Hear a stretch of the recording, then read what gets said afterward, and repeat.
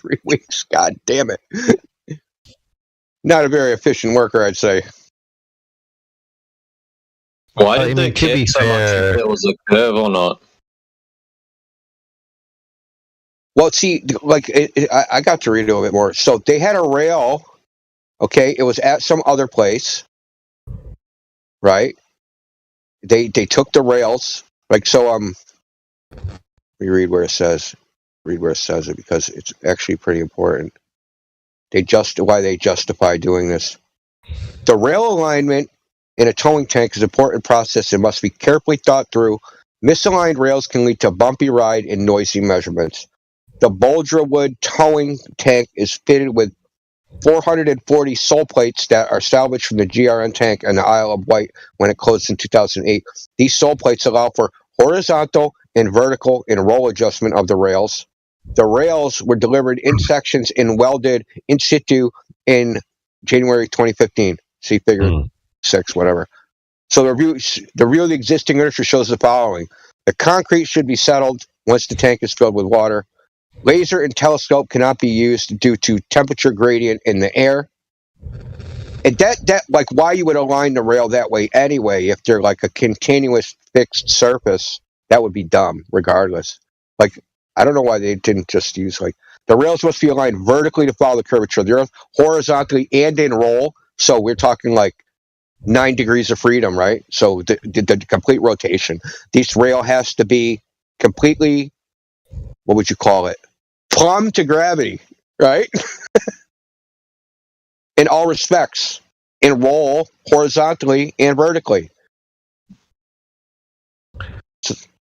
So hold on, friends. Those three, although the language makes it sound like they're relative to the curve of the Earth, they're not. They're just compared to each other.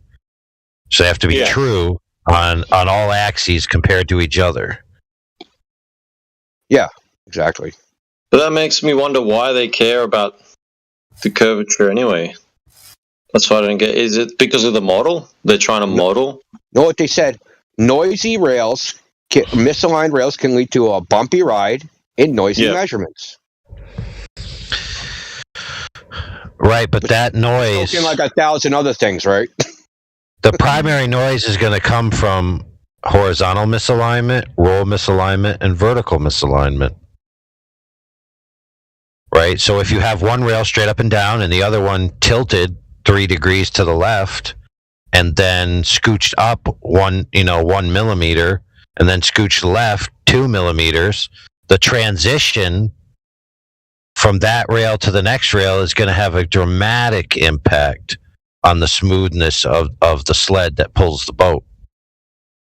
Right? Yeah. Well, my thing is, if they didn't like do it this way, would it have made a shit bit of difference? And I seriously doubt it. 0.6 millimeters over 143 meters is nothing. What's the design? What's the design goal? The design goal is very simple and very clear. The rails must be true to each other, so the transitions from one to the other is smooth. Secondly, the rails must be parallel to the water surface. That's it. So you just imagine that surface is curved and then say the whole thing's curved. It's got to be. Yep, that's what happened.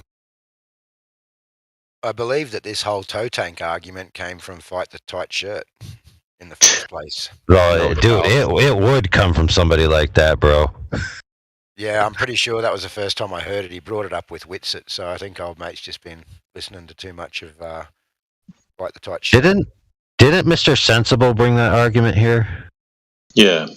He did. We recorded that one, dude. That one was brutal. This Dogs guy says that they do this worldwide for tow tanks, though. Just look at any tow tank, but the only paper they've ever dropped is this one. And the article, the document's basically an article. It's not very scientific in quotation marks at all. It doesn't go through. Oh yeah, you couldn't get published with this, 100%, because like this Dynam fishing line, 0.3 millimeter. I'm sure they make different types, right? So you would need to, like, in the materials list, you would need to actually put, exactly what line it is and what it was tested to, and like all that stuff, right? You need to quantify everything to be like so-called scientific. Like, you can't just, and it would never pass because of the eyeballing, right? Well, I eyeballed it from a floating pontoon. That would never. You're never getting published. Forget it. Never going to happen. It also never states that the fishing line is used to prove the Earth curve. Yeah, I don't even know where the fishing line, it's relevant to this stuff, I guess. I think it's okay. If I was going to use the fishing line, what I would do is, if you look at the figures, you'll notice that they have this thing that goes over the joint, right, with the two pins, and then you turn the screws till the pins touch the water, right? But you don't have to do that at every single pin, right? Because the most crucial point is the connection of the rails. Okay, I where the figured it rails out. transition. So you have the string go from there to the next point, and then you can just kind of turn all the other ones rather quickly. There's a gap in the rails because it's a boat, right? So it has an inertia, so it doesn't have to be continuous. So they're using this fishing line to measure this gap, or to make sure this gap is aligned, right? So that when it goes from one to the other, it's a smooth transition, so it doesn't bump or jerk because it's a little bit off. You know what I mean? Because like you go from one rail and then you come off the rail, and then one's a little bit higher and you're going to bang, or if it's a little bit lower, you're going to drop, right? So you are going to get a noisy measurement. But they're measuring it. They measured it at the gap of each rail. They didn't pull it all the way across the tank, that I can tell. No, it says it's in between each rail. Yeah. But it also says it's all the way across. Well, yeah, in between each rail, yeah. So however long the rail segments are. Well, from the image, it looks about like 8 to 10 inches, maybe. Unless that thing is huge, it's hard to get the. Yeah, that's about 8 to 10 inches, man. If the string is 0.3 millimeter, I can see the string in the image. That's the microscope. It has to be like. Oh, hold on a second. Let me read that. That thing with the light at the end, that's the microscope, right? That's what he's looking into, and they're putting this string across. So this is like figure A on page, almost at the bottom, on page 3, the PDF page 3. So there's a string, and they put this string across the rails. I really want to know how they heightened that. Yeah, because the fishing line was attached to one bespoke winch at each rail end. So it is only at the ends.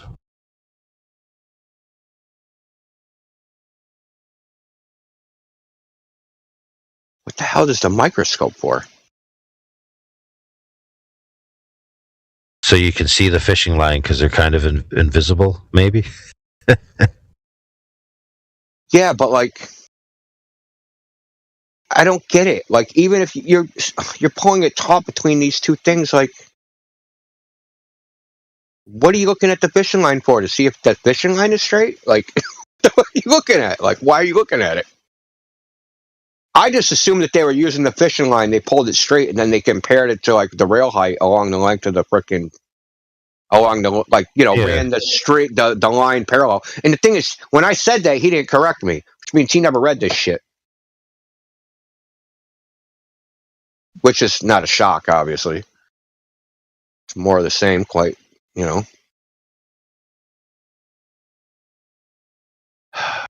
Yeah, what picture you see that figure 7, picture B, where the microscope you're seeing an image from the microscope. It doesn't actually. You're just looking at the thing, but there's nothing reference. There's no reference. You can't reference anything unless that's they mean what I'm talking about. Like, what's the point of that? Like, there's not even a scale on it, or like you would think there'd be a crosshair or something. Okay, so check this out, friends. The last time Sensible was here, he was saying that they use the microscope to see when the measurement device breaks the water. Yeah, he was wrong. What? Does that even make sense? Yeah. Yeah. So you would use, because Sensible made it basically they were using the water trough, right? And so the measurements were from the rail to the trough. And then here it says that these pins break the water tension. And so he basically made it sound like they look at that pin through the microscope so that they can see exactly when it just touches the water. Oh my Lord, God in heaven! Not according to this. Yeah, he was wrong. Well, so they maybe only have- maybe they there's only have two assuming that pins. the string. Maybe he's assuming that the string goes from one point to another, and they lay a larger section down. So they do the joints with the pins, then they put a string between the rail ends to the next set of pins, and then they adjust them all down the line, all the red brackets, to where the fishing line is just resting on the water. Maybe.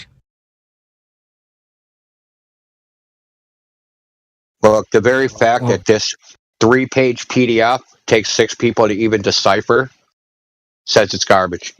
Okay. There is an email here. We could just like get further information, and then eventually it's gonna be pretty hilarious. I'm telling you, someone just needed a job. It takes a guy. It takes a guy 3 weeks to even do the alignment. Is the water level even going to be the same by the time he's done lining them all up? Yeah. I want that. Yeah. I'll It take does that. mention evaporation briefly, but Wait, so it takes him 3 weeks to do the alignment. Did you watch the video of that massive machine that runs over it? no. Watch the YouTube clip as to how the actual apparatus works and the towing thing. So if he takes 3 weeks to do it, and then this thing that looks like it weighs probably 500 kilos would just smash it out of a line anyway. Yeah, that's what you would think. And they're measuring, I don't know if you were here for that, but they're claiming to have to align it to a precision of 0.6 millimeters over a span of 143 meters. So that means the curvature, the peak of the curvature in the center is 0.6 millimeters off from the edges over a span of 153 meters, which is exceedingly small, obviously. Would that match the globe claim? I didn't check the math because No, friend. You're not understanding. That simply just is asserting the globe claim. It's not like they measured this and then you're wondering if it matches. No, I'm just saying that 0.06 hump, I suppose you would call it, that they have in the middle of the tank. Does that over that distance match what the curvature would be according to their globe model? That's the Sagitta bulge that it would be, and I think it's 0.6. Yeah. This is odd. They've got 3 people sitting on this thing that moves across it, and the 3 people sitting on it are sitting on one side of it, putting even more weight on one side of one rail, while the other rail's got no weight on it. They got such precision, but how the fuck are they going to balance one fat guy standing on one side of it? That's just weird. I'll send you a picture of what I mean. They also say the railings can deflect up to 1.2 millimeters for the first year, and they didn't wait a whole year to start doing these adjustments either. So that's twice the amount that they say that they're trying to account for. That 0.6 millimeter, that's really important, but 1.2, not a problem. Check out the picture I just posted of the actual thing that slides across the rail.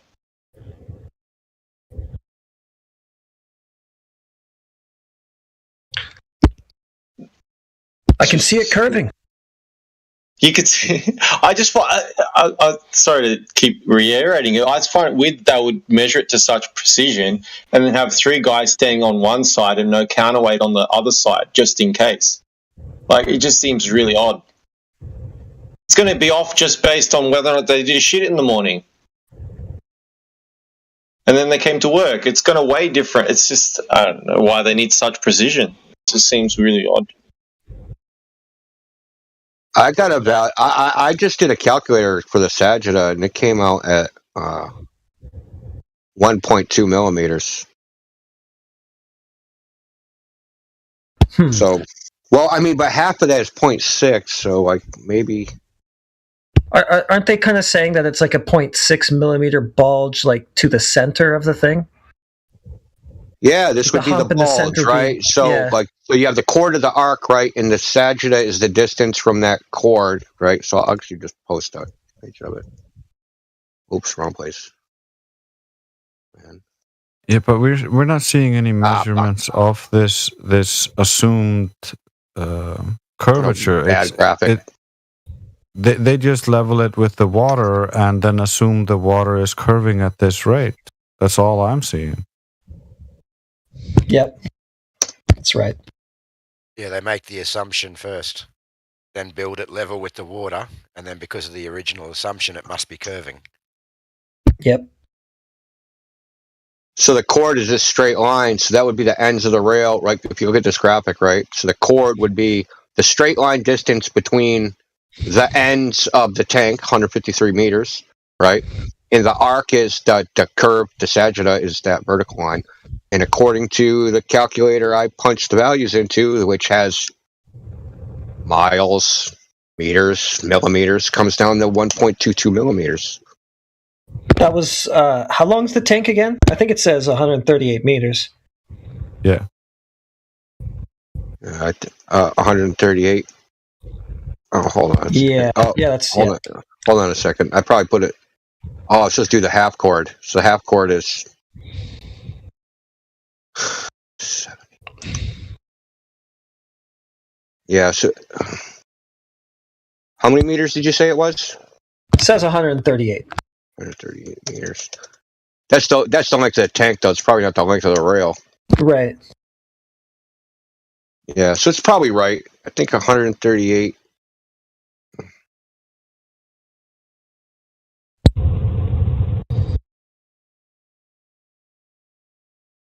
Number. Now it's saying 0.3 millimeters. So yeah, that's what I just got too. Yeah. Oh, bad. And you know what? The guys who built this tank, Maybe they use 7.6R.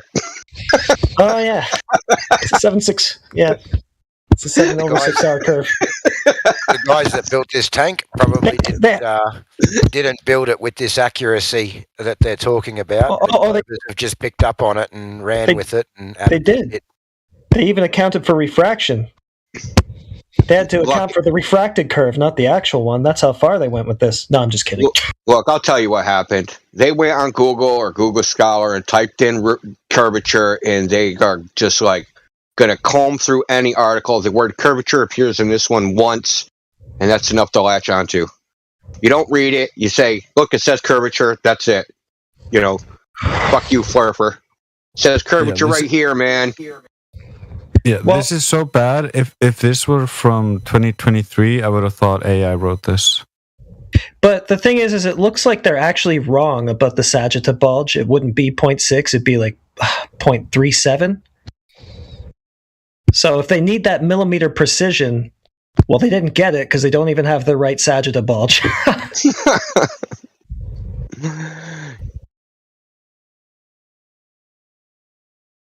I wonder what they did, how they screwed that shit up. Well, obviously, this wasn't written by... Just read it. It was probably the same dude that took 3 days to make one level measurement. Exactly. Like, yeah, he's related to somebody. Like, somebody at the university, like their nephew or their cousin needed a job, and you're like, make him align the rails at the tank, and then have him write a paper about it at the end. Oh, dude, you know what?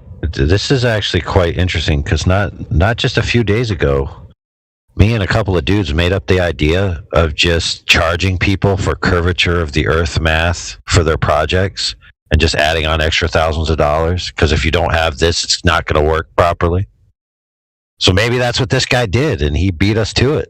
Listen, that's a way to accumulate global or flat Earth proof, right? So when someone sues you for fraud, they have to go to court and prove that it doesn't matter whether you use the curvature calculation or not. Right. Exactly. It's a double-sided troll. From what I can gather here, the vertical alignment of the south rail was checked in 20 spots along the tank length on June 2016. This showed that the concrete did not move during that period. It seems like they're using the string only to check this. Yeah, maybe. Well, I mean, it's like I said, it's almost undecipherable, right? This is poorly written. It's all over the place. It's meandering, like you can't figure out what, like. I don't think that you can show no movement in any concrete structure that's built. That just seems impossible to me. I used to be a concreter. We used to do high rises. Everything was constantly tensioned. We ran tension cables through big suspended slabs that had to constantly be. You had to go back and tension them. Everything moves. That's why there's expansion joints and gaps and. Yeah, you can't make a solid structure; it'll fall apart, which is like counterintuitive, but there has to be some give to it. According to them, because the real world is dynamic. It doesn't live in a 3D program somewhere. That thing you just posted, Drace, that's what I had in mind when he said that they went through and they checked and they found a curve over the railing, right? Because I knew that they had only checked 20 spots out of the hundreds that are there, right? So I was just going to ask him, how'd you know? Like, what was the measurement to show this arc over the railing? And I don't know. He got off the topic as usual, but... Yeah, so this is the new question. If they measure curvature directly with any geodetic surveying, why are they using a reference ellipsoid? What's that for? And then pop the popcorn and watch the spiral commence, because that's what's about to happen.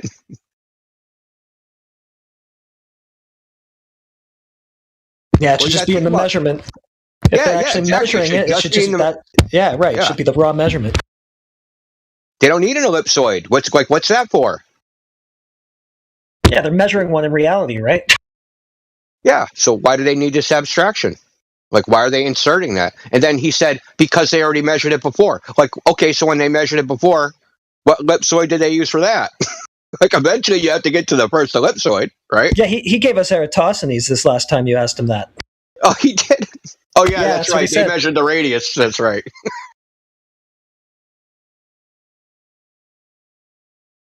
And no one measured the radius. When they say that, like, I don't have a problem saying, yeah, we inferred a radius from a measurement of, like, the circumference, even though that's not technically correct because they didn't measure the Earth. They measured sticks and shadows. But at least that's closer to the truth, other than saying they measured a radius, which is absurd on its base. Yeah, we measured a radius. How'd you get to the center of the Earth?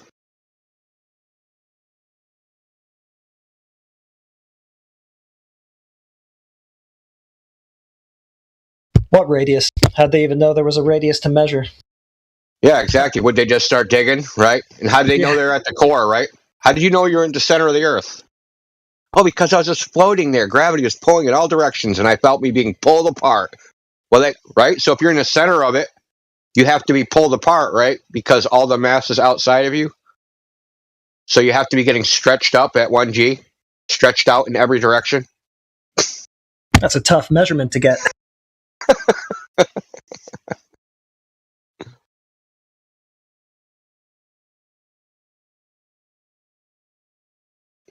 Yeah, so this is like a one of these things with like the reference frame. Like if you take it to like another thing, okay, let's go to the center of the Earth and take your gravity model. Everything gets pulled to the center. I'm at the center. Well, if I'm at the center, all the mass of the Earth is outside the center, but I get attracted to that. So why wouldn't I be pulled out towards that?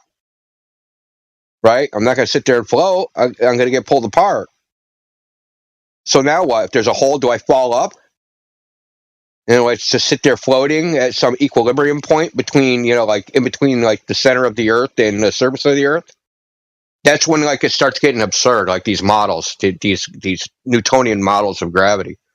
Yeah, they work at the surface of the Earth and outside the surface of the Earth, right? But they don't work when you start getting inside. It just all starts falling apart. Because you should be falling apart. You should be getting ripped apart.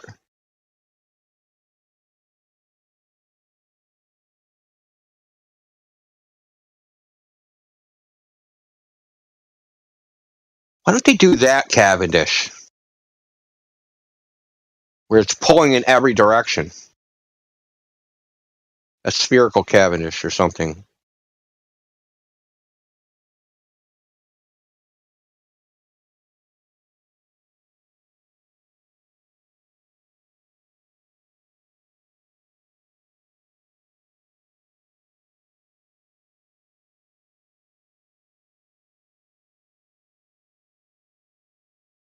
So here's an experiment you do. You make a hollow lead sphere. Inside that hollow lead sphere, suspended, is a volume of water. Now now it's vacuum sealed and pressurized. So you measure the pressure. You could probably do this with interferometry. You measure the pressure of the water outside the sphere and inside the sphere. And if mass attracts mass, gravity should be pulling the water apart, right? Expanding the volume of the vacuum thing that contains the water and the water itself, and the pressure should go down. So here's an experiment for you, Globers. Lead ball pressure chamber demonstration, something. That would go a lot farther to mass attracts mass than two balls in a shed.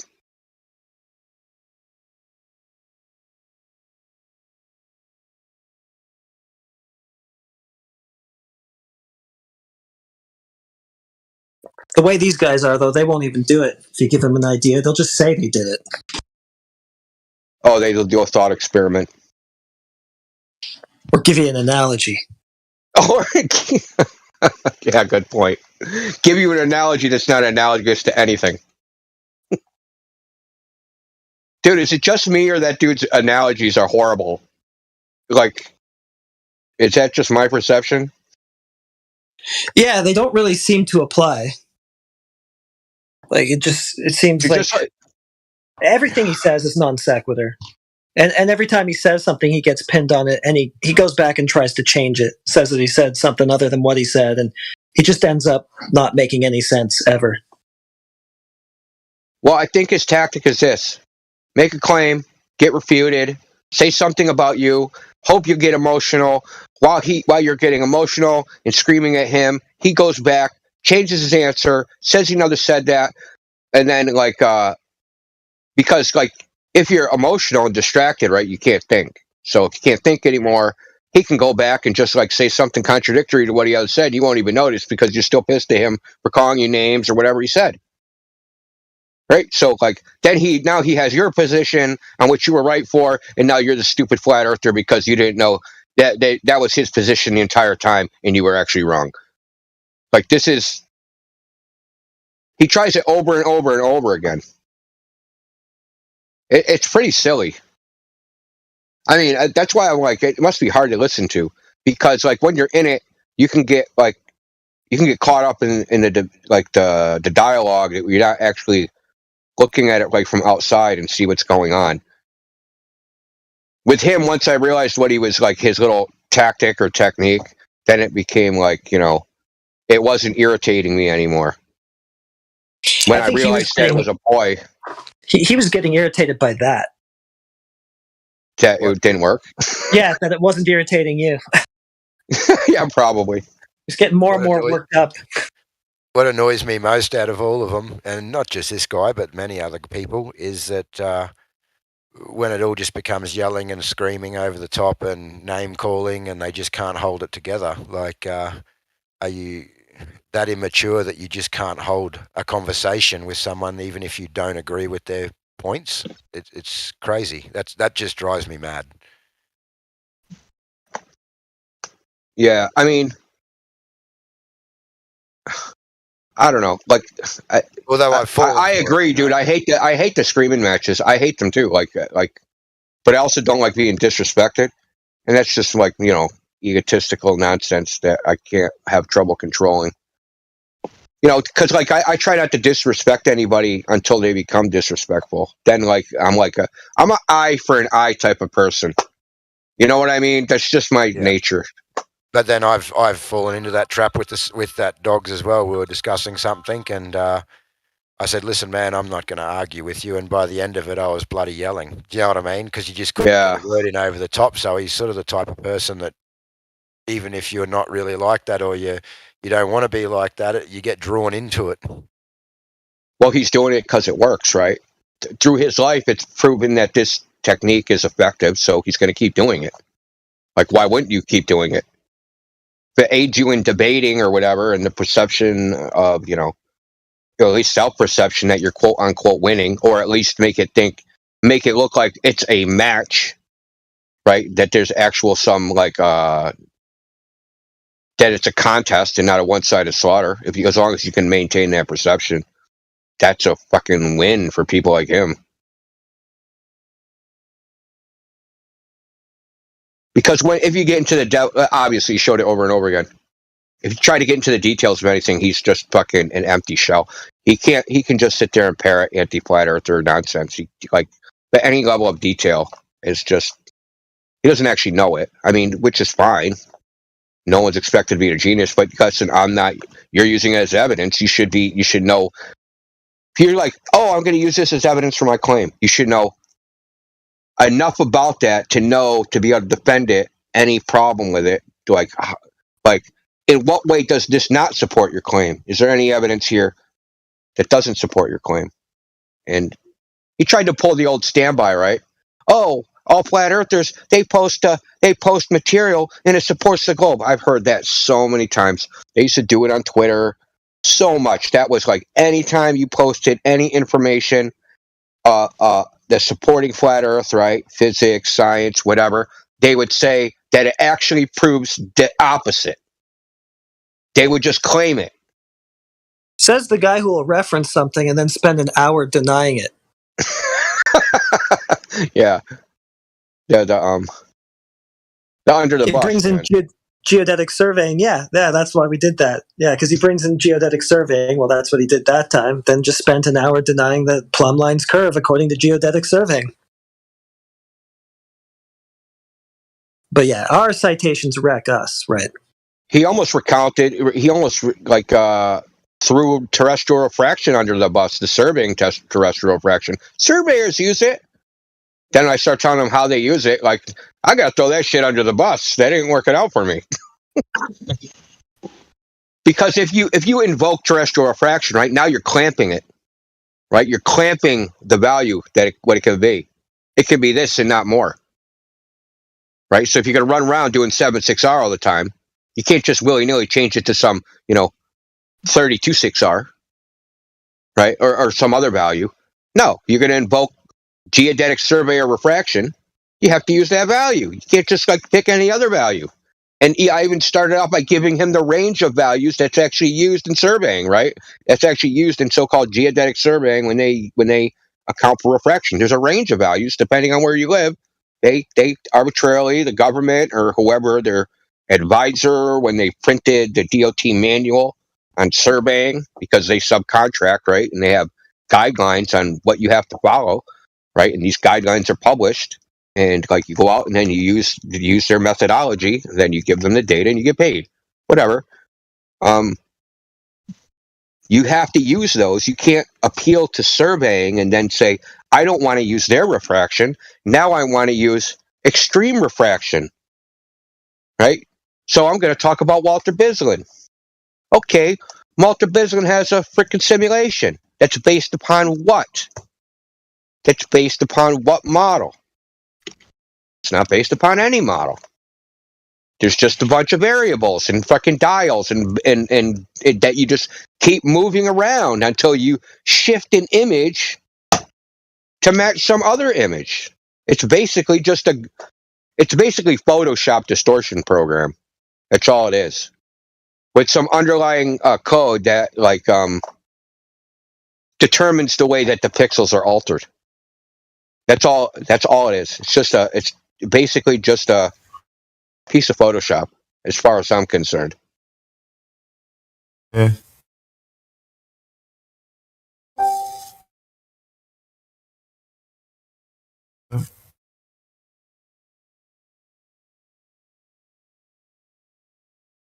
You guys smashed on a refraction for at least 2 hours. I think it felt like. Man. Yeah, man. I wasn't I'm gonna apologize again. I'm sorry, man. No, you don't have to. I wasn't letting him off of that shit, dude. Was not gonna happen. I was happy you put him to the task. You do what you got to do. You know. Look, listen. Next time he comes in here and says that, he's gonna whisper it. He ain't even gonna say that shit out loud. No, that was pretty clean, bro. The way you handled that. Actually, tomorrow he's got an event on I don't know what channel it is, but it's Come and Verse Dogs, I think it's called. Let me have a look at my announcements. I'll screenshot. Hey, Flying. Hey. Did you hear earlier when I interrupted, when I only had a little bit of time during my lunch break, what I told him? Yeah, I heard a little bit of it. I've been flat out at work all day. I've just been cutting in and out of YouTube, but yeah, I heard a bit of that. Yeah, I had two questions to ask him, and the first one was, I was asking him directly if he knew that the Earth was 100% a globe, and he said no. Then I asked him if he had direct measurement of Earth's curvature, and then he still said no. So, two things, Look, right? Miggy, what you asked him was, can you even know 100% that the Earth's a globe? Is it even possible? Not just him, but anybody. He said it's not possible. He said it's impossible to know anything 100%. And then, once he was done saying those two things, I was pretty much, no further questions, Your Honor. Like, that was all I needed. Basically was just to expose him, and then like whatever he wanted to go on, whatever topic, derivative or not, like just it didn't matter anymore. He just basically debunked himself in those two statements that I just rebutted that I was good. Like I really didn't. If he would have said that I know 100% that it is true, then it would have been more trouble for him. Because then he would have to provide the evidence, which he didn't have. Because from what I've been listening to this guy, his strongest evidence is little clues that would give you the idea that it is a globe. But there's no direct measurement. And he always tries to go to his little clues, which are assumptions. It's like, wow. That's the strongest evidence this guy has for all the intellectual kind of like speak that he was trying to portray himself, as some kind of pseudo-intellect. I mean, he was just full of hot air, bro. That's it. Yeah. I mean, Miggy, man, after you expose that, you're supposed to go, Your Honor, I want a motion to strike the testimony of the witness. He's incompetent to testify. Would have just... No, I think that a death by 1,000 cuts would have probably besuited him because, like, what he needed was just like a complete thrashing, of every single point that he wanted to bring up. So I was like, I'm just like, you guys were batting around like a cat bats around a yarn ball. So I was like, it doesn't. After I heard him declare that, I'm like, he doesn't matter where he goes from this point on to any debate or whatever. That's gonna always follow him. What he just said in here. And then he didn't even give you the model of what causes refraction. Like he didn't give that to you. So. Oh, he's looking for it right now, man. Yeah. I don't think he's concerned. He's more just interested in how he's gonna do his sophistry when he comes back, or if he does come back. He doesn't know anything about that. The first time he came in here and argued refraction, he argued that radius r is a constant in the refraction model that he's using. Yeah. He swore up and down, no, we're not multiplying the radius at all. No, that doesn't happen. He just doesn't know anything about any of this stuff. You know what I think it was, though? I was listening to him. Sounds like he was getting fed by McTurd. McTurd was probably in his DMs, kind of spoon feeding himself. Because he doesn't know stuff by himself. So he always goes to McTurd's, like, in Tartaria server. Yeah, he came in here the other day and tried to get us to go talk to McToon. Yeah. Oh God, no. So that's what his whole shtick was, but because he couldn't, we didn't want. Yeah. McTurd doesn't want to come in here, for obvious reasons. So No, he sends his. he wants us to go somewhere else to make him money. Fuck that shit. Not going on here to make him any money. Brandon mentioned that McClown was doing a clown show where the flat earthers are the clowns or something at the time when this was going on. So June, get a job, dude. If you're listening now, get a job. Well, the other thing he came in to invite everybody over to try and go over there, and then he shows up today flopping his jaws. But you know what it was, right? McTurd is whispering in his ear in the DMs, like, because McTurd's listening to everything we're saying, but he wanted to feed this guy so that guy can have all the, like, hey man, you go over there, you get all the credit, don't worry, you can slay them. So he probably gassed him up, and here comes Dogs, like think he knows what he's talking about, because all the stuff you were telling him, he was looking him up, but I'm pretty sure he was getting fed all this stuff, because this isn't his arguments. He's dumb as rocks, man. Well, if McToon has some papers on refraction on his McToon website, and I think if McToon was feeding them, he would have brought those up. I already read them. I already know what they are. So if anybody, I'm warning you in advance, go ahead, bring them up. I dare you. No, I double dog dare you, double dog. Like seriously, bring up something off of McToon's website about refraction. See what the result of that's going to be.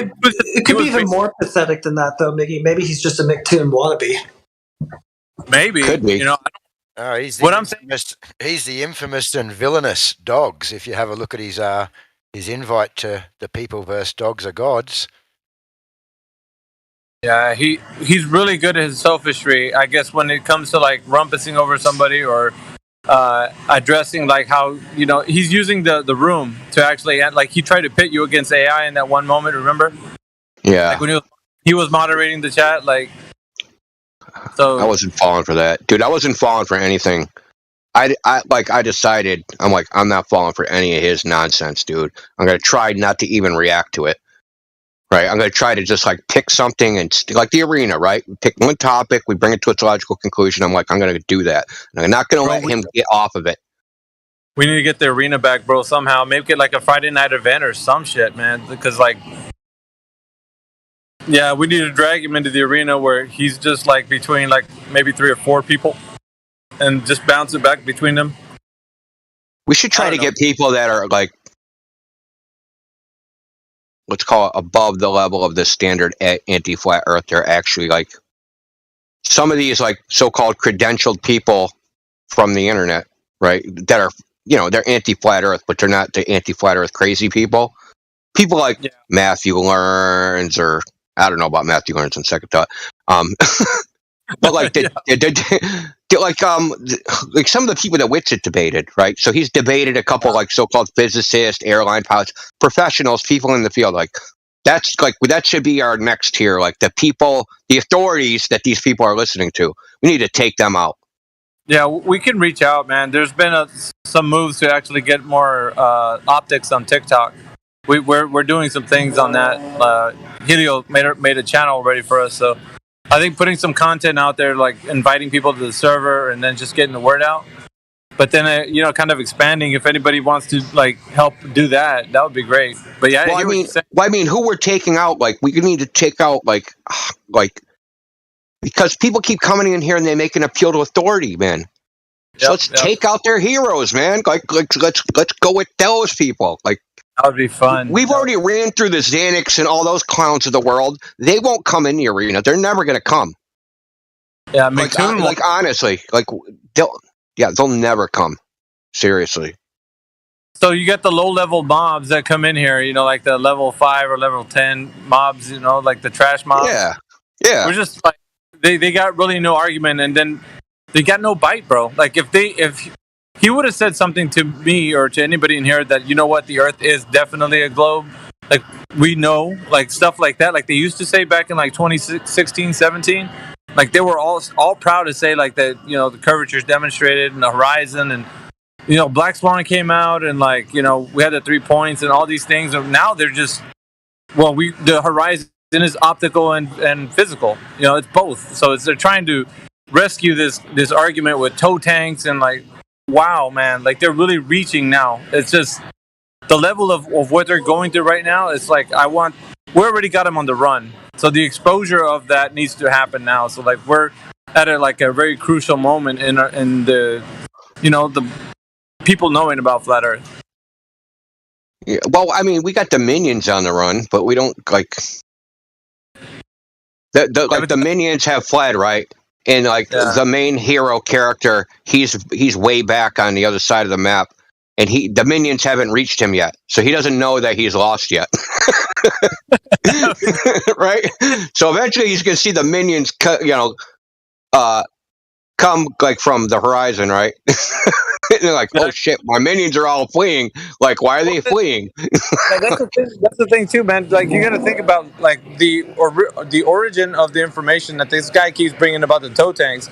What happens if we were to contact all those people, like any one of us, and figure out let's get to the bottom of this, figure out how they did it, and then of course we're not going to find out that they actually measured any Earth's curvature, and then we're going to throw it back in their face, and it's going to waste a lot of our time and effort. Like we're going to know that that's the end result. You know what I mean? But oh shit, I got to get back to work. Yeah. But yeah. Well, Dogs or Gods has no idea what they did, so yeah, we might as well just ask them. They use 7.6R apparently, man. I'm telling you, I bet you they did, man.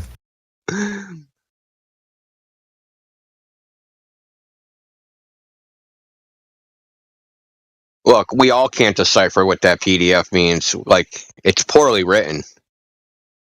It's just like, that's just a fact. I'm sorry. It's poorly written. There's no structure to it.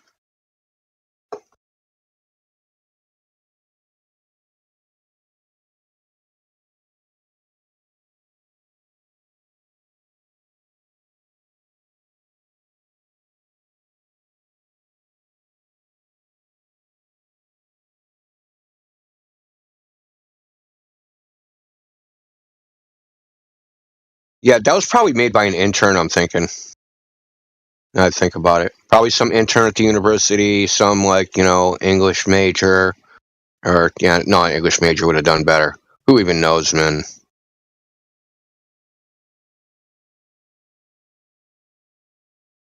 That's who the Globe Heroes are at this point.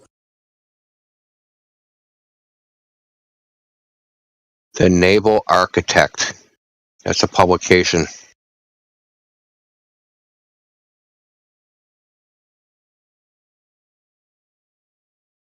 Well, this was obviously just like pulled out the ass, though, man.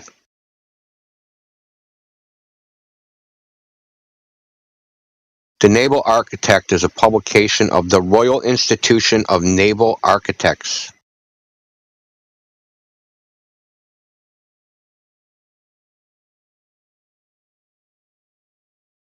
That's even more disappointing, quite honestly, that it's written so poorly. Now, think about it like this, and I'm saying it's poorly written for a specific reason. Now, say I wanted to replicate, I'm going to make my own toe tank, and I want to replicate their procedures. Could I decipher their procedures from what I read? Yeah, maybe. Some of it's unclear. Some of it might be the same. Some of it might not be. Like, it's just poorly written.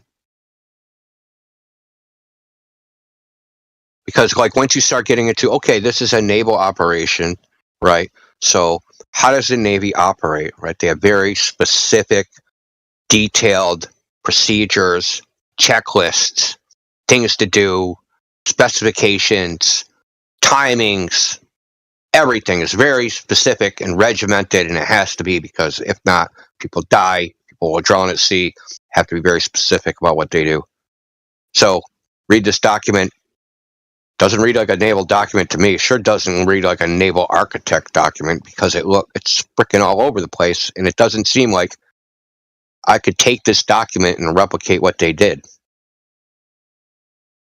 Like, it's just not at that level. Seems like a public relations piece.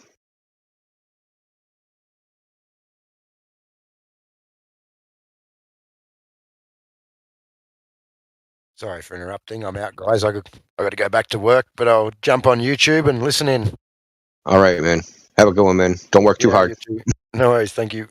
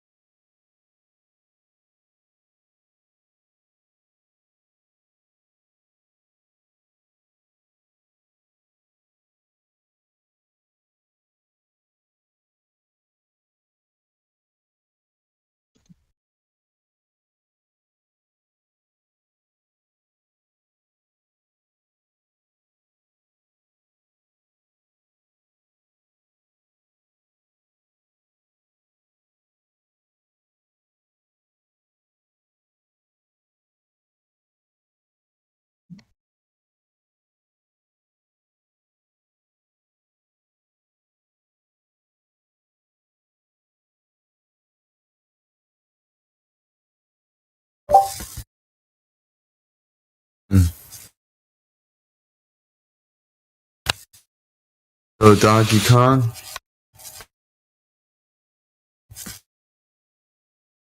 Donkey Kong.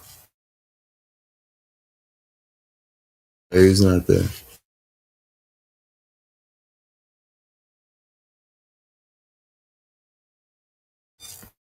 Donkey Kong, can you hear me? Huh?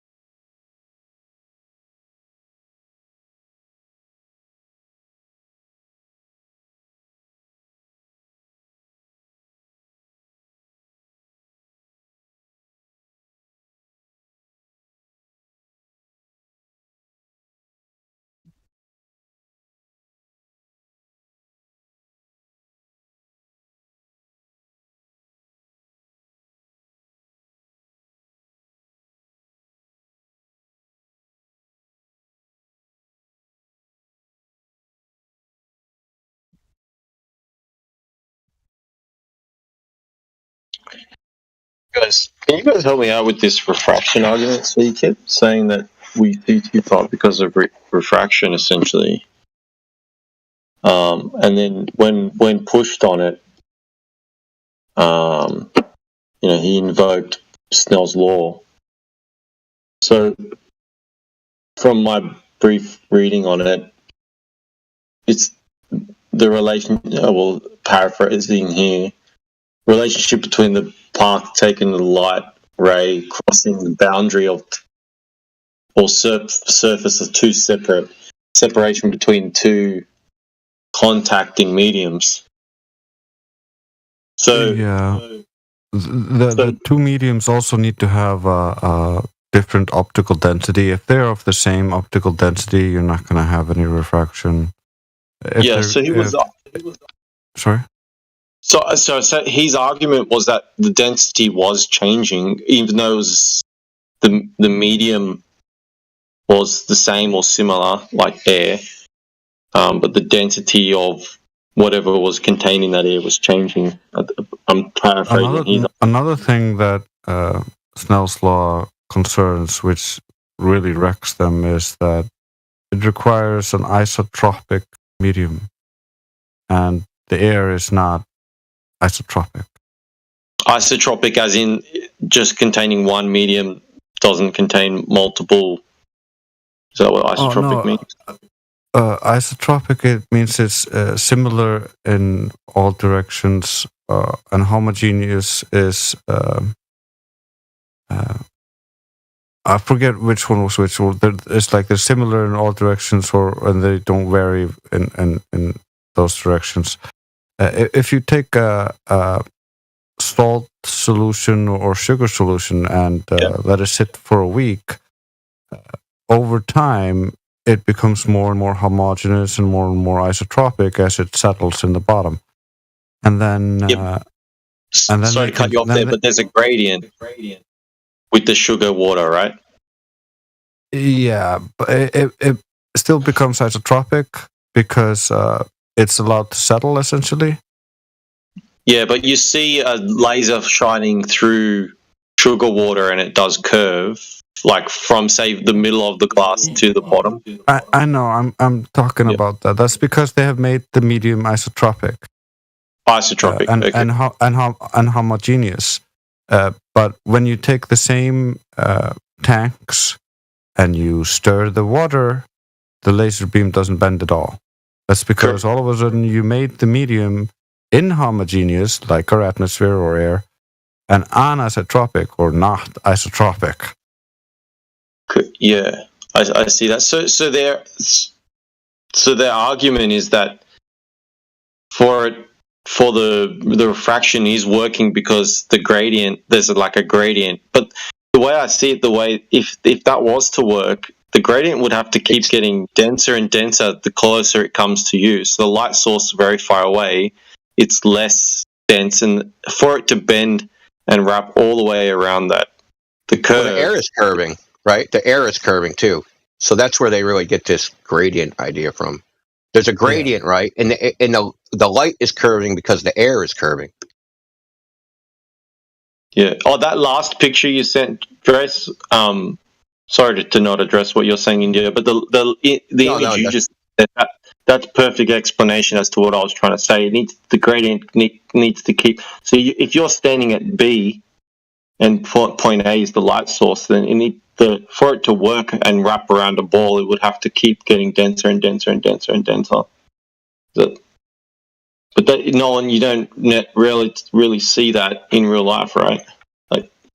You can also see when you rotate the simulation of Snell's law, all of a sudden, when the angle changes to the light beam, that beam goes all over the place. Yeah, so my reason for asking that, in particular with the gradient keep constantly changing towards it gets to you and it's denser where you are, wouldn't that make it so that you see like objects that are closer to you, you wouldn't see them as much because the light would be bending, say, to your feet, for example, or like more to the ground? Yeah, exactly. Some rays would never reach your eye. They'd go to the ground. Yeah. Way before they reach you. This is 2015 argument for flat Earth, where we were like, oh, they were like, oh, well, the horizon is geometric, and we were like, but there's refraction though. Like if you think of the world as flat and all this downward refraction that we're reading about and all these things that they now cite, all of that would basically make it so that the bottoms would start to disappear because those rays are hitting the ground now. So here's like a zoom in, right? You can see that like some of these rays, this is like, supposed ray simulator of refraction. You can see some of these rays, they're hitting the ground, right? So whatever ray that represents on So if you were like not where it has the viewer point, but you were from the other end trying to look at the viewer, some of the rays of light that comprise, the camera would strike the ground, and you wouldn't see that particular part of the camera because that ray never reached your eye. Yeah. So what they actually do with this is they're actually reversing it. So like, because it's like, I've never seen a proof that it's actually reversible, but they actually do reverse it. So they don't model.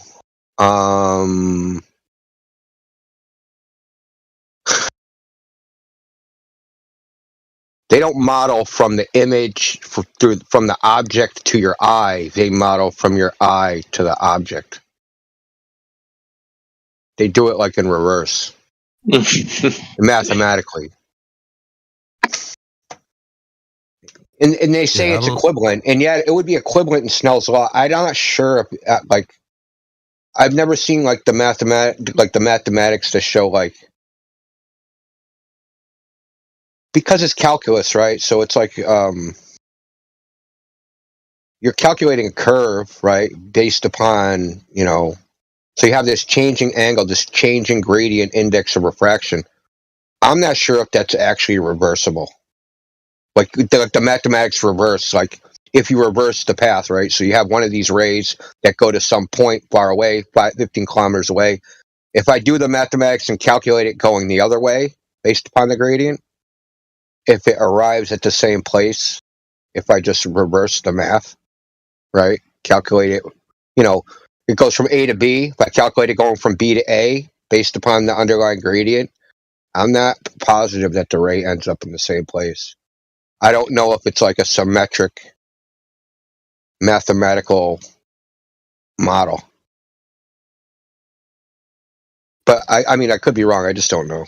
I've never seen any evidence that it is. I've heard it claimed that it is, but I've never seen like the mathematical proof, I guess.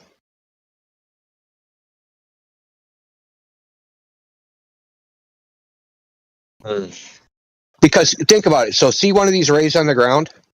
If you're going to reverse this, right? So like you have this ray, a couple rays, they impact the ground. So this is supposed to be the gray line is supposed to be the surface of the earth. And then you have rays that are intersecting the ground. They go from the red dot to the ground. Now, if I plot a ray from here, right, and you have this vertical gradient where it's supposed to be bending down, why is the light ray going up?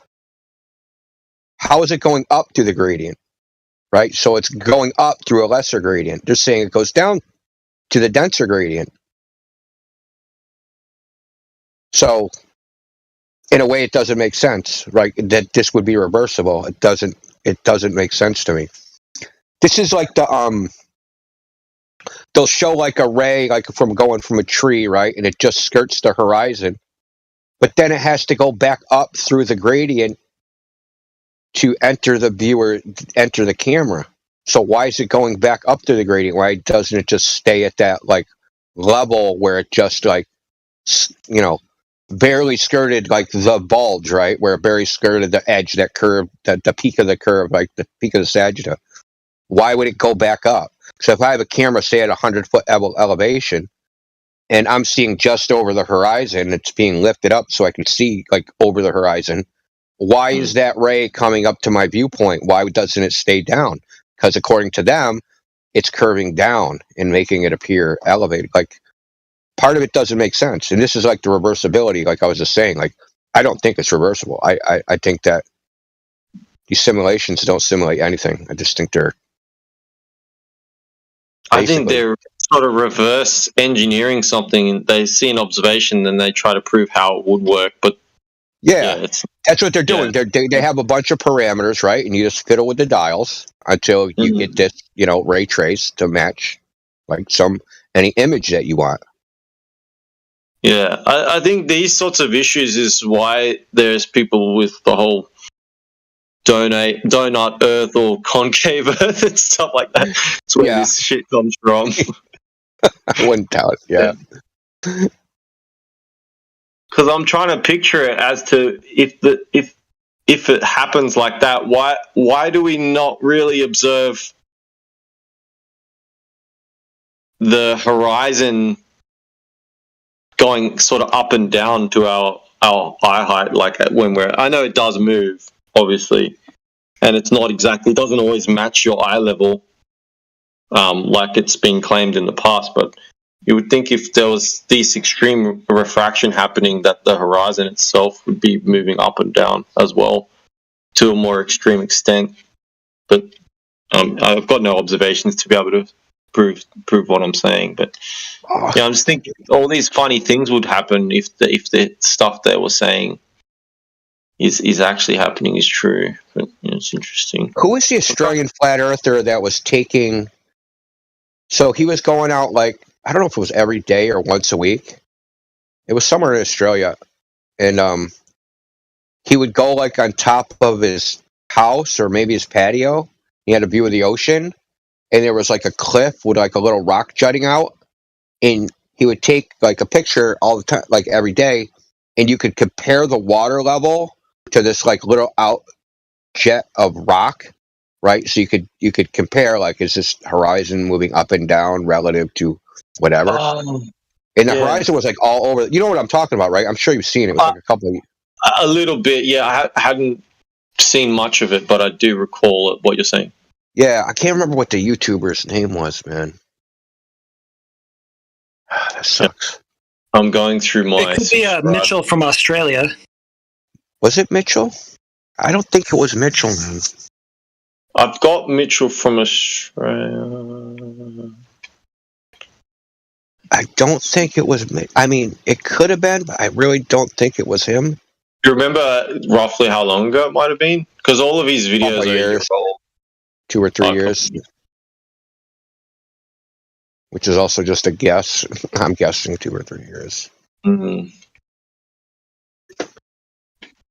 Unless he's got a playlist. Yeah, I'll find it. But yeah, it's interesting stuff. But that's the sort of stuff that keeps the globe is this sort of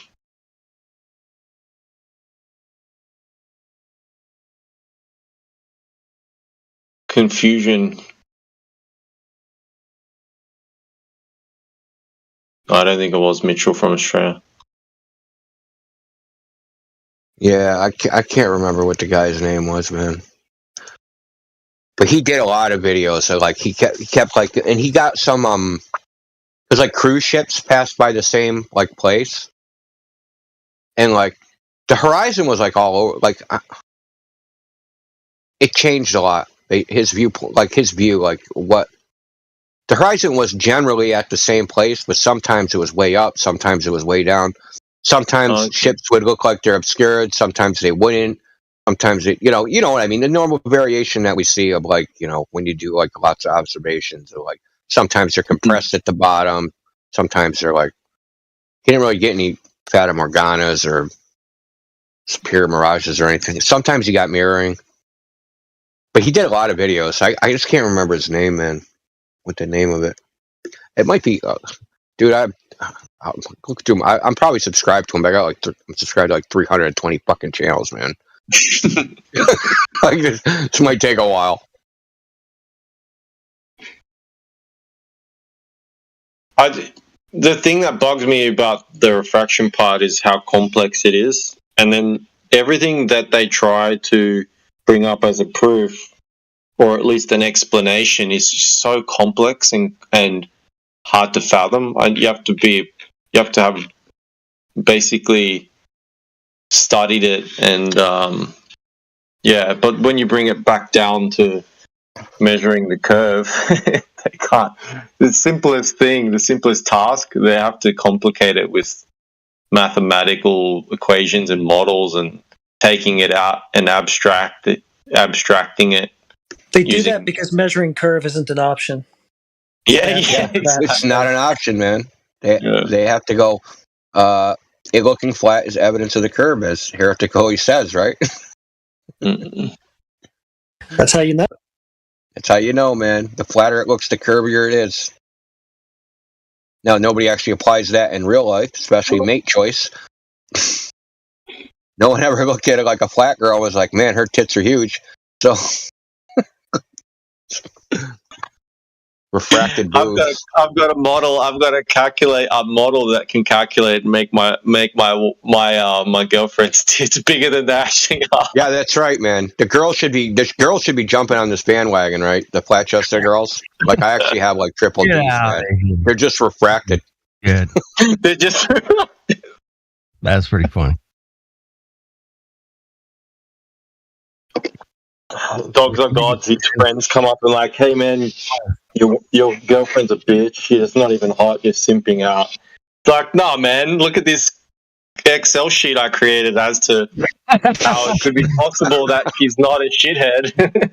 Dude, I got some shadow measurements over here. Check it out. Yeah, man. Don't you even own a telescope? Like, look at the stars, man. Obviously, she's got globes. Yeah, like. Check out how curvy the moon is at night. You're saying my woman has no curves, and like his friend comes up, he's like, "That's a dude." Oh God! Did you just misgender her? Him? Her?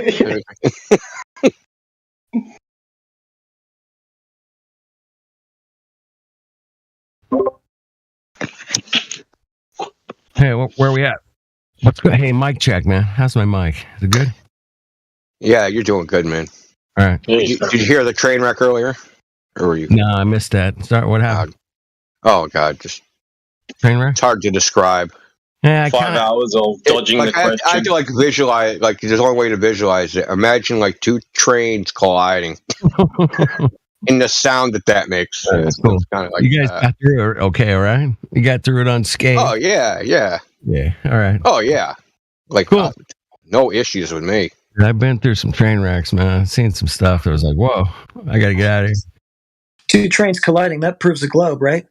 Well, it couldn't happen. Yeah, they had to make the train rails curved, so, yeah. Measured it with fishing wire. Yeah. They used a string, yeah. The pressure waves from the impact prove the globe. I did tell Zanuck tonight to fuck off a couple of times. Anyway, I was so proud of myself. I'm like, fuck off. I mean, he was just being that ridiculous, you know. I asked him, hey, damn. Nobody here's ever been to outer space, and he's like, define space, and I'm like, fuck off. I was like so pissed. Like, yeah, come on. I hate it when they define space. Jesus. Yeah, that's why I told him to fuck off. He knows good and well what the fuck I meant. Come on. Anyway, I only spent like 5 minutes with him, and I was done. Yeah. Zanuck's character. Like, he means well, I guess. I don't know. I mean, obviously smart. He can break shit down, but he's just asking him a question like that, man. And he come back with that. It's just like trying to throw it in my face, right? Like, dude, come on. I mean, it'd be like me asking you, hey, man, so what do you think about the ice wall, bro? And be like, fuck, dude, get out of here. They're trying to redefine what outer space is now. This whole Artemis mission and all that, they're acting as though they've never been to outer space. And even going to the moon, that's not outer space. We've just been to Earth. You know, they're trying to redefine it all. I don't know what anyway. So it's zealous like that, like Zanuck and Koso, and there's a few. Matthew was there. He was there too. Oh my God, dude! My condolences. Yeah, it was a fucking shit show. Anyway, it's still going. I had to bounce. I saw you guys are hanging out. I'm like, what's up? We got any newbies? Please.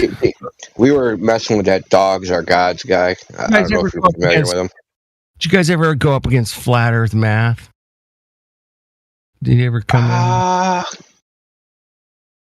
don't know. He might have come in the old server once, but he like lurked, and I don't think he talked. I think he like nobody didn't like our decorum or something. I knew a few people that did. I watched it over. years ago, and yeah, there were some characters that went up against that guy, and he was kind of like a Matthew kind of guy. He's like Flat Earth Match Stick is like, you could just go out to your yard and prove curvature. The guy, same guy, yeah. Look at the shadows. And Matthew and I did that same bullshit last summer. It was like, or last fall, and summer and fall. We did them both, but yeah, it's just shadows and measuring shit, man. Fuck off. It's angles to the Professor, dude. You ever done that shadow experiment using the full moon? Not yet. No. I want to see the results for that one. Yeah, I think full moon Eratosthenes. Is that what you're gonna do? Yeah, that'd be funny. That'd be great. I'm waiting for that, man. I've been talking about that for a while, man. All right. I would have already done it myself if it was even a possibility. Where I'm getting Matthew. No possibility of it working here. Matthew and I will do it. We'll go out and do it. All right. We'll go do the math and everything. Do those calculations, man. Do the math with Matthew. Do the math with Matthew.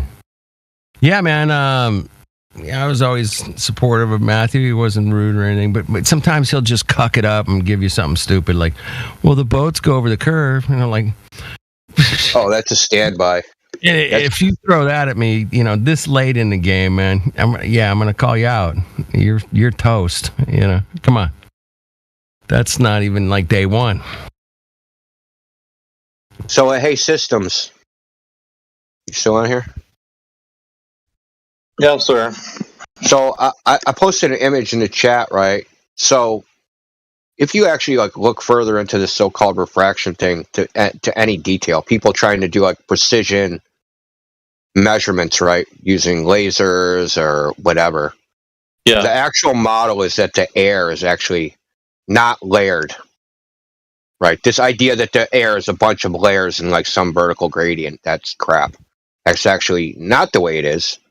The air is kind of like a foam, right? Like a foam of a beer. You can think of it that way. So I posted an image that there's turbulent cells, right? So you'll have a pocket of air that has one temperature, and it could be, a mile long, a kilometer long, a couple meters long, right? And there's all these pockets, and all these pockets are embedded. So when you have light, it'll go through like this. But the more homogeneous it is, the larger the size of these bubbles, the less turbulent the air is, and the more turbulent the air is, these pockets of, discontinuous air are a little bit, they're more frequent. So you get the air. But either way, when they model this, right, the array it'll go all over the place, like they call scintillation. That's why they say the stars twinkle, right? They always forget about that. Why do the stars twinkle? Oh, we do all these precision measurements in astronomy. Well, where's your refraction then? Why aren't you accounting for it then? Oh, you do. You account for it with this thing called scintillation. And the star will dance around, right? If you try to look through a star at a telescope. And it's no surprise that when we look at the world, right? If it's a messed up day, like that Skunk Bay video, right? Things will dance around. But they don't dance around to extremes. They dance around some mean value, right? Some average value. It'll go a little up, it'll go a little down, but it'll be in a range. It isn't just oh, boom, now the horizon's 10 miles too far, right? So it's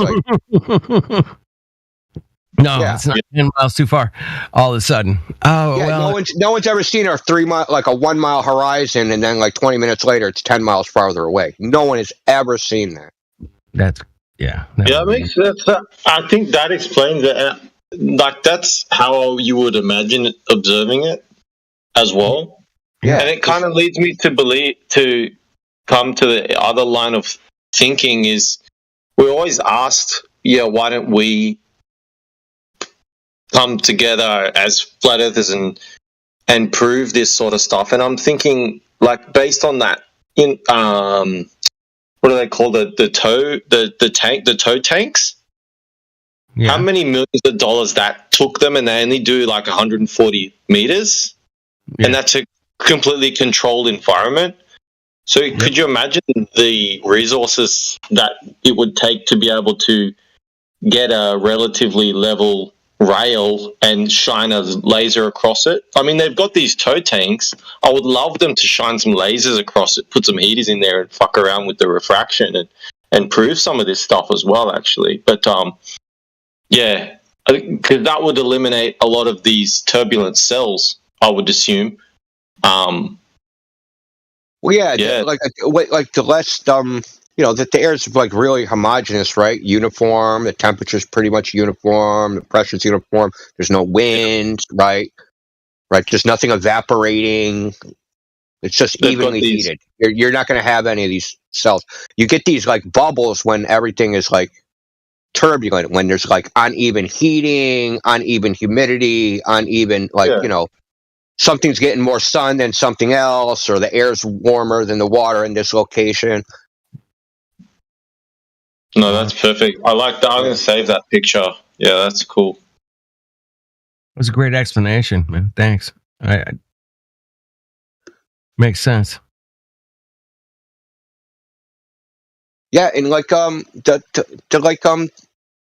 so-called experimental data, bears this out. It's not like they have this model, right? But then like there are like measurements trying to they're always trying to quantify it in terms of refraction, and when they do, that model fails. And they haven't got off that like idea, like, oh shit, dude, we've been trying this for 100 years. Maybe we should try something else. No, like they're still trying to fit the square peg into the round hole, right? No, your model's just wrong, dude. You need to, and other people, even though it's a minority of the so-called scientific community, Dave, and the military have adopted this turbulence model that more accurately describes like the changes of where something is positioned in an image. It also makes it if the turbulence model, so to speak, it also makes it basically impossible to do any long distance observations and prove refraction in a sense did a certain thing. Well, the idea of this gradient, like that there's this uniform gradient around a ball, man, that's just nonsense. That's not how it is. It's not a uniform gradient that curves light down.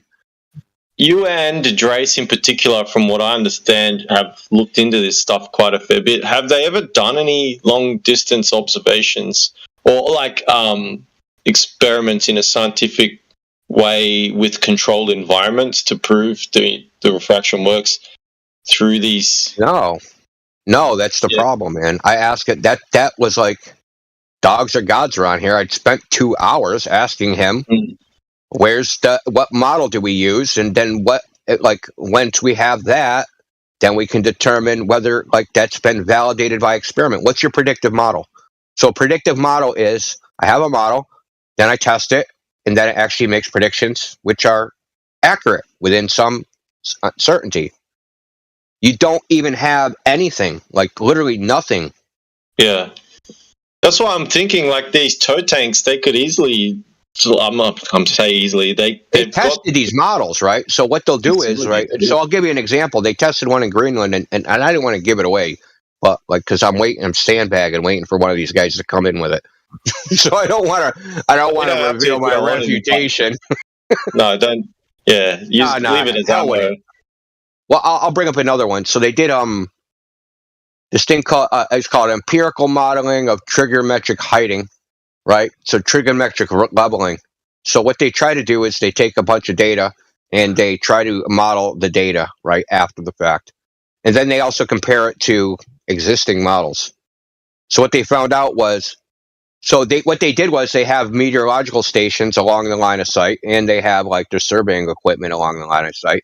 And then they have the meteorological data and like what that's doing, and they graph that. And then they graph like what their measurements are doing the measurements with the theodolites, and those graphs are not correlated with each other. The meteorological data is doing one thing, and the optical graph is doing another thing. But you got to think of what they're measuring. They're measuring temperature, pressure, whatever. So maybe there's a variable they're not accounting for. Maybe there's just other things, right? So they actually tried to model some of this using it's called a linear regression. They try to use like some exponential regression, and then like it just turns out that like they couldn't get any model to match the observation. Now they did this. MC Toon has this on his website. He obviously didn't read it, so they took all these measurements in Greenland over an ice field, and he's like, yes, this proves refraction, whatever. So they have like, you know, their measurements of what they measured through surveying equipment, right? And it shows like variations of like the height of what they measured something. Of course, there's small variations, right? But then when you look at the meteorological data that they took, it doesn't match that. So like their models are based upon meteorological data. That's the whole point, right? So if your meteorological data and then you input it into a model, but that doesn't spit out what's observed, then you don't have a predictive model, right? So what they do is they go, we make an observation, okay? These are the measurements of these are the results of our optical measurements, right? Mhm. So therefore, if this model was true, then these would be the weather conditions at that time, right? Yeah. So using this logic, right, you have to like, I took a photograph that's 10 miles away. I don't see like the bottom 2 feet of the barn door. Okay, the weather that day was 72 degrees. The barometric pressure was 198. Like they had a vertical temperature. You'd be able to make all these predictions about the weather from a photograph. That's crazy. Yeah, post-diction, like you said before. But everybody, because the model would have to be reversible, right? So if you can make predictions of what you're going to see from the meteorological data, you should be able to predict the meteorological data from what you see, right? So you should be able to reverse it. If you said to anybody, I could take a picture and tell you what the weather was that day, unless it was like raining or snowing, you're like, but you're not going to get like, not going to be like, I could tell you the temperature that day from a photograph. You tell somebody they're crazy. Yeah, exactly. Yeah, I looked at this photograph. It was actually 89 degrees out with a 10-mile-an-hour wind southwest. Like no, dude, you're on drugs, bro. What do you got? Yeah. How'd you figure that out? I had a model, man. It was in the computer. Hey, sometimes they put a lot of data into computers and it spits out information that might or might not work.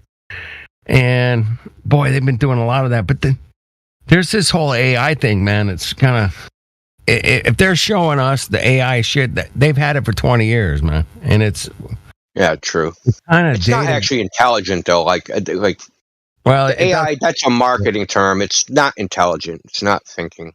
That is a marketing term. Yeah. It bugs me. You see on Facebook, just on the AI subject, there's this. I'm scrolling through because I get on there. I get all my off-grid truth tractor stuff on Facebook. It's brilliant for that sort of stuff. And in somewhere they suggest some rubbish in there, and there's this video, and the video says generated completely by AI. It's like, no, you freaking idiot. The AI stole a whole bunch of videos from other sources and mushed them all together and gave you something. Right? So I saw a beer commercial made completely by AI. That's the one. That's the one. Super fucking creepy, first of all. Yeah. But just keep in mind, it's regurgitating. It's been fed a whole bunch of videos. Yeah, that actually exist. That are videos of things in the real world. Yeah, they have to exist first. You know, beer commercials, man. A million beer commercials, man, over my decades of watching television. And yeah, man. Yeah, it took a bunch of beer commercials and mashed them together into that weird, freaky, no face, AI kind of, it's obviously CGI world, man. It was weird, man.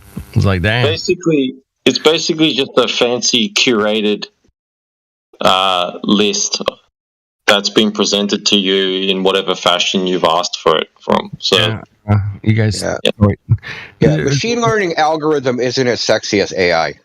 It was Max Headroom. You guys know who Max Headroom was? Yep. Yes. Dude, that's how this commercial kind of came across to in my skull, man. It was like kind of Max Headroom-ish. It was weird. I couldn't quite make heads and tails of it, When Max One of Headroom the- came out, man, that freaked a lot of us kids out, man. We were like, what the hell is this shit, man? Oh man, that's trippy. Yeah. With the one you're talking about in particular, the interesting part about it was, from my perspective, was it ticked all the boxes as to the colors, the people, the shifting of the camera. It kept you engaged until you realized, what the fuck am I watching? I got to get this shit off my screen. It kept me engaged for a good 20 minutes, longer than any other commercial has probably done in the last 5 years. So it hit all the marks for a commercial, that's for sure. Right. Yeah. 100%. Well, check this out. So check this out. If you saw that commercial and didn't know it was generated by a machine learning program, would you even care? You probably would shut it off in 20 seconds. You were like, that's the point, man. That's the point. Would you even fucking care? No. Yeah. You'd be like, someone sucks at Photoshop. Yeah, some dude made some shit in Photoshop. Who cares? But no, it's created by a computer and just putting in some parameters and saying, hey, man, I want to make a Bud Light or whatever commercial. I'm like, yeah. Took all the Bud Light commercials. Took all the Bud Light commercials and put them together and made. I didn't even get that was Bud Light. It was Bud Light, dude. 100%. That's fucking gay. Yeah, it's fuck all, right? Yeah. Did Budweiser produce that? No, I don't know who, man. You could be onto something. Sounds like they're trying to salvage your reputation there, man. Create some buzz about their brand, seeing they already destroyed it, right? There you go, man. Fuck yeah, you nailed it. Yeah, that's exactly what's going on. Which is a machine, because the machine doesn't have genitals. So they'll forget all about the genital failure we had. Dude, I mean, you can go look on Yahoo News right now. I guarantee there's an article in there about how, like, Budweiser's trying to save their ass, you know? And it's like, but yet this, all of a sudden, this, like, AI-generated beer commercial came out, and it is Bud Light, man, if you look at it. And it is all over the place. And you and I are talking about it, so it's interesting. That's all I'm going to say, man. It's interesting. All I know is this Mulvaney, dude, his shtick is sexist as hell, dude. Yeah, like, if I was a woman and I saw a guy acting like that because that was their idea of a woman, to me, his behavior is mad sexist. So creepy, dude. It's super creep, right? Yeah. Super creepy. She's super. Yeah. My mom calls it femme face. She gets pissed off when she sees shit like that. She calls it femme face. It's femme face. Yeah, man, put on femme face and then taking on all the worst characteristics of a woman and turning it into their entire personality. Yeah. Clowns. Like, dude, it's not even a woman, dude. It's like a caricature of a woman that's nowhere close to an actual woman. Yeah, dude. It's like a cartoon or something. Fucking Bugs Bunny in a dress. Yeah, super creepy, man. Basically. I'm trying to find that link, man. Give me a second. Damn. Dude, like, it's just full of, like, his act is full of stereotypes, right? All women like pink, all women like flowers, all women like candy, like, you know what I mean? All women like watch soap operas, all women like wear heels. Like, it's just a stereotype. The whole thing is a stereotype of women. It's disgusting to me. Yeah, it's kind of creepy. Hey, I'll try to find you. I mean, this is outside his, like, you know, identity stuff. Just him acting like that and portraying women like that, to me, is sexist. It's the same as, like, blackface. That's what my mom said, exactly. That's what she was saying, is that she was comparing the femme face to blackface, and that it's just as offensive. Yeah, it is, dude. Like, it offends me. I'm not even a female.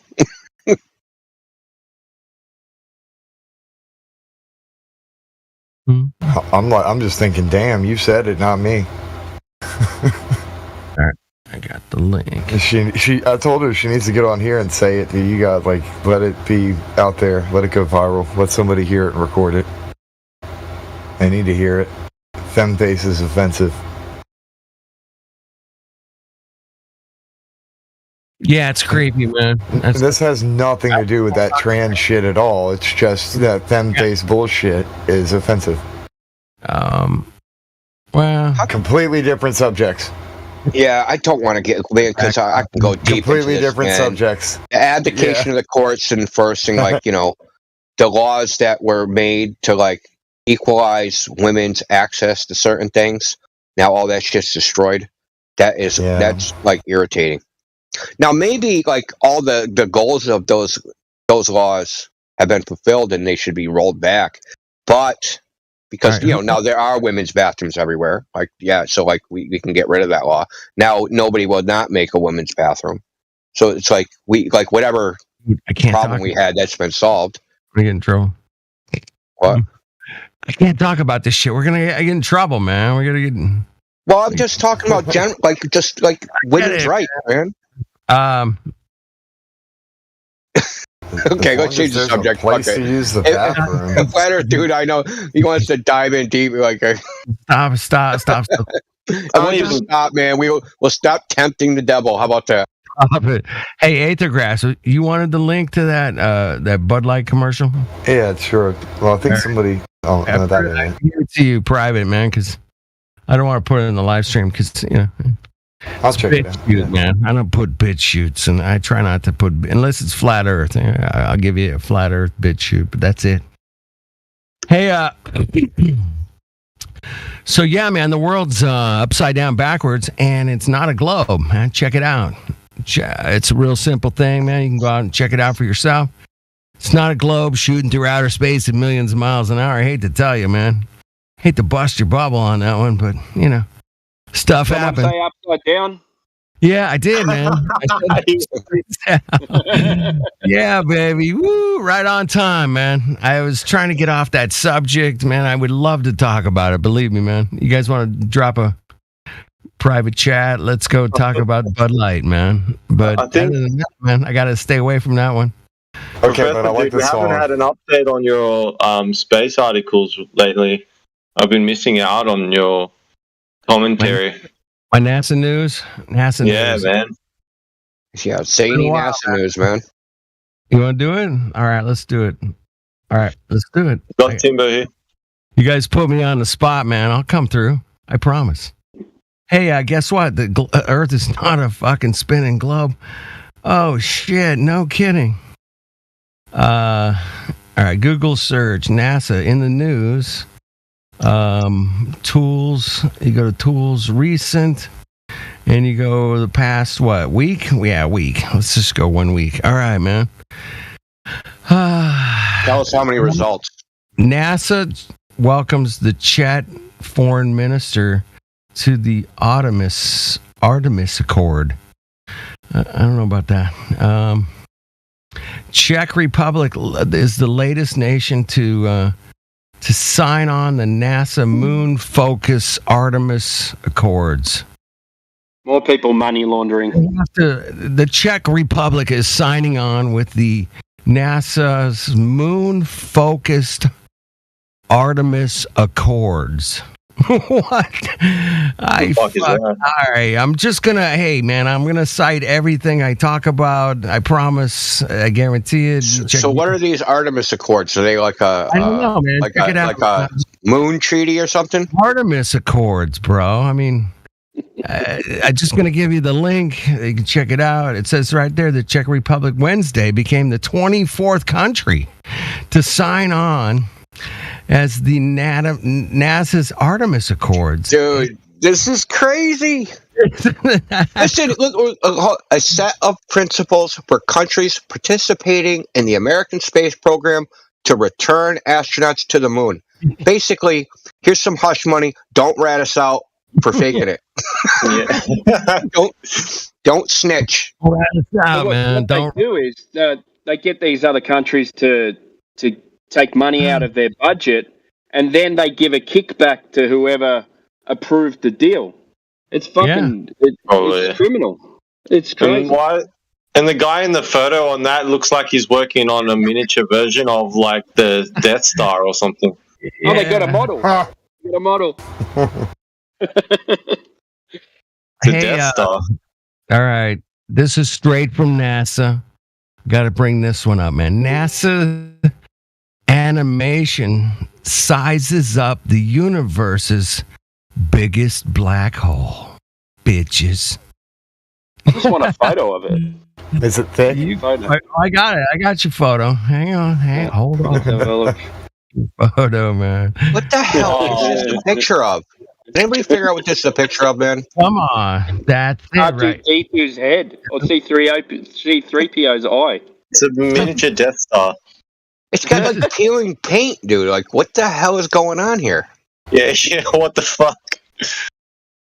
The Artemis Accords, right on systems. Australia. What is he doing, Australia? The algae took the paint off the. I'm glad Ukraine have enough money to get in on this. Oh, do they? They're in on this? Oh, shocker. Yeah, well, you know who paid their bill, right? Like, yeah, it's going to cost you like, a couple $1,000,000. We'll lend you the money. So, just an odd observation, but is it normal that flags are different sizes? Oh fuck! Oh shit! I can't. I'm reading the news over here. Hold on, I'm laughing. That wasn't laughing at you. I promise. That's weird. Wait till. Why does Brazil got a tiny flag? It's a measurement of how involved they are, I guess. Oh, the bigger flag. Hey, flag I don't know. We got some flag envy going on. Hey, NASA. What's Colombia doing donating money? He's saying that Blue Jumper's saying they do have different dimensions, so maybe they are correct. Like, yeah. So they're keeping them perfectly Colombia accurate. provides the rocket fuel. Didn't you know that? They grow it in powder form. Yeah, in powder form, man. Fill a rocket up with a crystalline white powder, man, and off to space you go. Back to the NASA news, man. I got some stunning information here, man. It's stunning from NASA. Okay, stunning NASA animation reveals the monstrous scale of black holes. I can't make this shit up. Dude, I know that this is an AI, completely AI created shit, man. 100%, without a doubt. I will fucking stake my reputation on this is a complete AI. Do they, like they say it's that big? Shit story, man. 100%. Do they give any dimensions or comparisons, or they just say it's really, really big? Dude, I don't even have to look at it. I know that this is 100% cuck created, man. 100%. Come on. Oh, for sure. That's a stunning animation. Reveals the monstrous scale of black holes. The monstrous scale. I mean, there's no animation. When Indio told me there was a Fata Morgana in the middle of the universe, yeah, man. It's all over, mate. It's all over. Yes, there is. Hold on, man. Aether grass, whatever you post. I didn't want to have to do this, man. You're making me do it. I posted a screenshot of the fact that the video is unavailable on the link that you gave me. I'm like, what the hell is this? The link that oh shit! Is the link I used? Oh shit! Yeah, there's a video on it's private. It's the link in the video. Yeah. Well, I appreciate you guys doing the research, man. Thank you. So here's the clip, Kimbo, in case you want to. This guy, it's appropriately named Wolfgang Kunt. So I shit you not, dude. Wolfgang Kunt, the astrophysicist, tells us about the mirage in the middle of the galaxy. You can't make that shit up. If you guys didn't know, man, the Hubble Space Telescope is it's still working. Still working as of May 4th today. And look at this picture this bitch put out, man. I mean, you got to check this out. Oh, gosh. This is astronomical, man. Look at that. Sorry. Fuck off. Check that out. Did you read that? Is it a guy called Engelbert Schucking? Yeah. Kunt? Elaborate. Engelbert Schucking Kunt. No. We gotta be getting trolled, man. Oh my god. No way. There's no way we're getting trolled. Yeah. And check out that Hubble shot, man. That was today, bitches. What? That's Look at all, amazing. dude. Look at the stars. Like, and they're everywhere. Man. Look at the stars, bro. I can see That's stars. artist everywhere. concept. To be fair, it does say artist concept. I know, but I'm just saying it. They can't. This is what they came out with today. That's all I'm saying. That's it. Today's news this week, whatever, within the last week.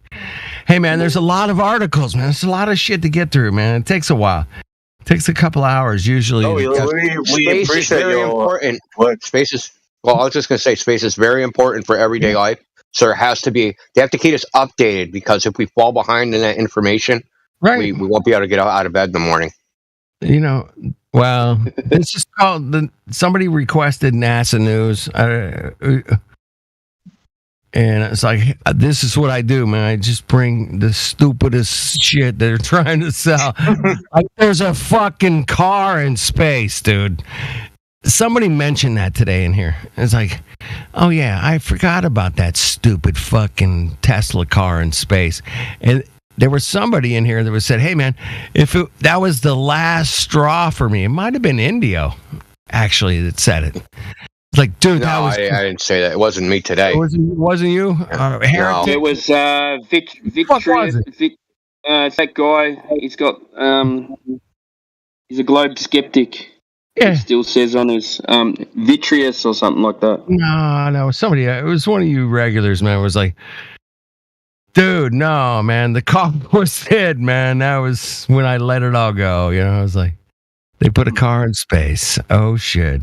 Yeah, I thought that they were going to leverage that further. I thought like Musk was going to like, anytime he launched a rocket, it would have like a dual purpose, and he was going to like launch a random consumer product in space and like sell it as advertising. Advertising, yeah. Yeah, like GE, like Whirlpool, the first dishwasher in space. Buy the space dishwasher. I think you can have the same model in your kitchen, the space dishwasher. It's high tech. It's got, digital buttons. I think after they did that, I think he thought, nah, I can't fucking do that again. That looks so cheesy, it's not funny. I can't do it There's again. only so much you can say. It looks, you can tell it's real because it looks so fake.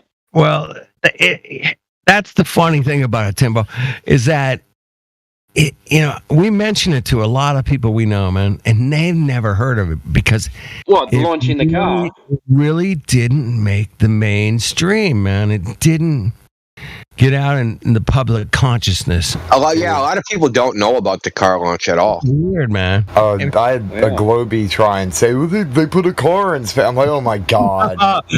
All right, well, shit, you're one in a fucking million. This is in person too. It's somebody I actually know, and it was in this guy. That's hilarious. They put a car in space. Yeah, well, they did that shit in the 50s. There's a movie where they had the car in space during the 50s. Yeah, there was a car. The cartoon, man. The cartoon. Right? Wasn't it like an animated movie with a cartoon car in space? Because Battlemod used to post it all the time. Yeah, it might have been a cartoon. Yeah, you're right. Yeah. Heavy Metal or something, right? Might have been Heavy Metal or something like that. Super creepy, man. It'd be kind of funny to edit that video where Musk sends the car and just put Chitty Chitty Bang Bang there instead. All right, dude. I got breaking news. Breaking news. All right. You found something? Go. A new study of Uranus. Oh no. Uranus's large moons shows 4 may hold water. They do this with every single planet or satellite or moon. They say this might hold water. Might hold water. It might. They have a schedule, man. They have a tight schedule. Here's my link. They have a water schedule, man. They have to everything like they say is out there has to have water eventually, or might have water. Well, yeah, they extracted oxygen from synthetic moon dust. Do you know that? I mean, did you guys hear that one? Oh, there you go. Oh, it was heavy metal. 81. Yeah, there you go. Damn. Was that from a petrified? Might as well been the 50s, man. You guys remember the 80s like I remember the 50s, because neither one of us were alive during those times.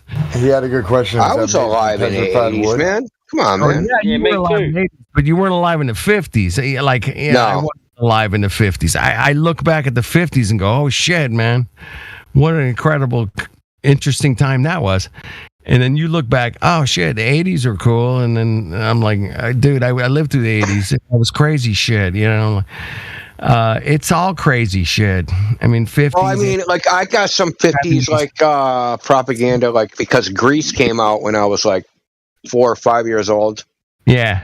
Right? You remember back in the day, like, yeah, the soundtrack, man, I played the shit out of that. I was, like, 5 years old. I was still trying. At 5 years old, I knew I wanted to hump Olivia Newton-John for some reason. Like, I don't know why. Didn't at the end of the movie the car just flies off for no reason? Well, it was a very sexual movie. She was hot, dude. She was super hot, man. She's Australian. That's right, Timbo. She's upside downer. Yeah, she died. She just died like year and a half ago, right? Yeah, and she was still hot. She was what? She was still hot. Oh, she's still hot. Yeah, and she's dead. Yeah, I reckon she was like 70 or something. She was still hot. That's still creepy, man. Have you ever seen Xanadu? She was hot in that too. Oh yeah, that's a little creepy, man. Oh jeez. Rolling around on roller skates, mate. Roller skates. Yeah, with Gene Kelly, man. I wonder if Gene Kelly hit that shit, man. Oh, for sure. On roller skates. Yeah. Oh jeez. She came across as I gotta break this up, man. But yeah, okay, sorry. We're easily distracted, man. We're like birds, right? Shiny. I requested to do the NASA on the street and a freak in the sheets. I reckon she was. Oh shit! Who cares if she's a freak? Just lay there and look good. Like, I don't even care, dude. She's hot. Do you guys know? I mean, maybe you guys don't know. I didn't know this, but there's a Wernher von Braun Memorial Award. Are you guys familiar with the Memorial Award? Not at all. So what do we remember? Like all his Nazi kills or something? I'll drop my source, but there's apparently been somebody who's been awarded this award. So here's the question: how come the woke mob hasn't canceled him for being a Nazi, an actual Nazi? Well, that's a good question. I asked the same because one. he brought us Velcro and Tang toilets.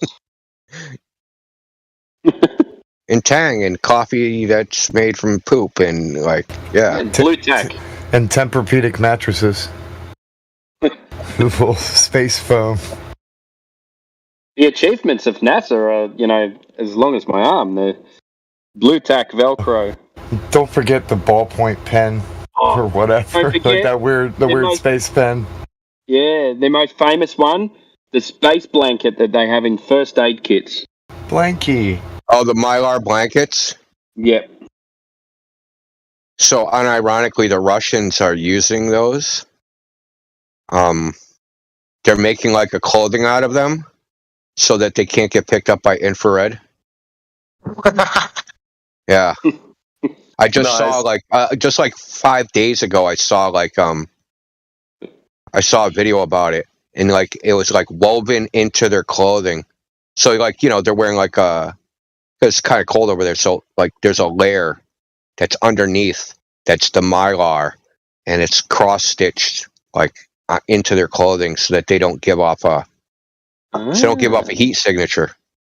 Because Mylar reflects UV or Mylar reflects infrared radiation, so it reflects it back into your body, right? So you're not giving off heat. That's why you use them for that's why you use them for emergency situations. They're like emergency blankets. Yeah, they actually work, dude. I've used them in probably 20 degrees. Yeah, they reflect your heat back at you. I thought you were going to say they're building a lunar lander out of it. No. No. Oh, jeez. It's just aluminum on a polyimide film. It's nothing special. I bet they come up with space tents.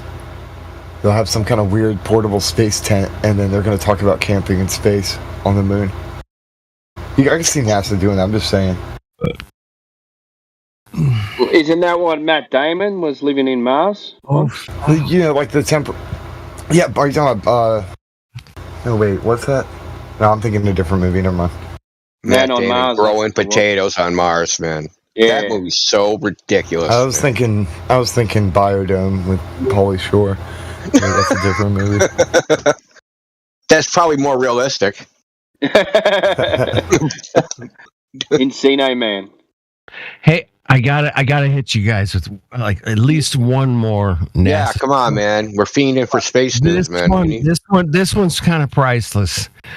All right, so an astronaut died, and he was gonna have his ashes put on a rocket, and there's this company that provided this service, and his widow went ahead and paid for that or whatever. They paid for the service, and when the rocket went up to put his ashes into space, it blew up. It didn't make it to space.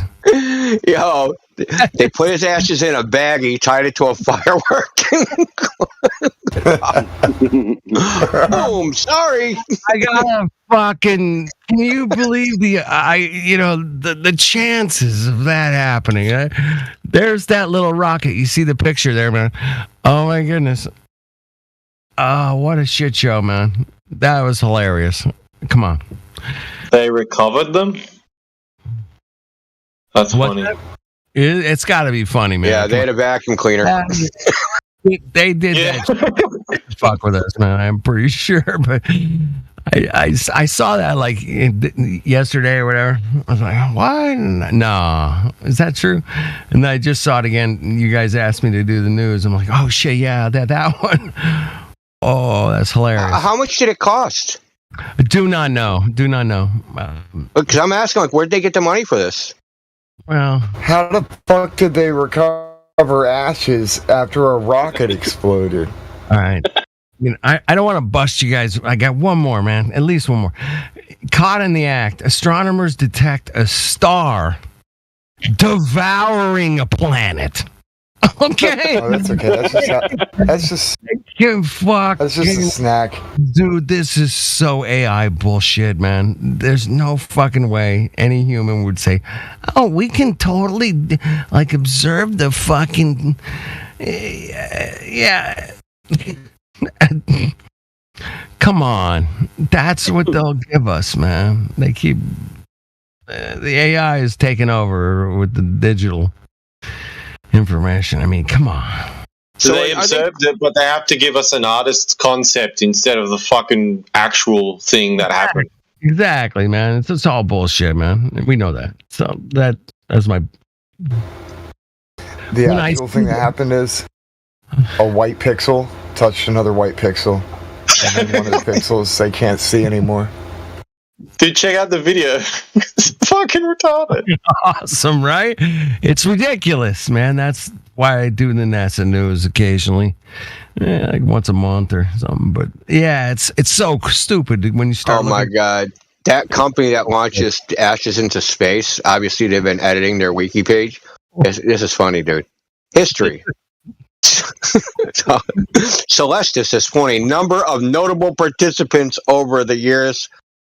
Yes, a number of notable participants. Gene Roddenberry, like they weren't actually participating; they were ashes. Like, is that what you call? Like, you have some ashes in a can, and that's a participant. Like, what the fuck are you talking about, man?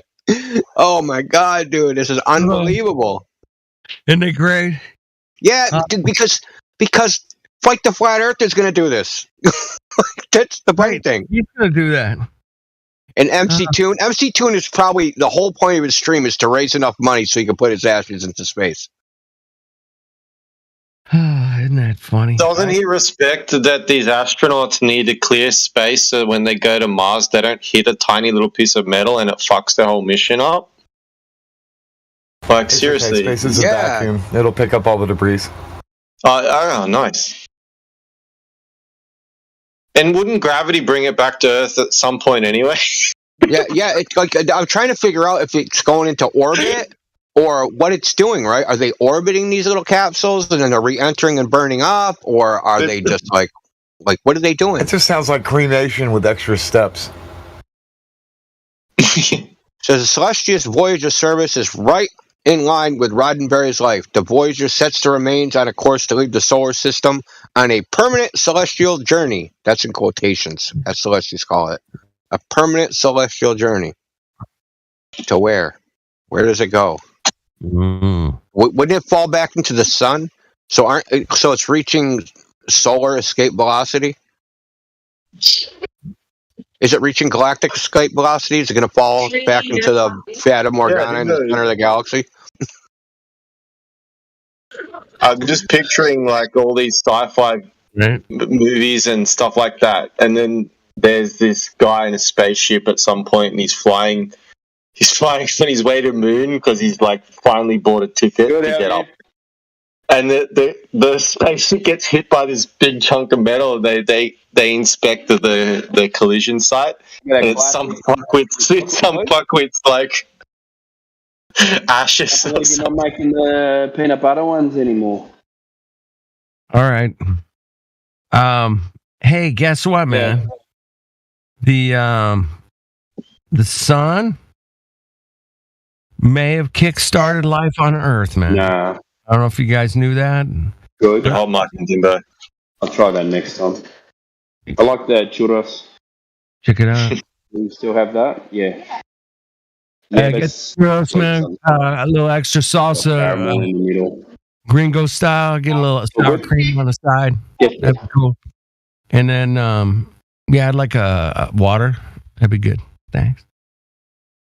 I'm just. Hey, no. I like reverse osmosis and distilled would be good. And I'll add my own salts and put your own minerals back into it. I'll add my own. Thanks. Yo, that sun gif is pretty like. Isn't that crazy? Yeah, a little gross looking. It's like it's weird, man. It's think AI made that? Nah, I think some Mongo and some Chair made that, man. That's pretty good, man. I don't think AI is even that good. Maybe. I don't know. I can underestimate. It looks kind of freaky, dude. It looks like it's like some kind of like devil worship thing or some shit. Dude, it looks like someone blowing diarrhea. That's what it looks like to me, man. There you go. They ate at Chipotle's. Whoa! Do you guys know about the James Webb Telescope? You guys hip with that? The James. Yeah, Webb? Man. It's the best. Hey, man, the Webb best thing ever, man. I saw it. Oh my god, it's so cool! Check it out. Not only is this Webb Telescope like finding like light and shit, it does this thing and it finds water vapor. Wow. Yeah, check From how it. far away, man? How good's its eyesight? Dude, here, I got citation right here, man. Don't believe me. Don't believe. There it is, man. It finds water vapor too, man. Fuck, from rocky planets or its star. It does a little bit of both. Yeah. Holy shit, that James Webb Telescope is so cool, man. Thank you, NASA. Oh, how much that bitch cost? It was $10 billion. Okay. Wow. Oh, look, man, it must be true. They got a graph. 100% believe it now. There you go. Dude, how could you deny that? There's a graph, and there's a planet in the background of the graph. Oh, so like it's got to be true. Done. Like, how did they get that photograph? Do you think that's fake? Take that, flat earthers. Didn't Dogs of Gods use that as proof that there's a graph? There's a graph. Yeah, it's proof there's a graph. That's 100% right. A graph 100% exists. I can see it. Well, there's aliens that are going to message us, according to NASA. You guys have heard that, right? Yeah. Is this an article, or are you just making this one up? This is an article, man. I'll drop the link. Don't make things up. Don't make it shit up. We want facts. Don't make shit. This is not Speculation Sunday, bitches. Don't make stuff up about. That's their job. I got you guys covered. See that? Look, alien. Oh, someone mentioned that this morning. Oh, maybe about 8 hours ago. Yeah, I don't know. I'm making shit up. Yeah, don't tell fairy tales about their fairy tales. We want the truth about their fairy tales. All right. I talked about this earlier. That NASA squeezed oxygen out of moon rocks. Okay. This is space.com. So, yeah, put up with the fucking ads. Sorry. But I'm just dropping an article, man. Alien massive. What the? Oh my God. Rocks, baby. That's all I'm saying, man. That's what they're claiming. Yeah. This is all in the last week, or did you go back further? All in the last week, Indio. I swear to God. Wow, dude, it's way worse than I thought. It's way bad, dude. It's been like getting like. Dude, how many articles? One. It's because it's May the 4th today. The May the 4th be with you bullshit. There you go. It's May the 4th, man. Everybody's searching up like space shit or fucking Star Wars or fucking some bullshit. And yeah, they're just getting. Yeah, you're right. We're getting extra flooded today, man. Damn. Yeah, man. Some company. So the idea is you can harvest oxygen from the moon dust. So what are they going to bring? Like a huge hydraulic press up there and squeeze moon dust?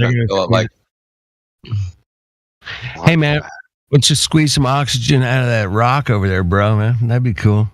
What do you got? I don't know. I got a diesel engine and a 10,000. Yeah, fuck. You got some hydraulic press. Yeah, I mean, I guess they're redefining smoking rock, right? I mean, they are our cousins.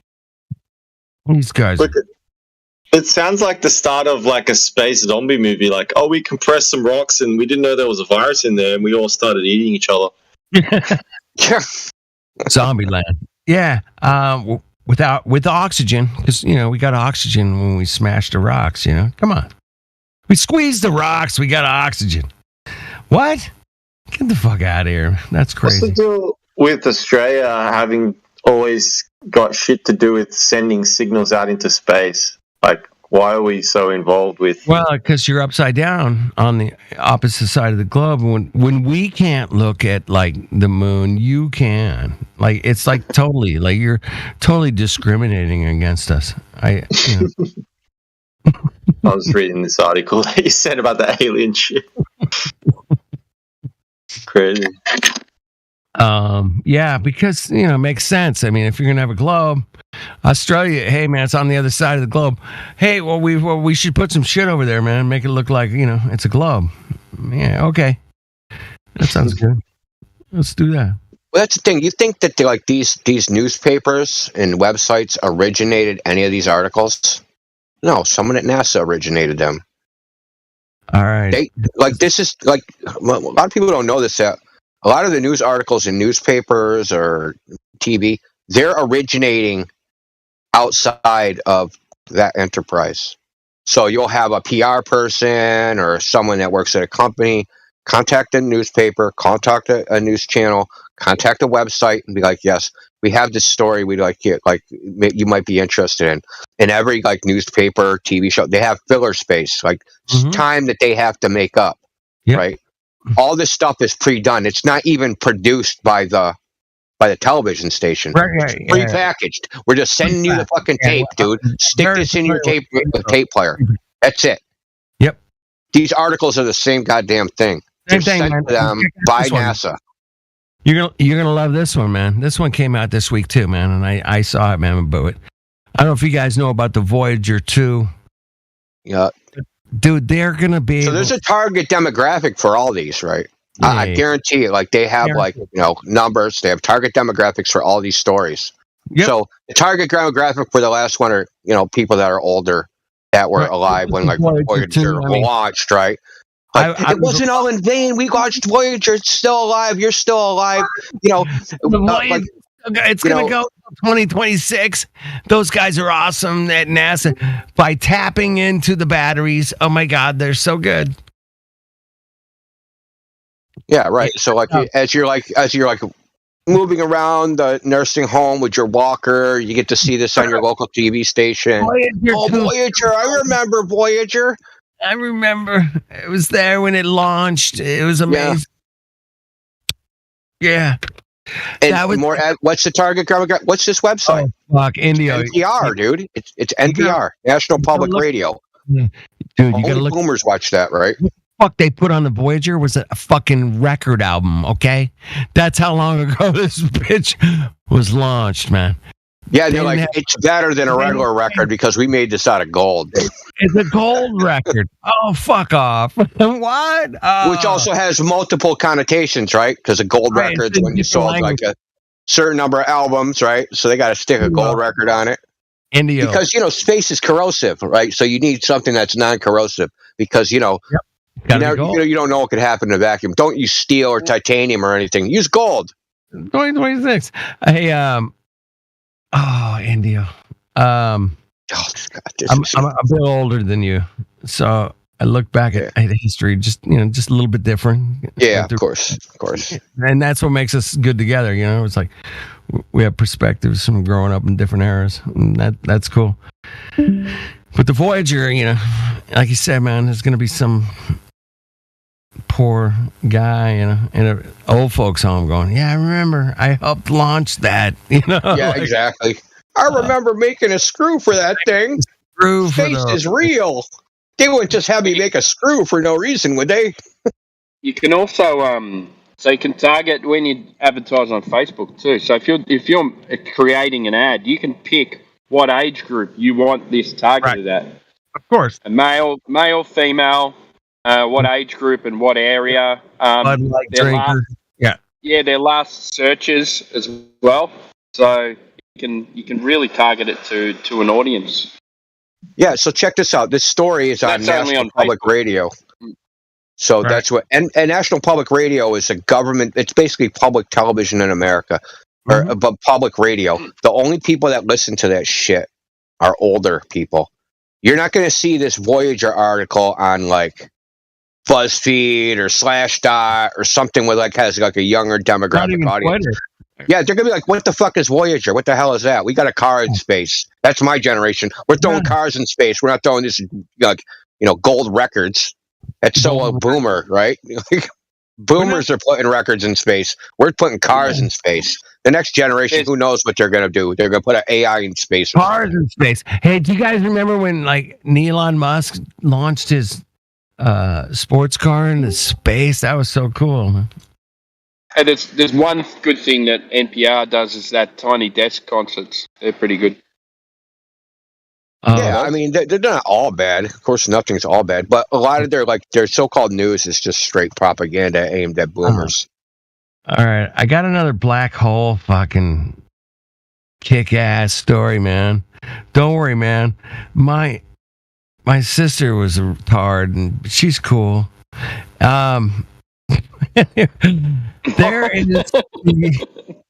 There is the enormous black hole. I don't know if you guys knew it. If you ever wanted to see a black hole, I got one, man. Check it out. There you go. Check it. Don't believe me, man. I always say, don't believe us. Yeah, it looks just like a black hole, man. Yeah, just like it. How else would a black hole look, man? Come on, Indio.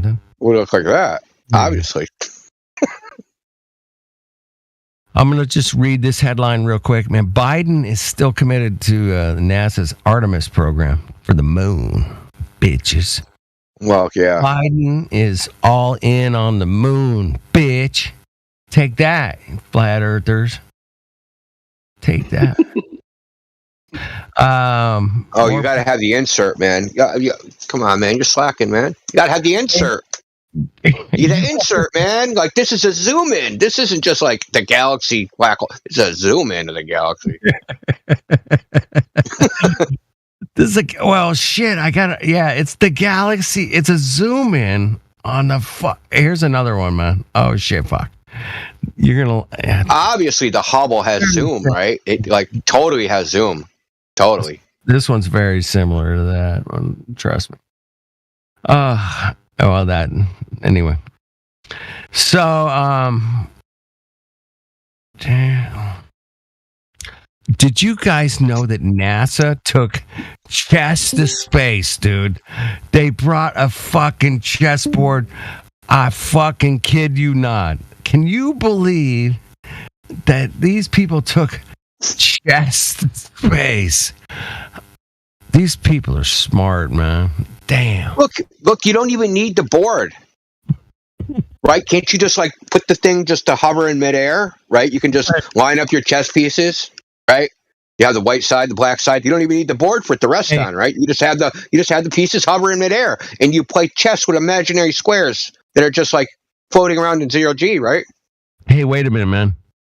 I want to see that. I want to see that special effect. Come on, man. I want to see chess, a whole chessboard set up. I want to see you set the board up. Why would they need a chessboard? Exactly. They wouldn't even need a chessboard, man. You don't need a board. Everything's floating. Float. Hey, boy, don't their thumbs look weird to you, man? Or is that just me? What's wrong with their thumbs? Dude, your thumbs are enormous, man. What the hell, dude?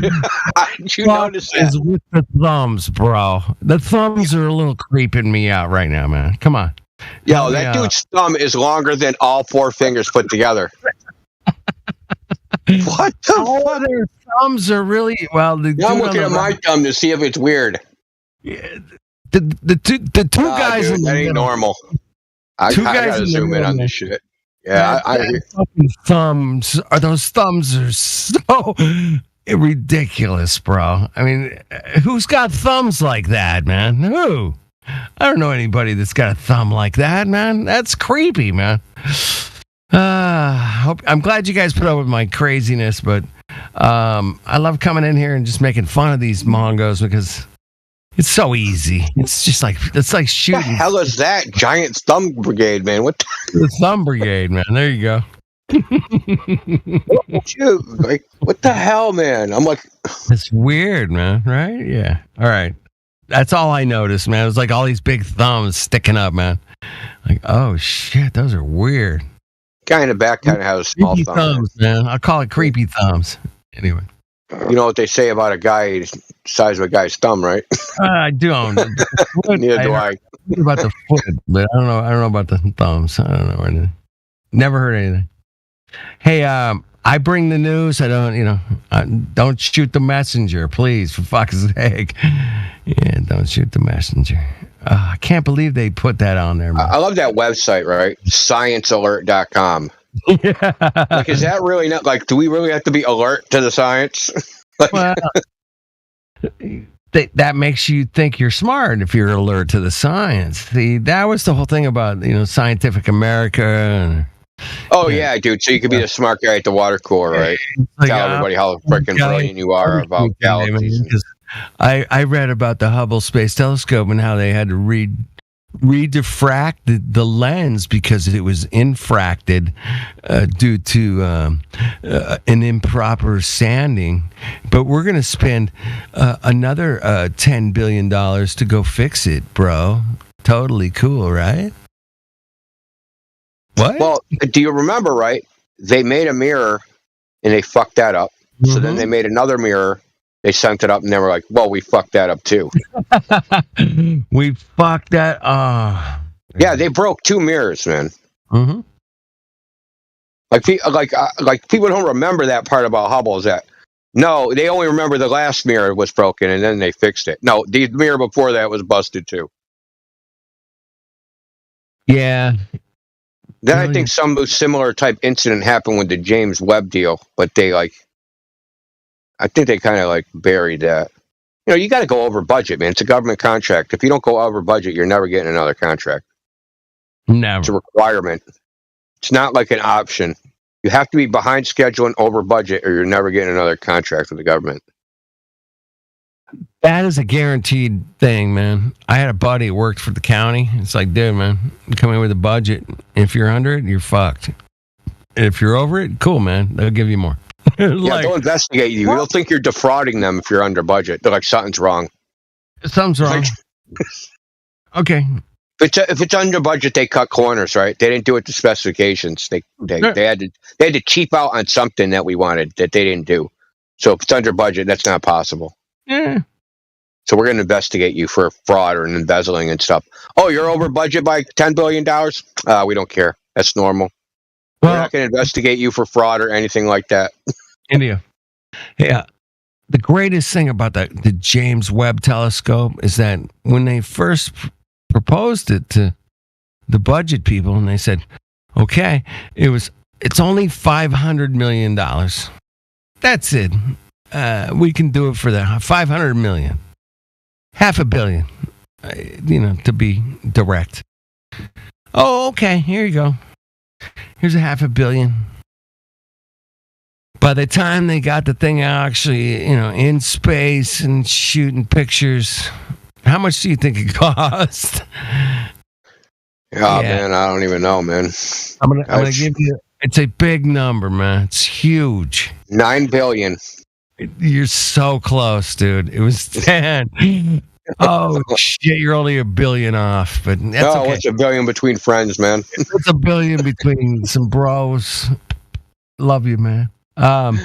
Yeah, you were right on, man. It was like 10 billion, dude. It was like 500 million. Oh, we can do this thing, man. 500 million. No. $10 billion later. And I proposed this to my Globey friend, man, who knows I'm a flat earther. I was like, dude, and he's super smart, had a great successful business, retired, whatever. He did good for himself, but he's a super smart guy. He'll pay attention to details. And I proposed that to him. And I was explaining to him that he already knew that it cost $10 billion.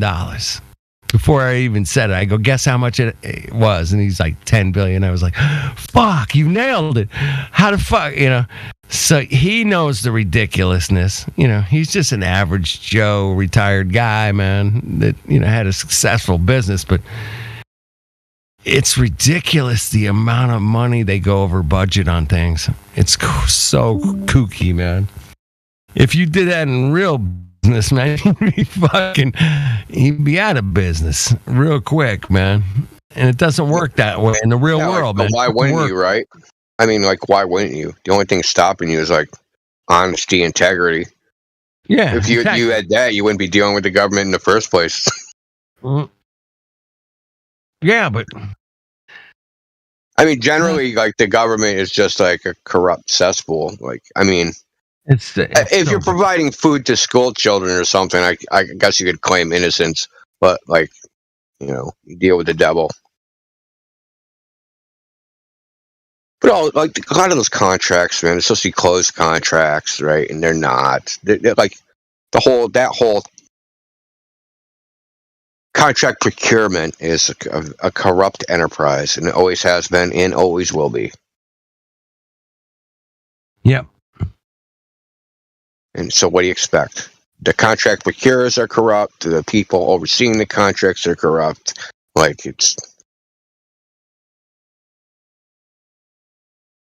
Hey, do you guys know that the next space station is going to be really far away? Did you guys know that? It's going to be in China. It's going to be really, really far away. I'm like far out. Man. So north of Devon Island?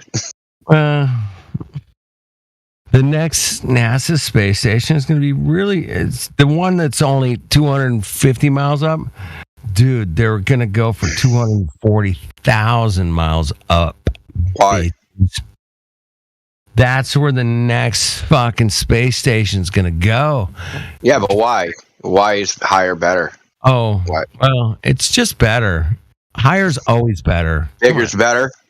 And Hire's Houston is in Texas, so they have to go bigger because bigger's better, man. They're in Texas. Bigger's better. Hire's better. You guys know this. Come on, it's the golden rule. Higher is better. Farther's better. Bigger's better. Well, so here's the other thing they get to claim. Once they do this, right, now they're even more exclusive, right?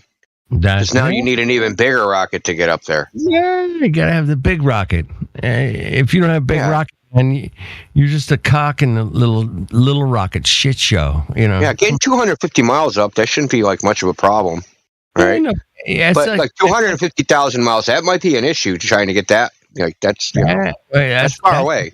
That's big boy level, bro. You ain't ready for that. So like we're talking like Jeff Bezos and like Richard Branson, they're out of it now. They're like out of that race. So you'll have Elon Musk and like the NASA clowns, and that would be it.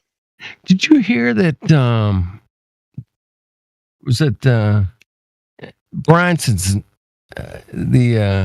space? Yeah, he went bankrupt. That whole thing went bankrupt. Did you guys catch that? Oh yeah. Yeah. Bankrupt from the beginning, man. Well, I mean, me and you and Crow 777 were calling that shit back in 2016. I'm pretty sure. It was like, wait a minute, man. This whole galactic space fucking thing is nobody's ever been to space, bro. Who's going to space?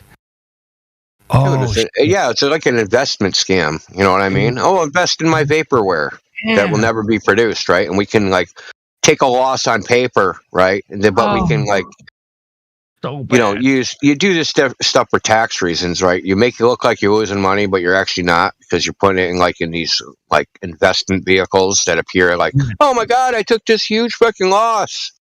Yeah, no, you didn't. You borrowed money for like. You had people invest in the company. You borrowed money out of the company for your personal benefit, which isn't taxed. And then you say, "Oh, the business went bankrupt. Oh, poor business." Dude, hey, the state of New Mexico gave him $10 million. $10 million, straight up. Oh, right? Just another slush fund, man. The fucking state of New Mexico gave Richard Branson. Space galactic fucking shithole. Nothing.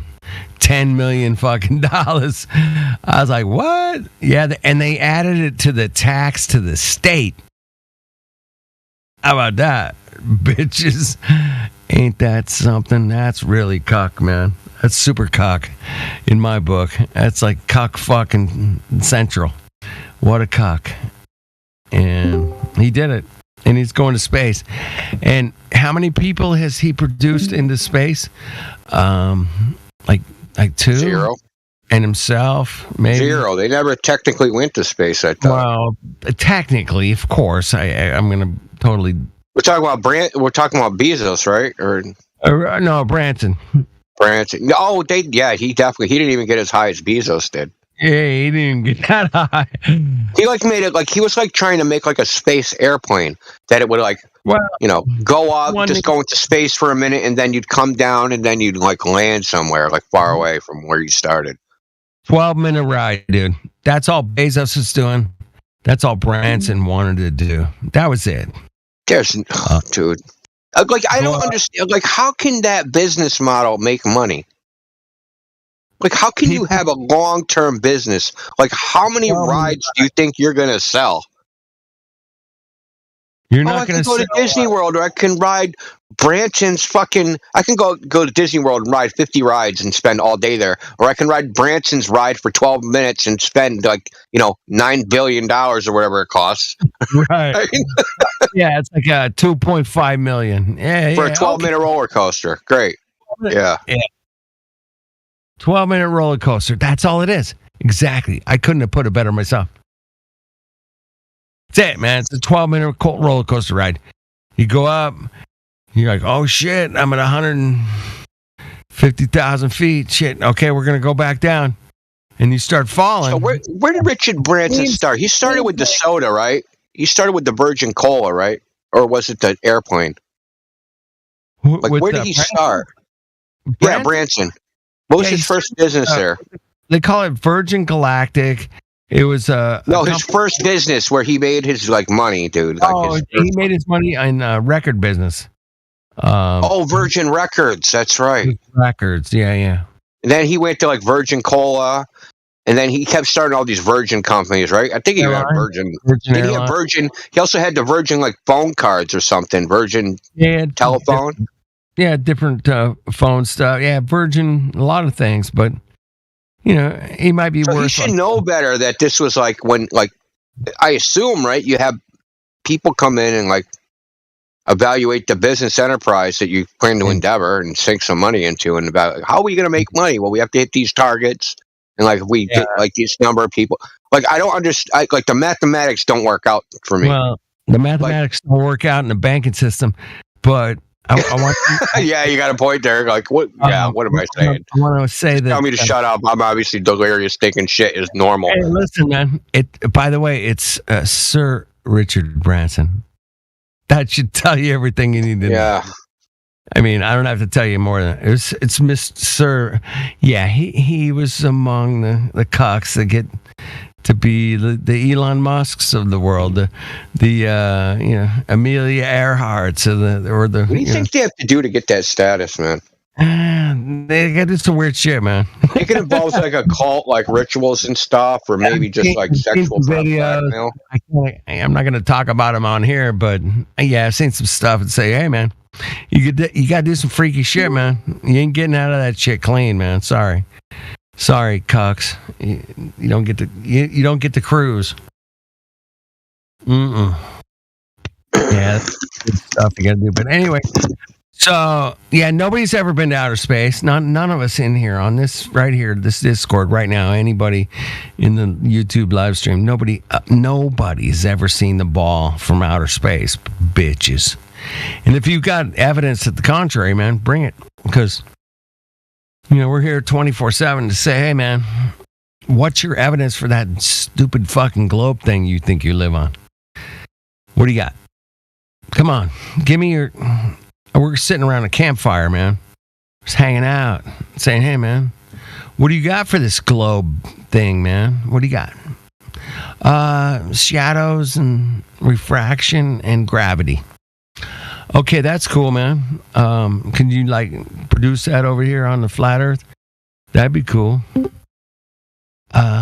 Well, I would need a planet as big as Earth to demonstrate it. I can't just demonstrate it right here, right on Earth. I can't. No. I need a giant freaking planet to demonstrate gravity. Of course. I mean, I can't produce it here on Earth. Well, you'd have to make one. I'd have to make this big planet. It'd be a pain. To build a planet. It'd be a lot of trouble. No, we don't have the technology to do it anymore. It's a pain to build it back up again. Yeah, that's what Dogs Are Gods are saying to me. Oh, they do these other experiments because they're just small-scale experiments. Okay. Because they can't do it at a big scale. I said, well, that's a you problem, not a me problem. I'm not the one claiming it's equivalent to something. You are. That's right. That's where I love that dude. I love to pin them down there, man. It's okay. Well, I can't prove it because gas pressure doesn't exist without the container, except for my imaginary friend in the sky. Yeah, I need a planetary-sized mass to demonstrate it to you, so I can't show you. Fuck off. I love when they dance around that shit. I'm like, no. I'm not letting you slide on this one, bro. No. I've got audio of that dude saying you don't prove the hypothesis in science.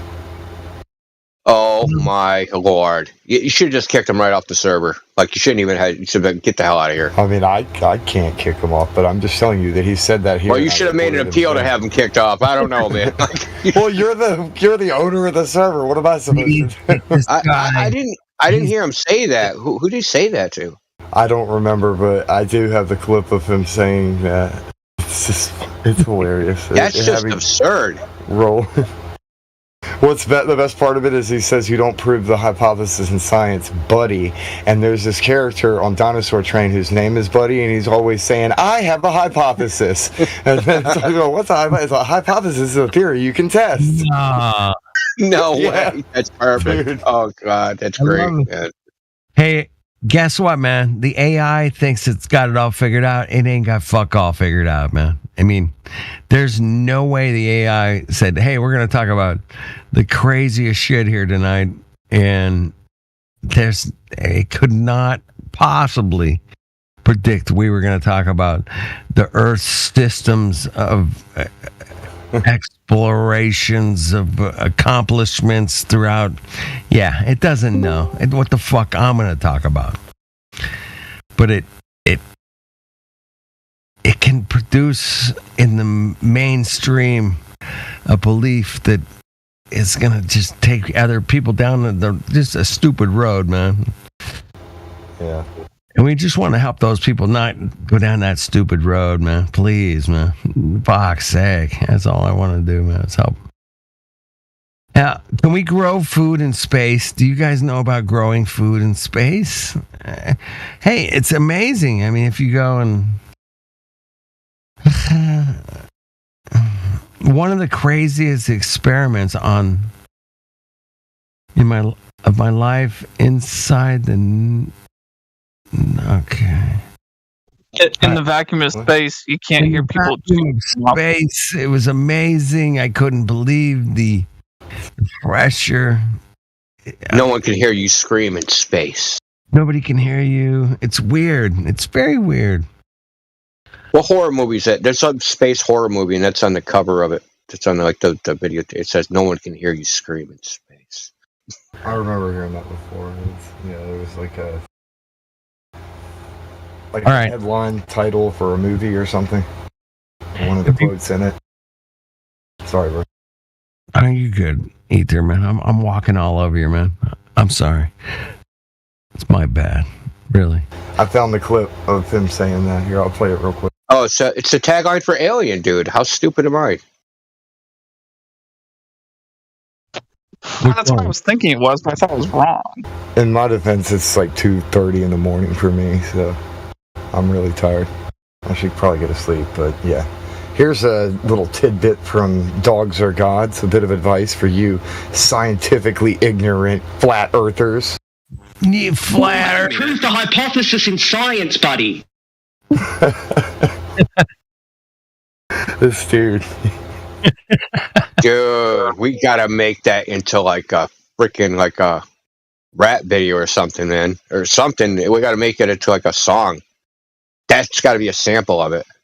Yeah, when he's calling India a fucking cunt, you go, you fucking cunt, you fucking cunt. Fucking cunt. There you go. You don't prove the hypothesis in science, buddy. That's the beat, man. You fucking go. There you go. Yeah, that's. Yeah, start with that. Yeah, build it from there, man. I love that. See, flat earthers can compose. We're so versatile, man. We can compose music in real time. Music to troll the Globers. You just. That's where the AI doesn't have a chance, man. It doesn't have a chance against us, man. I mean, it's being portrayed as like, oh my God, it's going to take over your job. Here we got the writers striking. We got AI. We don't need writers. Like, oh, fuck. That guy was unbelievable. He's telling me I don't know how to use a string line or a plumb bob. And then I build houses all day. And then he goes, oh, you just run around nailing things and let other people fix them. I went, what the fuck? And then later on, we find out that his only building experiences, he built his picket fence. Yeah, and I bet you went to this house, man. The shit's all falling apart, man. I want to see a picture of this fence. It's probably lying anyway. Nobody's going to see the picture of the fence, man. Have you seen those like prefab plastic fences made of PVC? It's probably one of those. Yeah. comes in sections. Yeah, it just comes in sections of plastic that are just like melted together. My next door neighbor has one. Yeah, that's great. He didn't put it in. Yo, I hate plastic in like housing stuff, man. It to me is like It's almost like, you know how you're not supposed to wear white shoes after Labor Day? It's like that. Like I can't take it. Like, why is your fence made out of plastic? What is wrong with you? Like, yeah, they got it's these against new the laws of nature, man. It's really just against the laws of nature to have a plastic fence. They've got these new decking boards over here that are made out of plastic. They look like wood. Yeah. Yeah, dude. Yeah, I've used some of it. Like they're composite. Like, yeah. Dude, they warp out in like 2 years, man. They'll be done. They'll be warped. They make these. So they have molding, right? Molding for doors, door frame, door jams. Like they're made of PVC. Like they have like floorboards made of like that.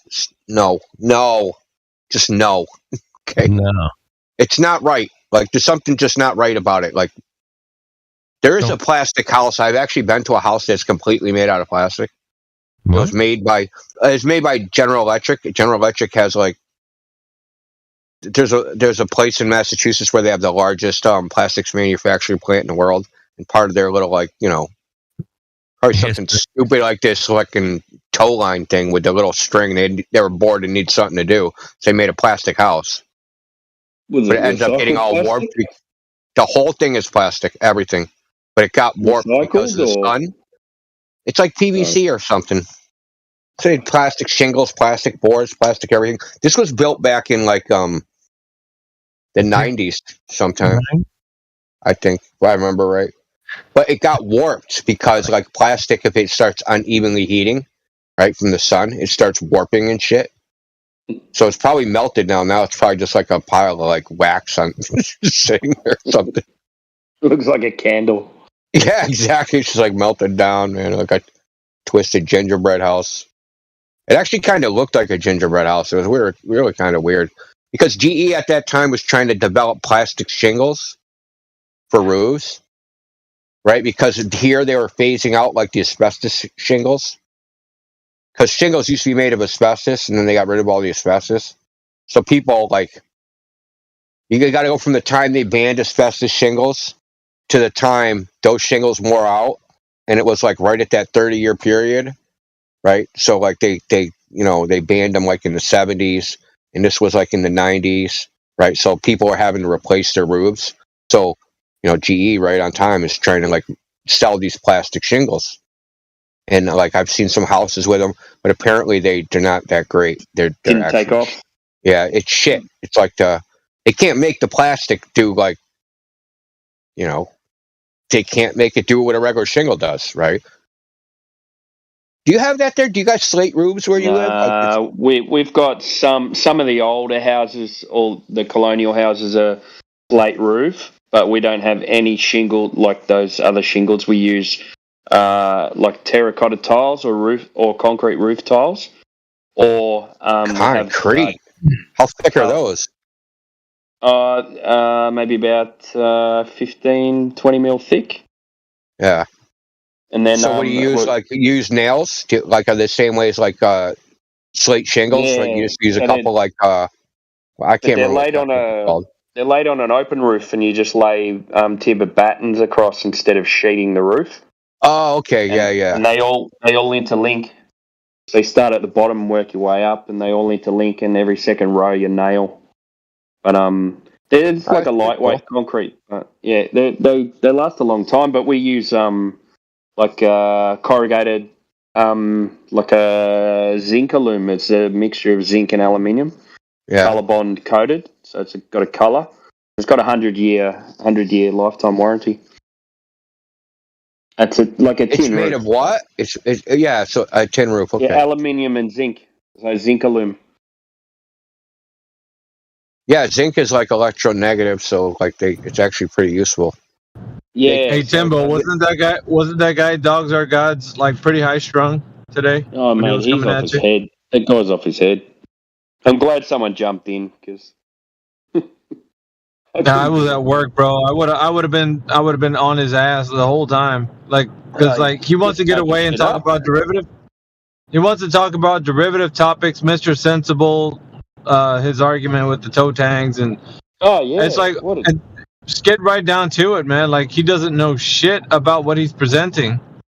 Nothing. And Dude, the people that wrote Mickey, the people that wrote what he's presenting don't seem like they knew shit about what they were presenting. That's what I'm saying. Like it was so bad that when asked for the model that presents the refraction that he's speaking of, he could not present it, and he was meandering for like maybe an hour or more. Yeah. I mean, his meandering technique was pretty good. I ain't gonna lie, man. I was listening to it, I was like, this guy can meander pretty well. Like I was thinking about that because what he does is interrupts and then keeps on talking, and while he's talking, he changes the subject. I thought he changes the subject. Really good at it. Yeah, he's good at changing it. While he makes you angry while he's doing it, and you actually you bite at him because it pisses you off so much. You nearly got Jedi. You nearly got him. Like to change subject, and Jedi went, "Nah, fuck this, no." Yeah, man, laser focus, brothers, laser focus. Yeah, and then here's the thing, though. What's interesting is that bad. Yeah, he was doing it to mostly everybody that talked to him, which is kind of why like you need to come in there as fast and as hard as you can with the biggest and strongest points, and hit him at like a ton of bricks. And he's going to have to deal with it and then spiral. Like afterwards, like I figured out his tactic. He was doing that throughout the whole conversation. So I was like, okay, my tactic, and I knew what I was going to come in and do. It was already planned, like, because I was listening to what he was doing to you guys.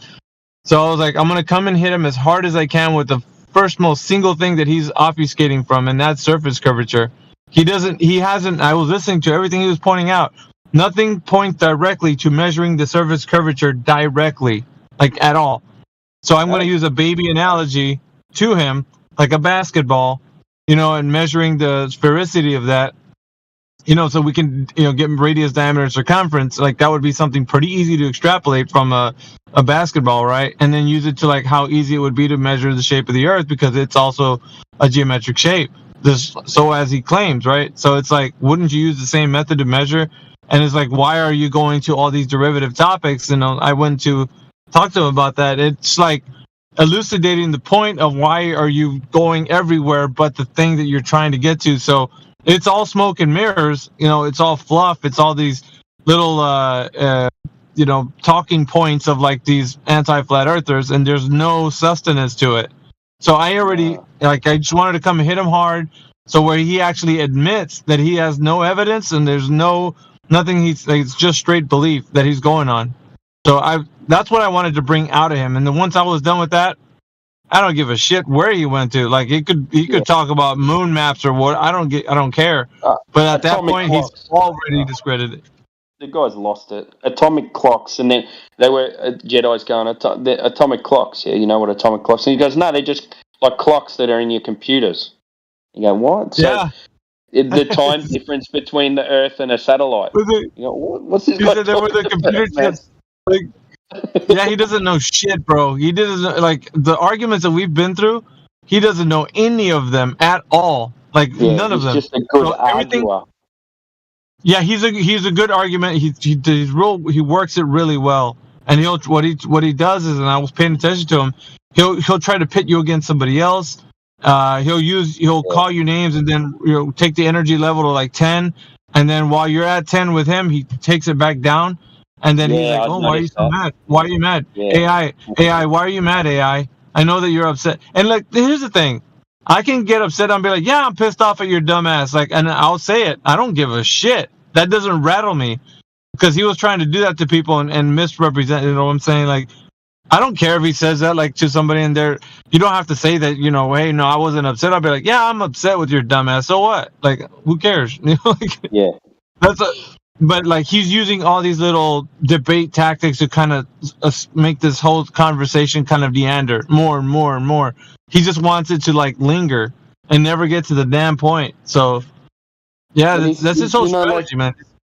Yeah, because like with AI had him pinned, but AI was pretty calm about it until he just started, he's just doing the same shit again. And like AI's pretty good with people who are highly strung. He seems to be able to calm them down as well. And he couldn't calm this guy down. Like, he just kept on going and going and going. He's on a different level. That's why this guy has maybe because you actually have to probably pay attention to like debates and see what best tactics are to be applied, whenever you're using them. So I think that's what he was implying here, like with his demeanor.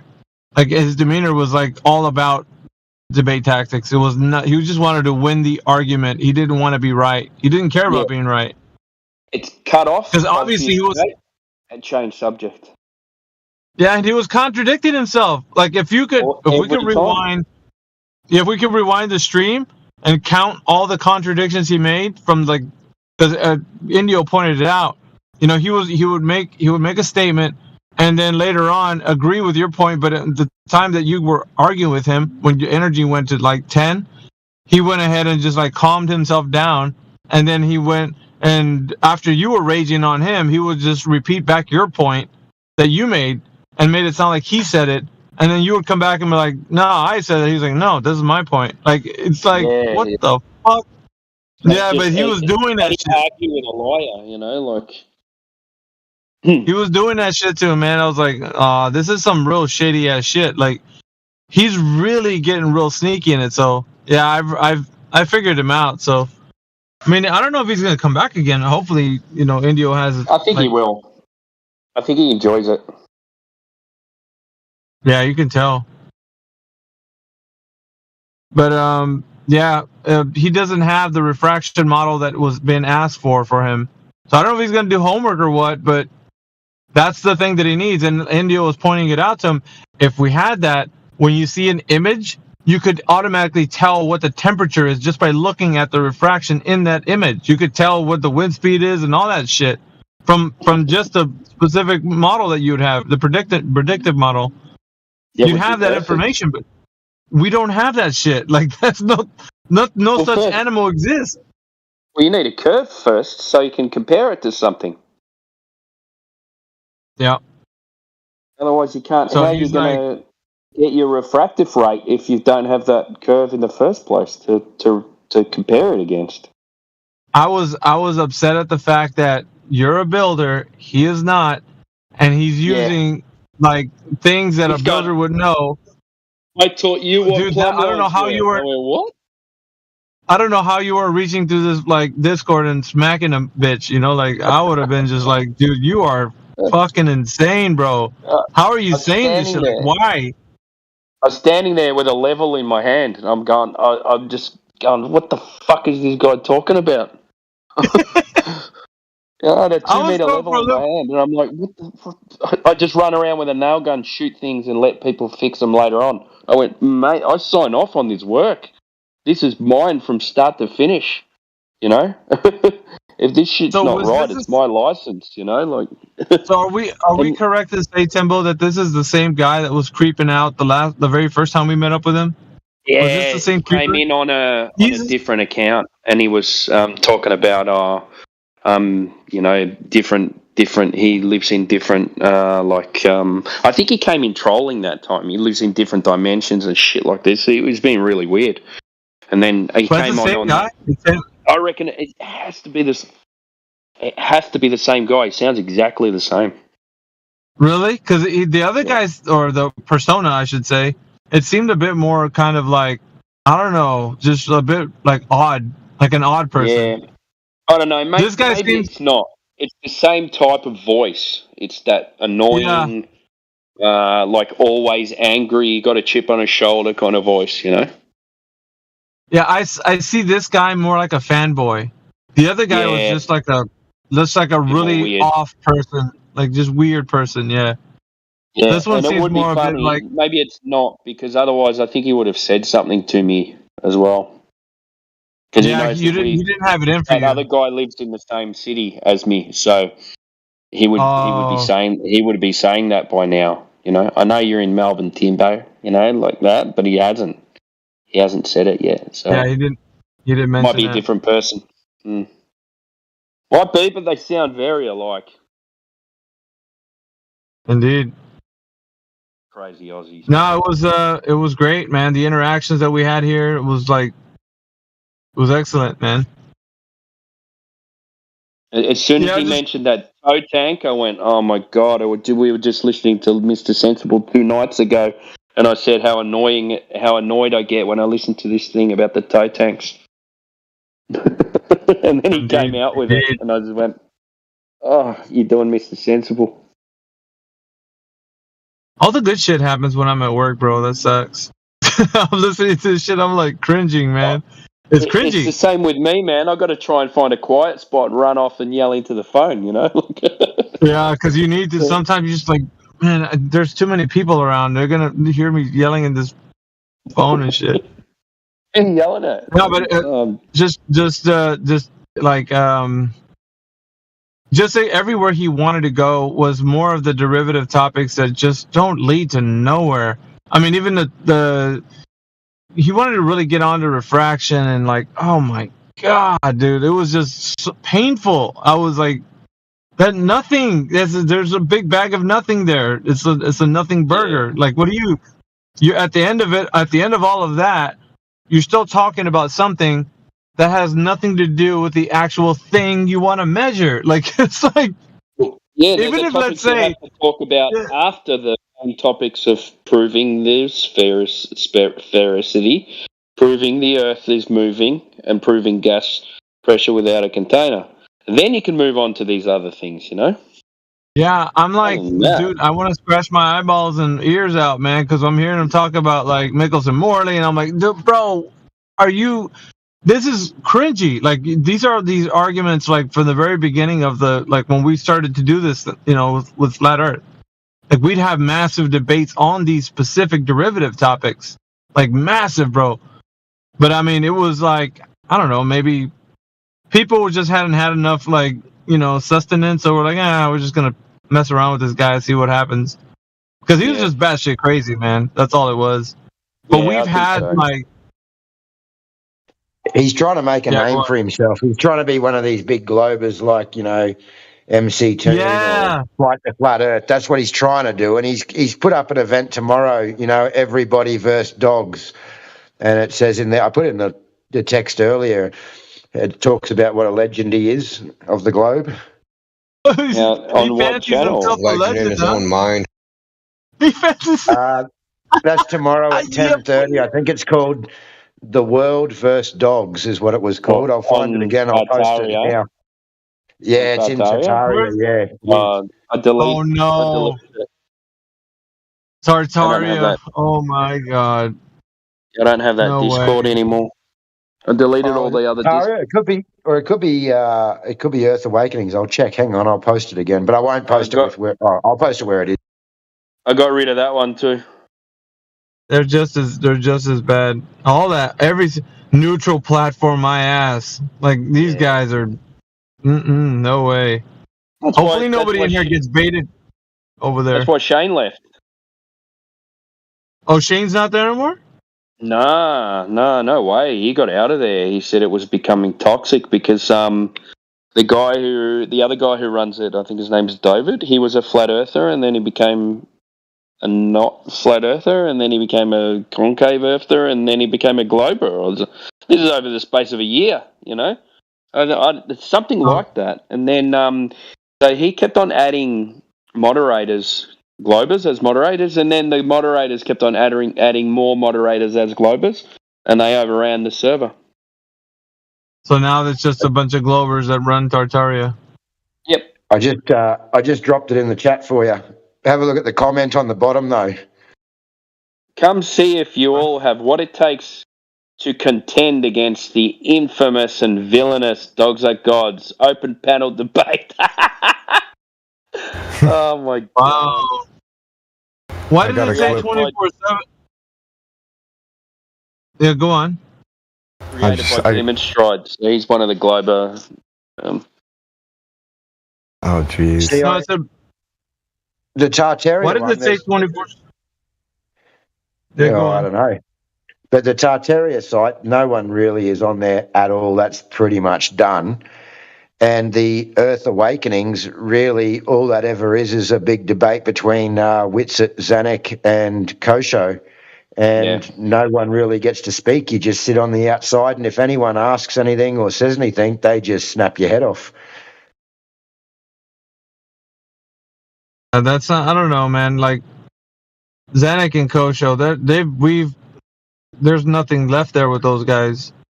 Zanuck says he's a citation, so anything he says is just going to be whatever he says. He could say whatever he wants. He's a citation. That's what he said. He's a citation. So if he says that something is whatever he says, that's it. You know. Well, it's all day with him and Whitsitt. They go all day. Him, Zanuck, and Whitsitt, Zanuck, and Kosho, and they argue about the same things all day, over and over again. Like I said, and then you sort of say, "Hey, what about this?"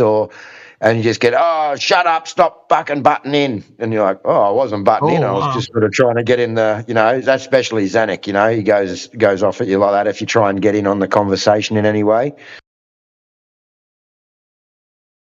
Wow. Out of all of them, this is, that's why I love it here, because out of all of them, I can actually have a conversation with some dudes in here and have a good afternoon. There's no use coming on Discord for me just to sit here and do nothing and not participate. I may as well just go and listen to the arguments on YouTube. Yeah, exactly. Yeah. Well, dogs are gods. That thing that says 24/7 on the Tartaria thing, I don't know. Is that just like a call in to all the people in here to go over there? Or? No, I think it's called 24/7 Tartaria and Cosmology server. Are they trying to make a 20? You can't make we got the secret sauce, boys, in here. This is it. We've found the recipe on how to make this thing work. And we've been doing it for quite some time now, and it's amazing. Like the wide variety of people that we have in here are experts in their fields, and as you know, just like Tembo, I would consider him an expert in like what he does, because he has to be handling the equipment that he does and knows, have to know how to use it if you're going to be, having a business doing it, right? Oh, for sure. So I mean, people rely on that information, like the information that he has, so if they want to hire him to do a job or whatever. But like other people in here are, machinists, builders, like just a wide variety of people, and then you got like, people that are educated in what they know. So, and then you got I don't know, people like Indio that you just go, what? How do you keep this stuff in your head? I don't know. No, Indio's a freak of nature, bro. If you've ever known him, like, he sleeps only 3 hours. Like, this guy, right? He sleeps 3 hours. What do you mean only sleep 3 hours? Remember the last time he said, I've only slept like 4 hours. I go on 4 hours of sleep, 3 or 4 hours? Yeah. Well, it's 3 a.m. here right now, and I got to get up at 6:30, so. See, I don't know, bro. I don't know how you do that. I couldn't function. He's some kind of, like, half machine, like I don't know what. And then he's like a library or an encyclopedia in his brain, so. At that point, how did you remember? Check this out. Yeah, right. He remembered an article 3 years ago, and he skimmed through it, dude. Like when he was talking to dogs, I'm like, how in the hell? Like, is that even humanly possible? Like, you skimmed through an article that you knew like a little bit about because you looked through it. It's like, damn, 3 years ago? Yeah, it was a while ago. Yeah, it was about 2 or 3 years ago. It might have. I think I saw it when I was on the old server. I think I don't know. I mean, I remember like the details of it. I remember they just ran an AI and they wanted the AI to predict like from the image. Like I said, like they were just like matching whatever, and they were like viewing like a cliff or like the top of a mountain from like I think it was like could have been like 6 miles away or something. And I remember being in the desert, so I'm like, I remember enough detail. I skimmed it because what I'll do, I'll skim the article and be like, is this like actually like, is this like a useful piece of information, right? So like, yeah, it's useful. They tested refraction. I mean, it's useful to a degree, but it's not like definitive because it's just like, it's just like someone screwing around, right? Can we use this AI to like, correlate photographs with, some refraction model? Yeah, like great, you did it, but So are we gonna pin down dogs are gods with the refractive model query? if think he he's going to found it or reset? not. I think he's just going to reset. He's just going to. Well, no, I'm saying like 24/7 never forgets. So we're not going to forget. If he comes back in again, we're going to all either, because we all heard his argument.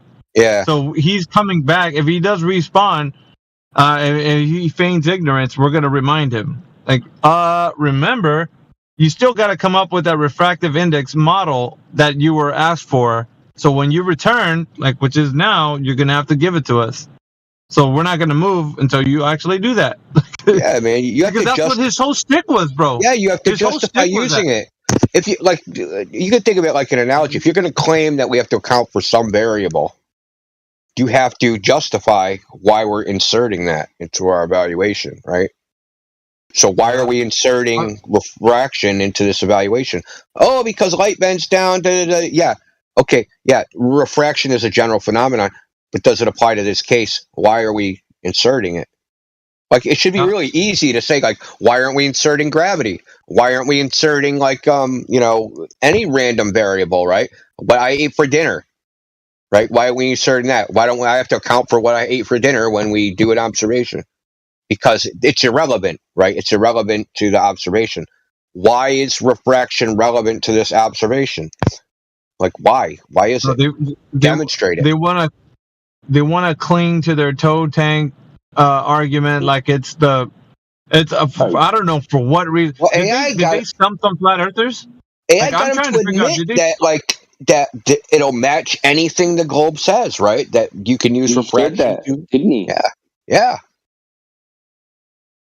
He basically made the claim we're making we're using this to make the globe unfalsifiable. That any observation can be explained away with refraction, no matter what it is. Yeah, what I'm trying to figure out though, because it's like, okay, so it's really high on their burners right now, like all the anti-flat earthers. Like, did they get a gotcha on some flat earther somewhere, and they're like, oh, this is it, we gotta use it. It's because it's been a busted argument already. Like, there's no Sensible came in here, and it didn't go well for him because Mimas was here. You know, Mimas was like, of course, you play back the audio on that. But it's the same thing. Like, they can't gain any traction. Why are they still clinging to it? That's because in my mind, I'm like, they must have stumped some flat earther somewhere, and they got like, oh, this is what we can use now because they don't know how to get around this argument. You know what I mean? Like, it's stupid as well, though, because they've got the wrong curvature measurement of how much they measured, and if they're using he was saying they're using a wire, like a fishing wire, so it's got to be steel or something, so they tension it. So if that sags in the middle slightly, that's going to go down towards the water and make it look like the water's curving up. That's all they've done. Timbo, we figured out what they did. It took us a while to decipher the article. So there's rails. There's something like 40 rails that they welded to the side of this. Yeah. And they're only measuring in between the rails with this wire. They're not measuring the entire length of. Well, he didn't state that though. I know, because he didn't read it. Oh, this freaking guy! He's a weasel, bro. He didn't, because that's what he's doing. Like, you're measuring like a 12-inch section. Honestly, I wouldn't even move forward with any form of conversation with this dude until he takes back what he says and admits that he doesn't know what a fucking hypothesis is. I think that ain't never gonna happen. I'll just say, if he did that, he'd burst in the flame, dude. That would never happen. Him concede, no way. It's never gonna happen. Bro, you got him dead to rights on that point right there. Because he didn't say that. Like, none of us were, because it sounded like that's what he was talking about. That's like that little hidden gem, like, because he didn't take. What is it with these guys? What are they? Me and AI were going through it and reading it in the chat, man. It took like all 6 of us, 20 minutes to even decipher what it said. It's so poorly written. But what it ended up being is they took this little line, right? This freaking nylon line, and they stretched it between the rails, right? The rails aren't like a continuous section. There's gaps in them, so they have to be at the exact same height, right? Because when the guide for the rails, right, so it's a tow line, it's going to skip this gap and it'll jump to the other rail, right? So it's because the boat's moving, right? So it's going to, but if it's not aligned, then it'll bump it or drop, right? Like, you know what I mean? Because it the momentum will carry it to the next rail, but it'll if it's with the second rail is up too high, then it'll hit it, right? So they're measuring the boat, so they'll get like what they said, noise in the data. So they took this nylon string and pulled it tight between the rails, and then looked at it with a microscope. But like when you look at like their image of the microscope, it's like you can't even tell what it is they're measuring. Like what are you actually looking at? Well, how what I'm trying to figure out too of a millimeter, like it's minuscule. Think about that minuscule measurement, right? And then on the top of that, like the way Indio, that what you read from the article, the guy was on a freaking pontoon that should be, if you're on a pontoon, things undulating on the water, that undulation, and then you're eyeballing it. Come on, man! And then seeing that little tiny amount of whatever you're trying to measure, and that just. How is this precise? Like, it can't be. Like, there's just on the basis of how they're trying to do it. It's all based on assumptions. There's no other way around it. Like, doesn't make you can't any get sense. precise that way. Not the approach. The approach that they took wasn't meant for precision. It just was not. Like, you can't. Even on the argument of precision, you can already state, because like when you were reading the article, I was listening to it. And none of it stated like they were using words that were like these precise ways of like getting down to that millimeter. You know, it's like you can't, just based on how they're going about doing it. Nothing there screams to you precision. Like there's no. How are you extrapolating that? That's tolerance.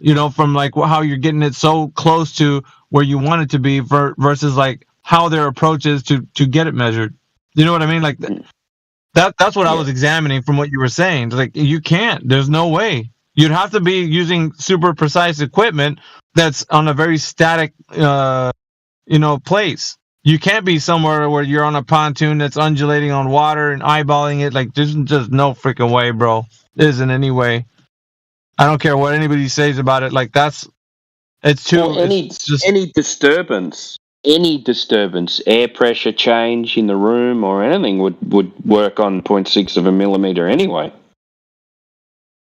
I don't understand. What's the size of that? What are we talking about? Like 0.6 of a millimeter. So it's like half a millimeter. So I think an inch is 33 millimeters. So it's like relative size. What is it? What could you compare it to? A sheet of paper. A sheet of paper? Around about, yeah. A thick sheet of paper. Like, that art paper, they're called cartridge paper. That'd be like half a millimeter. You could measure, you could see that shit eyeballing it on a pontoon. Like, Oh my God. That's just no way. There's no way. There's no way. How are you going to see that? Construction paper. For the Americans, construction paper then. Yeah. Pretty much. No, that's not. It can't impossible. Be. Is it like? I mean, guys, you tell me. Do you think it's possible? Just stating it the way the paper says it. You think you could actually see that? By it's hard to decipher even what they actually did from the paper. Like look, if I read that paper and tried to replicate their process, like some of the stuff is like unclear, like what they're actually trying to do. Like, okay, so they took this piece of nylon and they stretched it tight between the freaking rails. Yeah, and what? Like what does that do? Like, but it doesn't matter. There's always going to be sag, always, because of the weight of the nylon. So it's even though they say, oh, there's no weight in the nylon, there is weight. So if you've got what distance are we talking about? Was it the 170 meters or was it over a smaller section? 130. No, it's over smaller sections. See, that's what threw me off too. Well. You see, Timbo, that's the thing that threw me off too, because he didn't state that when he was saying it. So when you were saying the 170, and I was like, oh, that doesn't sound right. Like, especially if you're using nylon, like you're not going to get. Let me read it. Okay, so the rail alignment in a towing tank is a very important process, must be carefully thought through. The misaligned rails can lead to a bumpy ride and noisy measurement.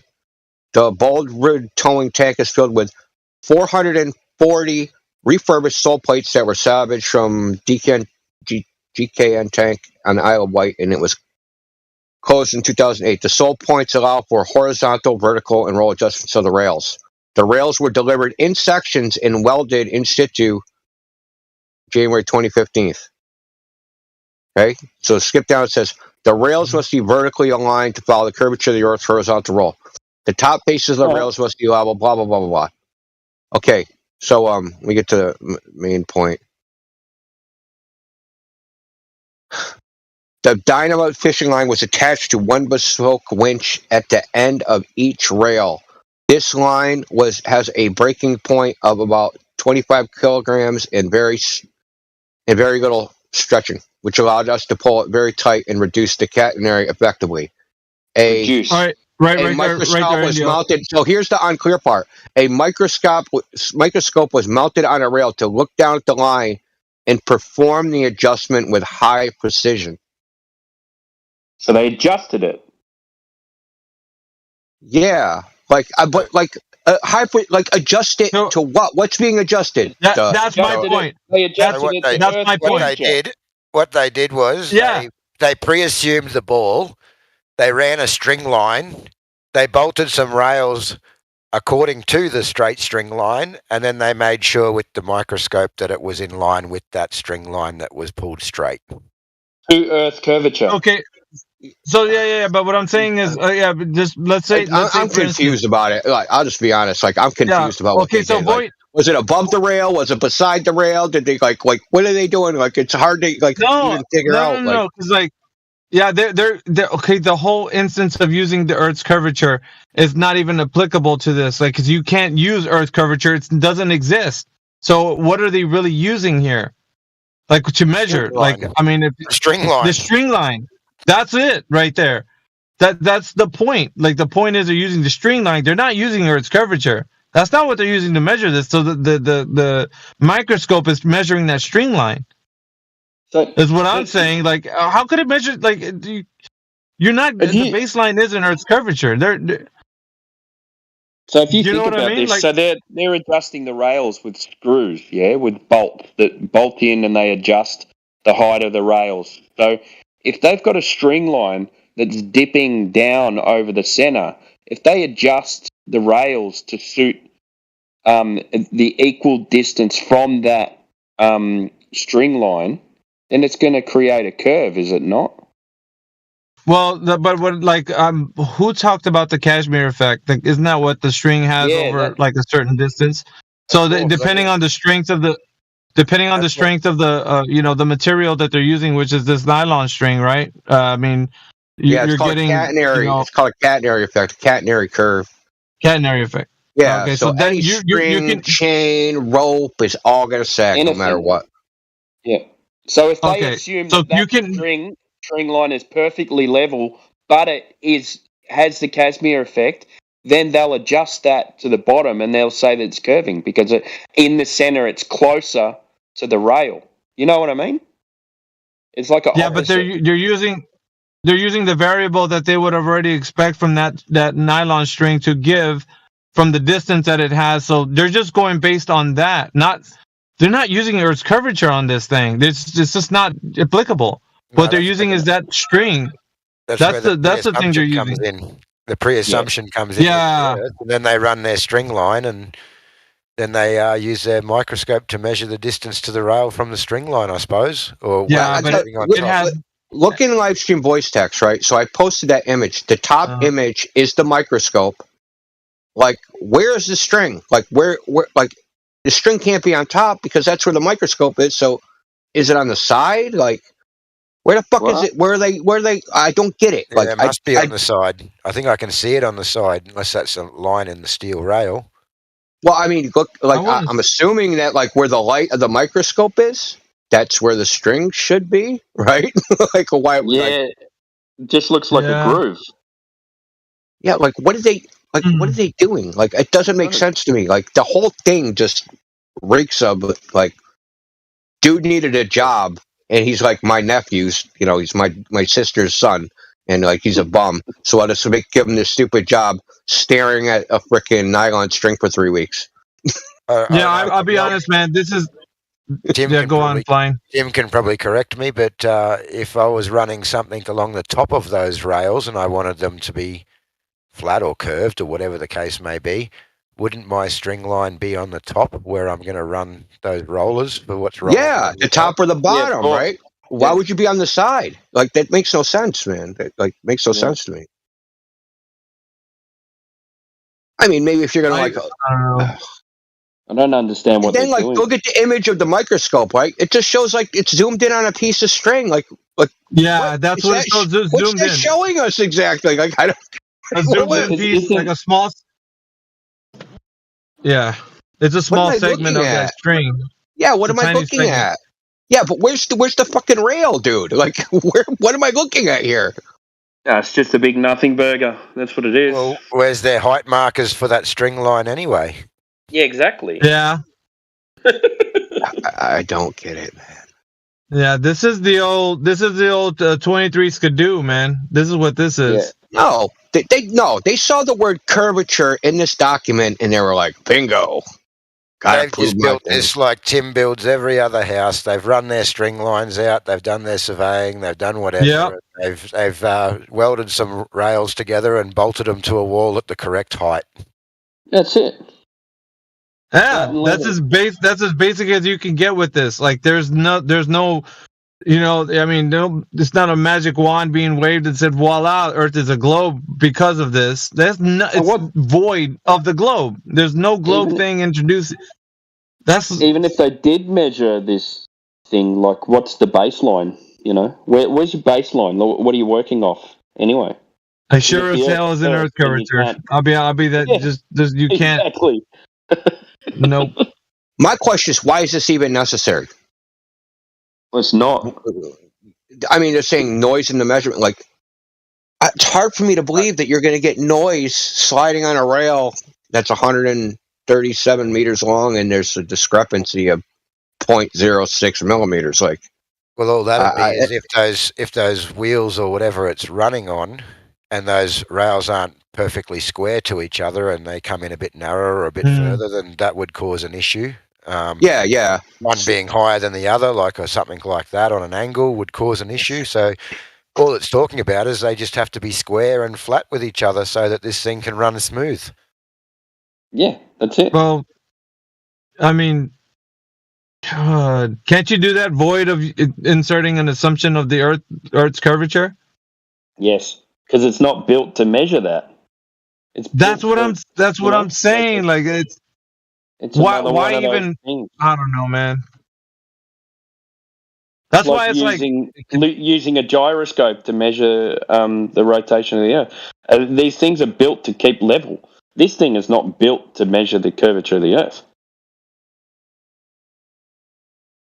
so it can't be used to do that. Why are we even? Why is this even a discussion? I don't know, man. Oh my god! Like Indio said, it doesn't even what he read out of the what they're doing doesn't even make sense. Like, what are they explaining? I have no idea. Like, I mean, obviously, when I was hearing you guys first talk about it, and I was like, "Oh, this sounds interesting," at the very beginning. But diving into it already, like, as long as we have, it's like, really, I mean, I just want to figure out in what way is the Earth's curvature coming into play, as in, like, when they talk about it, like, oh, we really needed to know this because the Earth's curving at a specific rate, so this kind of actually helped us. And it's like, it's void of that. They're just assuming the Earth's curvature is in some way playing part of, like, why they would even, have a measurement. For this tow tank. The claim is the tow tank wouldn't work if it didn't account the curvature of the Earth, but that's another bullshit claim. It just has to be level. It's a bullshit claim, man. Like, the boat's sitting on top of the water, whether there's rails going up and down or wherever the hell it's going, the boat's just going to sit on top of the water and follow. Level. Yeah. And then they'll change level. But think about it. Earth's curvature, right? and they say that it's so minuscule that you couldn't even see it from like, let's say a 3 mile range. How big is the boat? It's not 3 miles.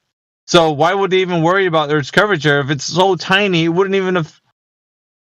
So then they're saying, so the other side of the mouth would be that Earth's curvature can be measured because it's so minute. Like you could actually measure the curvature of the Earth because it's small enough to where it would affect the boat. Yeah, and they made this right to suit the Earth's curvature. So it's obviously not so minuscule that you can't measure it. There what it are is. they talking about? Their full claim. It's a double-edged sword. It's a double-edged sword for them. By FTFE, and the full claim is that when they built this, they had to account for the curvature of the Earth, or it just wouldn't work. And that's the answer. It just wouldn't work if they didn't do it. Okay, that's a horseshit claim. That's just utter. But even if that does he know what they're actually doing? They're just dragging a boat through water. Like it wouldn't drag boats through water if they didn't account. Like, are you dumb? No, I know. Like what they said is that they're doing it to reduce noise in the measurement. That's right, it. but you couldn't turn this right back around and tell them, okay, so you're saying that they needed to measure the curvature of the Earth with this, thing that you're trying to talk about here, but why, if it's that small enough, it's like the size of the boat, well, you could just measure a distance of the boat, and find out curvatures there, right? The thing is, so you have one scenario, one set of measurements, if you build it some other way, is going to be noisier. That doesn't mean that it makes it unmeasurable. You just have to do more runs, right, to average out the noise, right? So you would just, instead of testing it 10 times, you test it 30 times, then you can average out the noise. You know what I mean? You can use mathematical methods to get rid of the noise, right? Yeah, doing Fourier transforms, basically. They just don't want to go down that path because that just proves their thing. They have no argument, so their argument is that it just wouldn't work. Just can't work, man.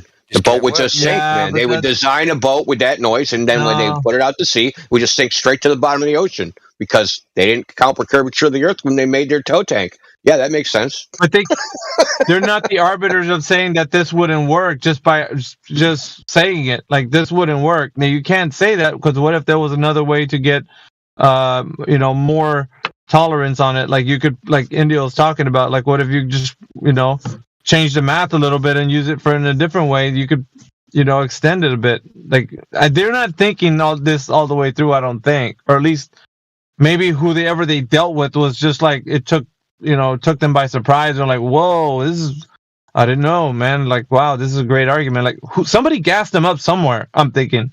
And they're running around with this argument, like, so far, it's just like maybe the third person we've heard already using it. Because we got FTFE, now we got Mr. Sensible, now we got Dogs Are Gods. Like, they're using this argument, and it's just like, it doesn't have legs. There's nothing here. Gosh, man. Yeah, the first time I heard it was Whitsett and FTFE going at it.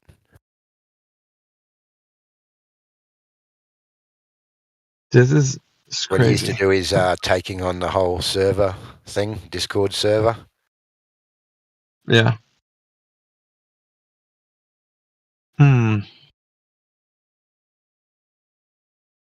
It's crazy. So here's the funny thing that we figured out that is kind of hilarious, that kind of destroys this entire thing. It says the rails must be aligned vertically to follow the curvature of the Earth horizontally and in roll. In Southampton, the sagita for the east to west oriented tank of 138 meters is about 0.6 millimeters. Well, the math says it's wrong, though, isn't it? 0.37 millimeters. Yeah, so that value's wrong. So I guess it just didn't work when they did it. Like, so I guess they built the tank to the wrong specification, and I know, like, they did a bunch of stuff, and because nobody told them. This is like they didn't know about the Van Allen radiation belts and didn't die in them because they weren't told about them. I wonder how many boats are sinking now. Yeah, there's a lot of boats at the bottom of the ocean now. Like, I was Lloyd's just of London's about to go out of business.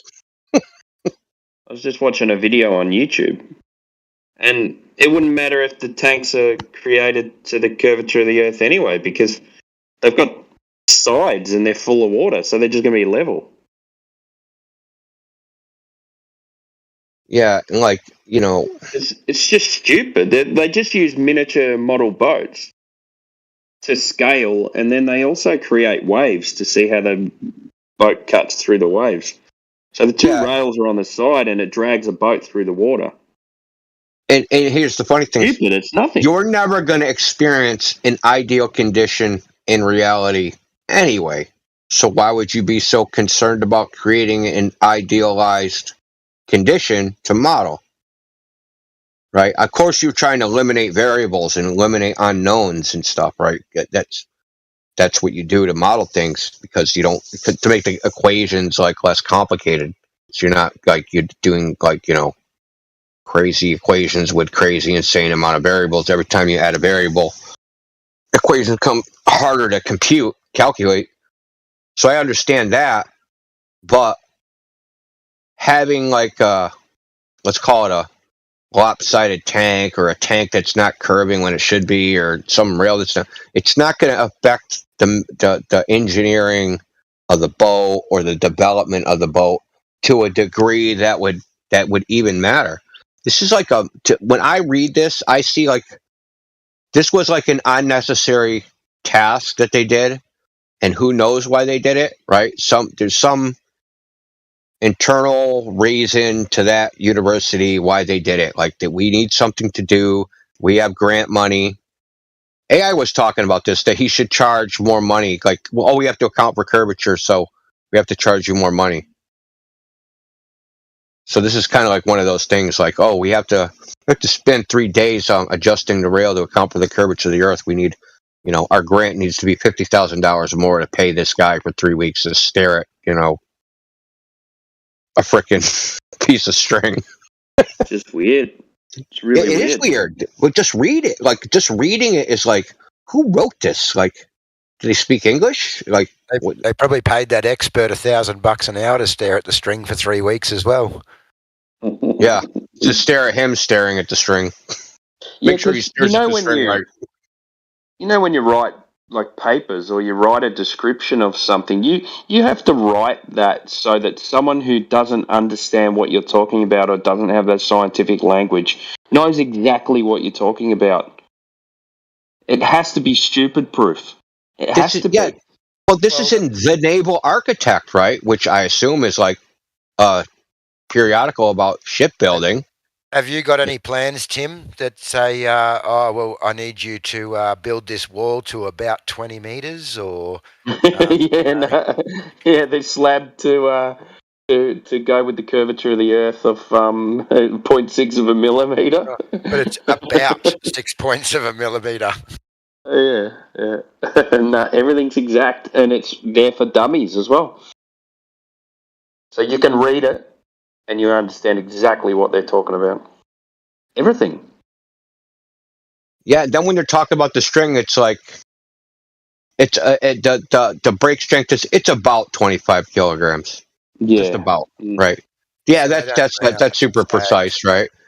And we don't think it really stretched that much, right? It had minimal stretching. Like, how do you know that?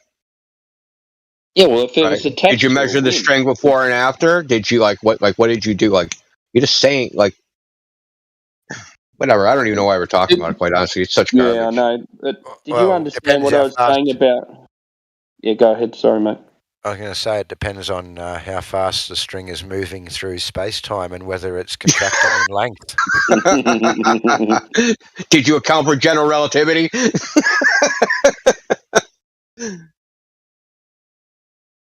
So, did you understand what I was meaning about when the string dips?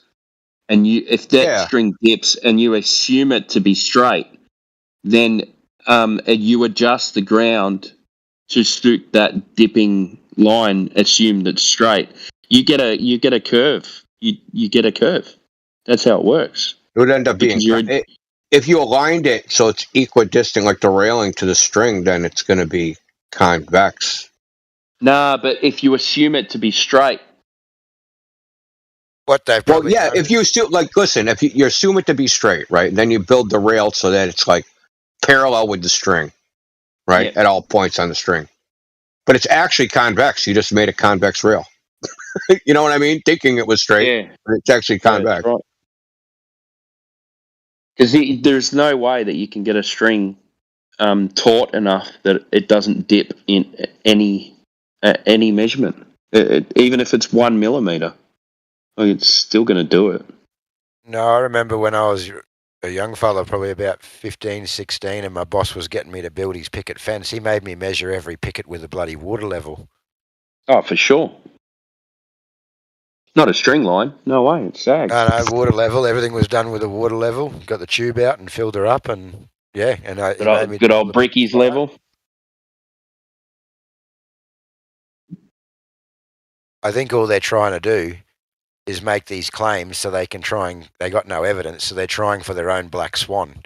And if they can say, oh, look, this just wouldn't work otherwise, then that's their black swan, isn't it? Look, you cannot do this unless the curvature is accounted for, therefore it's the Earth's a ball, here's our black swan.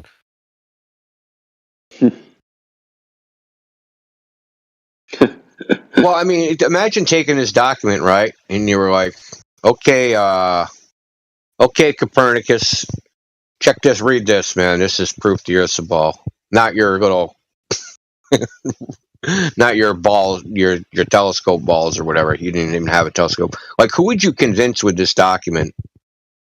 Like in the past, I don't. It's so poor quality, and like the leaps of logic you have to take is nearly boundless. I don't understand why they would push this. Like, it doesn't make sense to me. It's not good. It's like pushing Eratosthenes.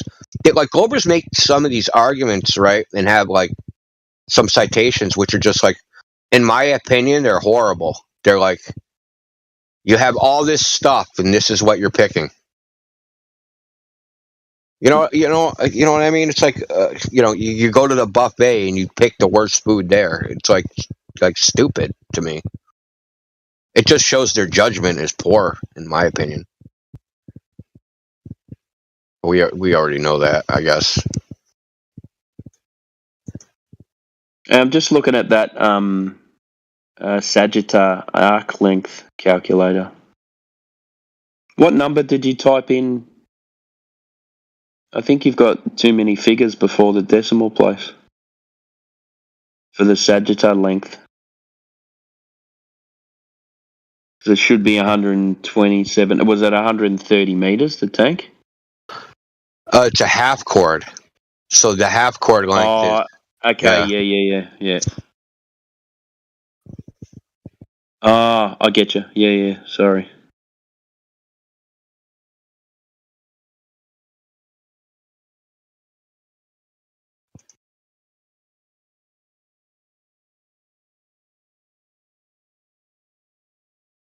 Yeah, so the number's off. So like, how did they like? I think like they probably bring this up as like just because it's so obscure, right? And if they get in a debate with somebody, you just whip it out, right? And then nobody's ever heard of it. And then it has the word curvature in it, and they just, oh, look, it has the word curvature in it. They proved the curvature. Look, curvature. Page 1, word 53. That word curvature. That obviously they measured curvature. That's proof. And then they spend the rest of the time like, what are you saying? They're all lying? What, they all just made it up? What, do you think it's some big conspiracy? Like, no, I don't think any. Yeah, well, you can't argue against it if you don't know it, and the way that they explain it, kind of mischaracterizing what happened, basically. Even when Mr. Sensible was explaining it, I was going, "What the fuck are they talking about? What is this stupid toe?" I don't think they understand it, because listen, we sat in here for like 30 minutes, and I still don't understand exactly what they did from that document.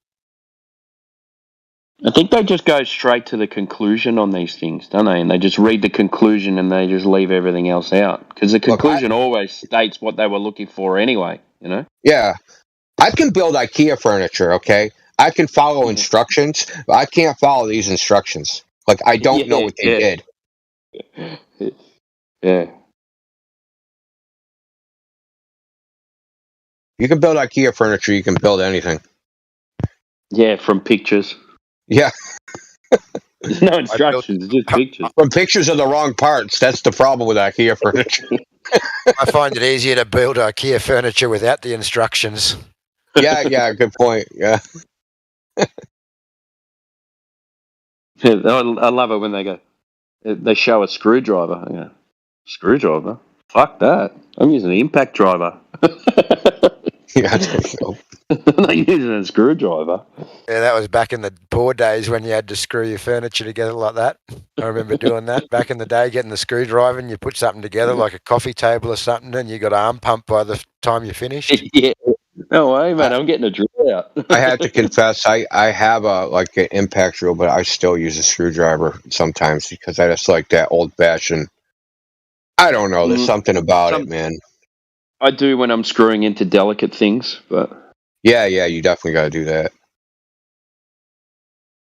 They don't make the screw heads like they used to, though. So screwdrivers are a lot harder to use now. The screw heads are different. Yeah, they'll break and shit. They'll break right off. Yeah, they strip the end of your screwdriver. They're actually now made for impact driver bits. They're a lot deeper. Yeah.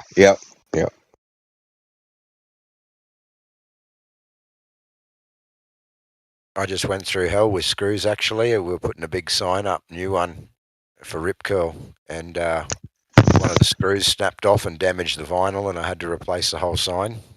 So it was an extra day of boom lift hire and $1,000 sign. It was great. Another day of wages. And go your profit.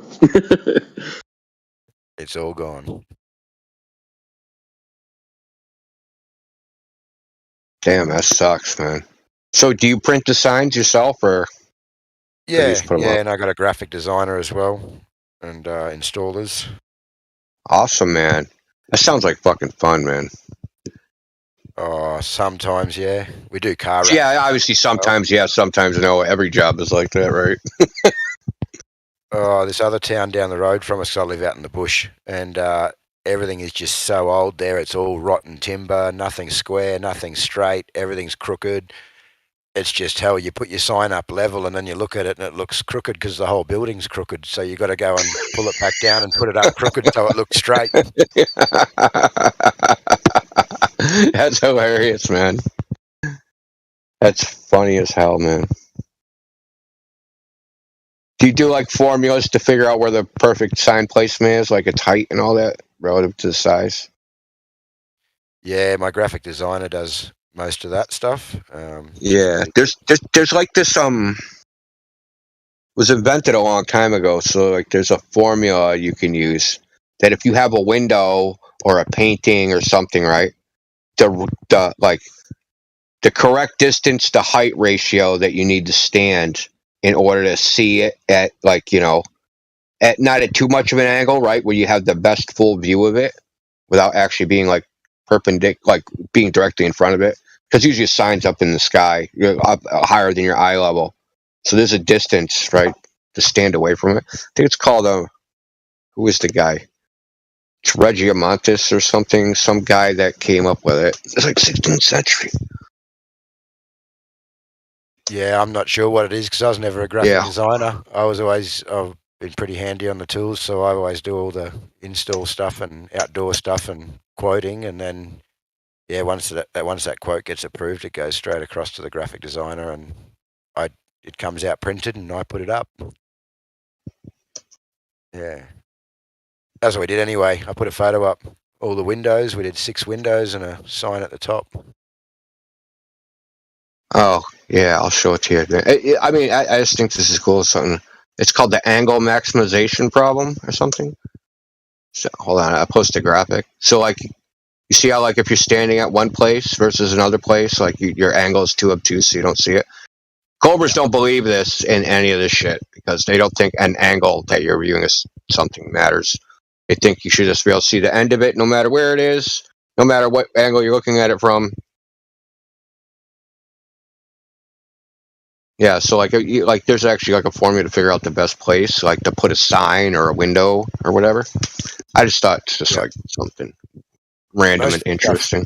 Most of the stuff we do, we're replacing all existing stuff that's already there. Yeah. So you're not really just deciding like where to put it or whatever. No, and the couple that we do, it's usually the clients that make that choice. They come out and have a look, and we'll recommend a spot, and they'll say, "No, I want it higher, or I want it over there," and say, "Okay, no worries." You should charge them like extra $100 to do like a precision calculation on where to put to place the sign. Oh, they already whinge about every cent. Yeah. You mean you're not eyeballing it from a pontoon? Yeah, we want you to put your sides up from a pontoon, or just fill the back of a pickup truck with water and take a little rubber raft and just stand on that. The new globe evidence measuring fishing line. What the? Eyeballing it from a floating. Wow, man. They're reduced to that, man. Measuring fishing line, bro. That's how you know the Earth's curving. See, the new tactic is like to give you cognis from their cognis is so bad that it gives you cognis. No shit, bro. Damn. It's bad. I mean, wow, bad.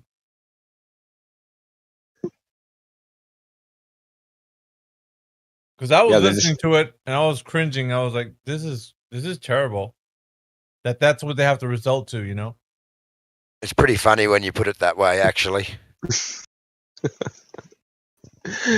Yeah. It is. It's like a form of gaslighting, right? Like, I'm just going to say something so crazy that they go crazy.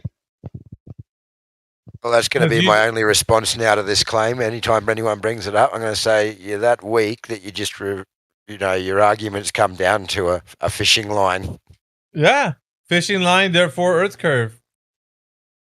Oh, wow. That's awesome. Right. Hey, don't stop there. Therefore, evolved from monkeys, Big Bang, evolution. Like, we can get it all. We can all from that fishing line. It's amazing. Wow. The fishing line of science. I was going to say science of fishing line, bro. I struggle to catch a fish with my fishing line, let alone tell the shape of the Earth and Big Bang Theory. Yeah, man, you just need 130 meter fishing line or whatever. That's all you need. And just pull it tight and you're good to go. I don't know why they didn't think of that before.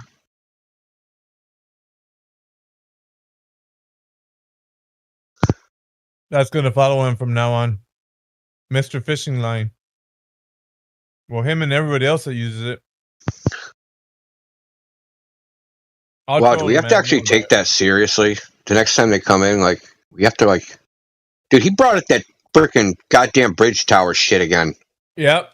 Next time he comes in here, man, that's going to be my focus. I'm going to just dismantle that shit. That's nonsense. Why was he talking, we didn't touch on that too much, I don't think, because we're too busy. But he kept saying it in passing as if when he came in here last time, he proved that to be the case. No, you didn't, dude. You lost that twice. You lost it 2 days in a row. He was telling Jeddah that, I think. He was trying to get him on that. Yeah, the stupid bridge tower. I don't know, these talking points don't help their case one bit. That's all I'm saying.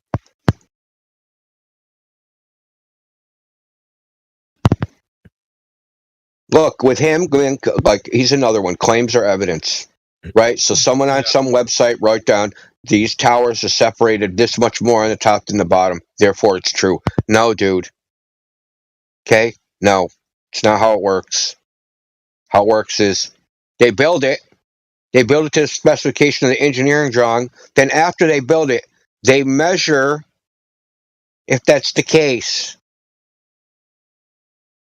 Well, I noticed today that someone posted in here. I don't know if it was you, Indio. It was someone did though. The what is it? That other movie, The Convex Earth. I know that they used a surveyor to measure between two buildings, but I've never asked anybody what was everyone's thoughts on that actual video. The video. Well, this is what I thought. I'll just tell you what I thought at the time when I saw it. I don't like some of their conclusions about Blue the alien and like their convex Earth thing, but I'd like to see the data that they generated with their like measurements and stuff, because they were supposed to release them, and I don't think they ever did. So, in lieu of that, I reserve judgment. I'm not gonna, because they're just making claims, right? Like, did they actually do any of this stuff? If their claims are true, that's awesome, right? It's another freaking nail in the coffin, which the coffin has almost no wood left. There's so many nails in it, but I don't judge. Coffin made of all nails. Yeah, it's in.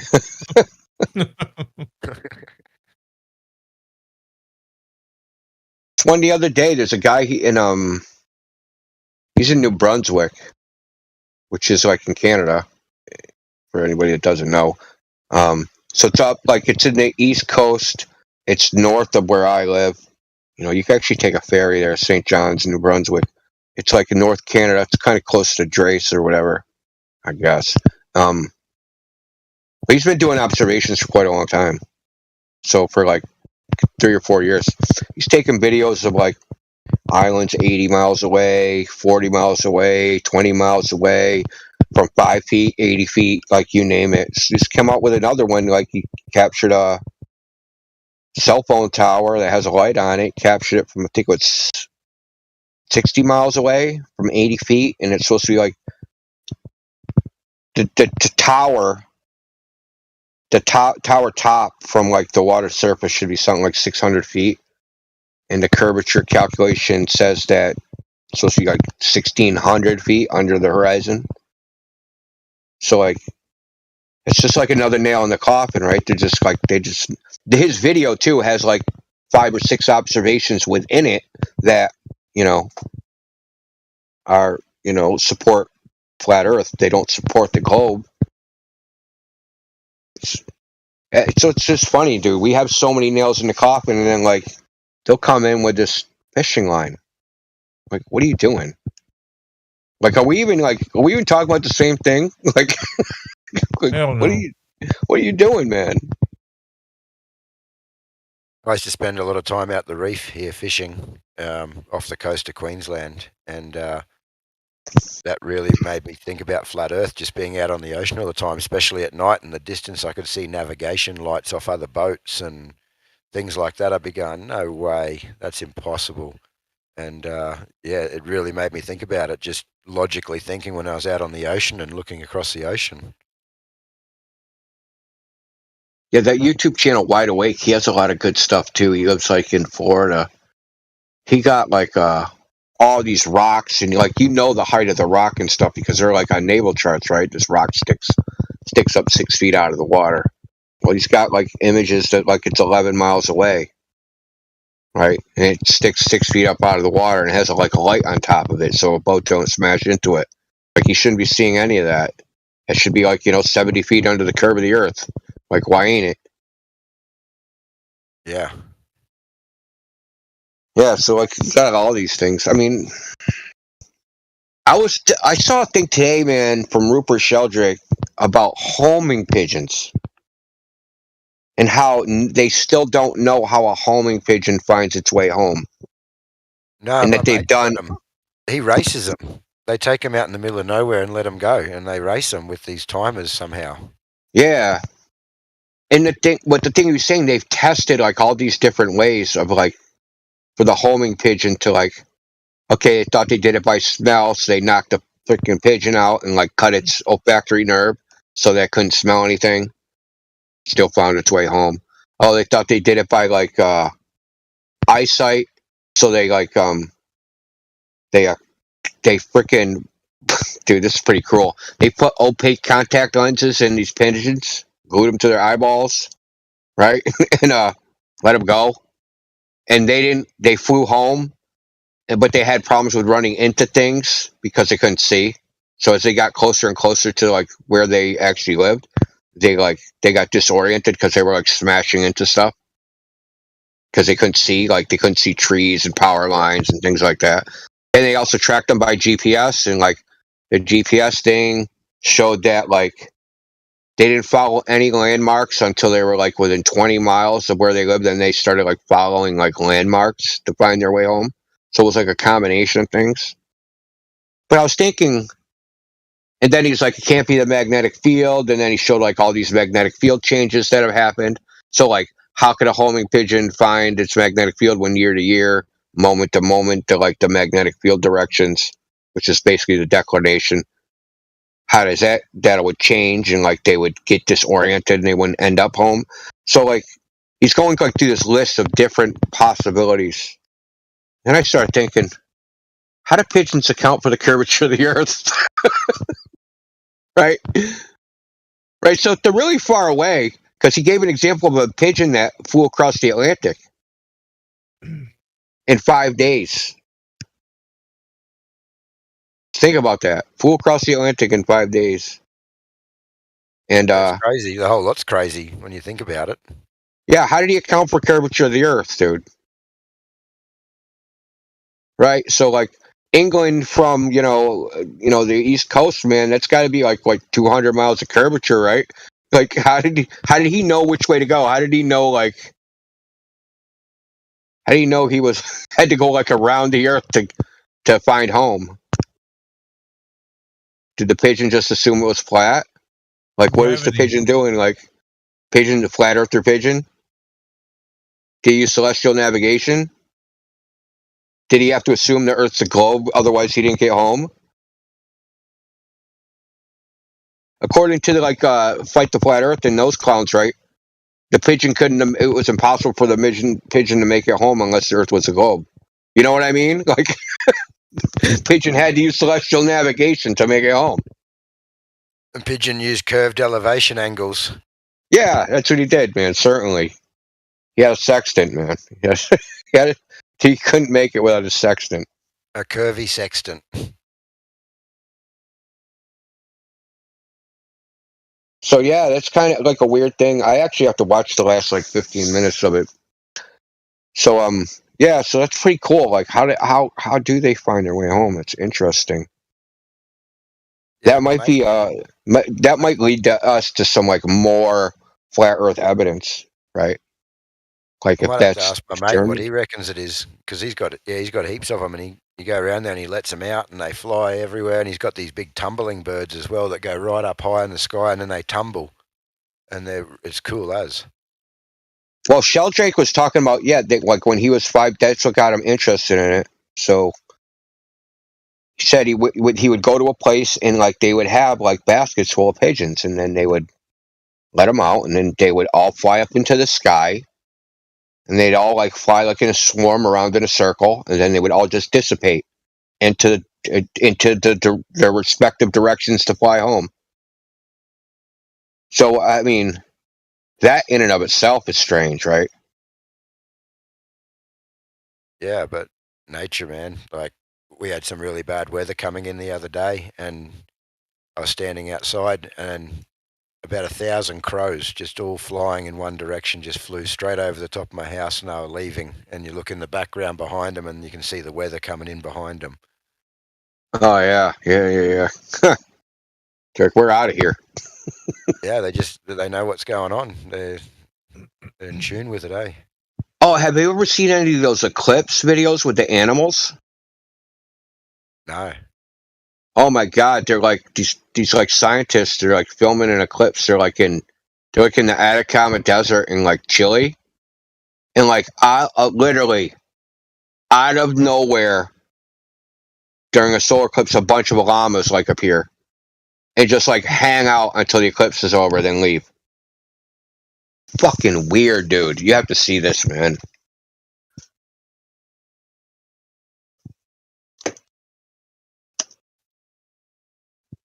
It's crazy. Post it up, Yeah, man. Yeah, I have to find it real quick. The last eclipse that happened, it was really eerie. All of the animals got really quiet. The birds weren't chirping or anything. It was disturbing. Just this eerie silence.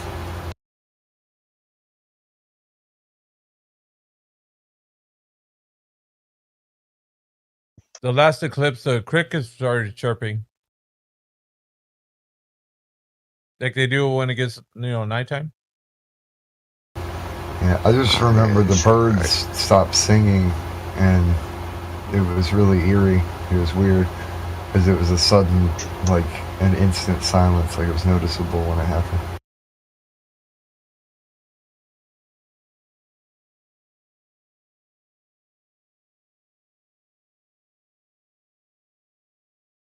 Hey, this is lame, man. I'm having trouble finding it. I also remember seeing weird shadows, like when it was, under the trees. It was giving off really bizarre looking shadows.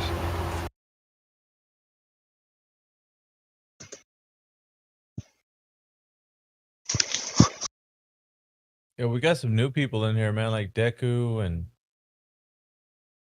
Oh, water's muted. I don't know why. What's up, Deku?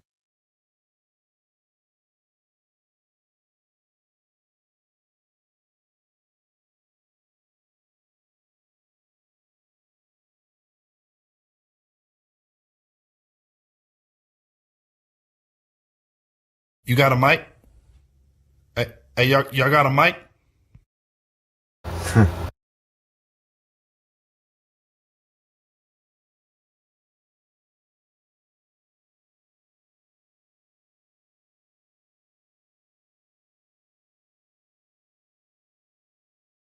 He posted in the lobby. any English? He posted in the lobby. He said that he's just listening.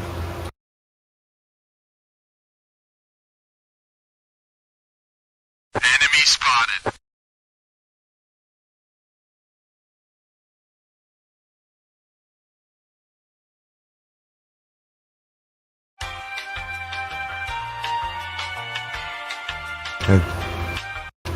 In the lobby, there's this guy named Wesley Interviews. Oh my god, that guy's a train wreck, man. He's an alt account. Look at his profile. Okay. I was just thinking, with the name Interviews, you should be more than willing to jump in the live stream.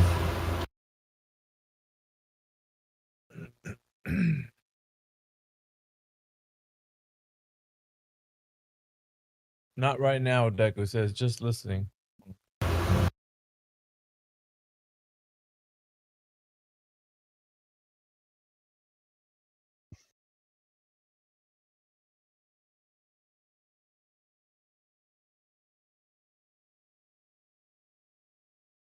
Oh well.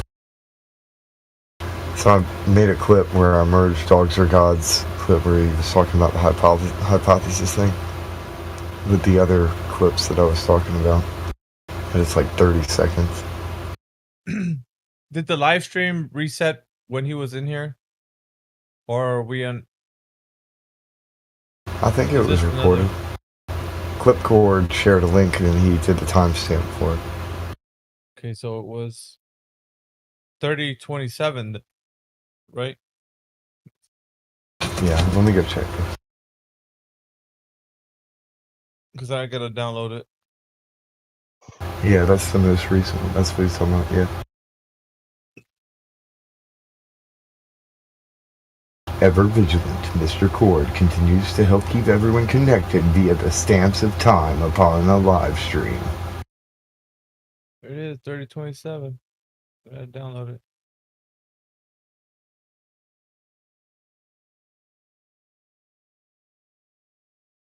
Yeah, I took some clips from the dinosaur train show that I was talking about, and I merged it with him saying that you don't prove you don't prove a hypothesis in science, buddy.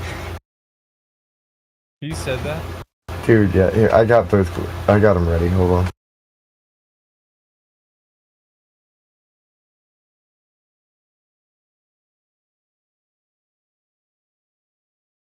You don't prove the hypothesis in science, buddy. And I added that with another clip, and a couple clips. I thought it was a little funny, but it's also kind of cheesy. Okay, I found it. I found that Eclipse video. It's in the live stream. Flying high. It's about 30 seconds. Yeah.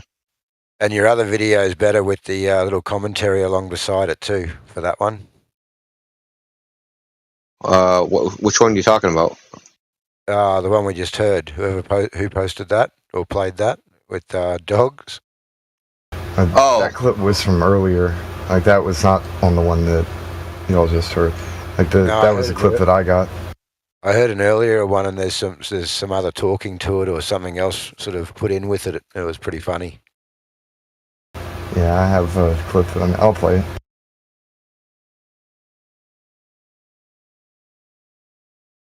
So you said he has a live stream going on? And my name's Buddy. That's pretty funny. Buddy has a hypothesis. You don't prove the hypothesis in science, Buddy. I have a hypothesis. You mean an idea you can test? You don't prove the hypothesis in science, Buddy. Good hypothesis. Oh, but Buddy, how could you test that hypothesis? I know. You don't prove the hypothesis in science, Buddy. That's funny. That's awesome, man. Dude, we just need some background music now, man. Wow. Yeah, I can't believe he said that, man. Dude, just get off the internet. Get off this topic. Go talk about politics or something. Go away, man. We're taking away your science card. He needs to go back. He needs to go back to kindergarten and watch Dinosaur Train. Well,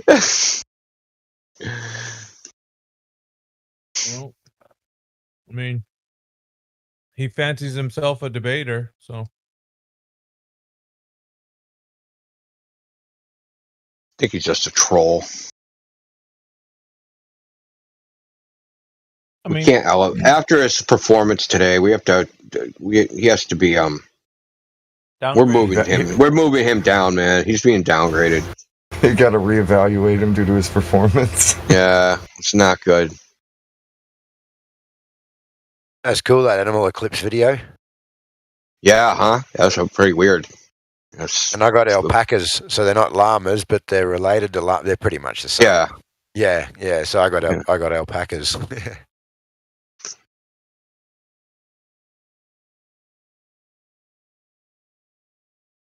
Yeah, llamas look like their fur is like woolly, kind of looking. Yeah, as a wool, we have to shear them. Hey, we got. Oh yeah, that's right. There's a lot of llamas in Australia. I forgot about that. You guys have tons of them now. We have Furkin to just join the chat. Furkin, you there? Yeah, hi. Hello. What's going on, man? That's not Furkin. Yeah. That's Furkin squared. Furkin squared. It's actually Furkan. But Furkan squared. No, it's Furkan. Furkan, what brings you by 24/7 Flat Earth Discord, bud? Well, actually, last night there was a pretty heated debate. But it wasn't actually a debate. People were, British people were humiliating each other. Okay. Yeah, and I don't know. I just that's what British people do, man. Like what? In world news today, 2 British people insulted each other. In other news, I came in here to listen what's going on. Where was the debate? Do you remember their names? What were the names of like people involved? I have no idea, but a lot of people in here, I think they were also here last night. I don't know. Well, I wasn't. That says a lot. Thanks for the hyper specificity.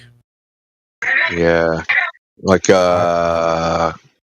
quit your job as a news reporter, man. You're not good at it. Exactly right.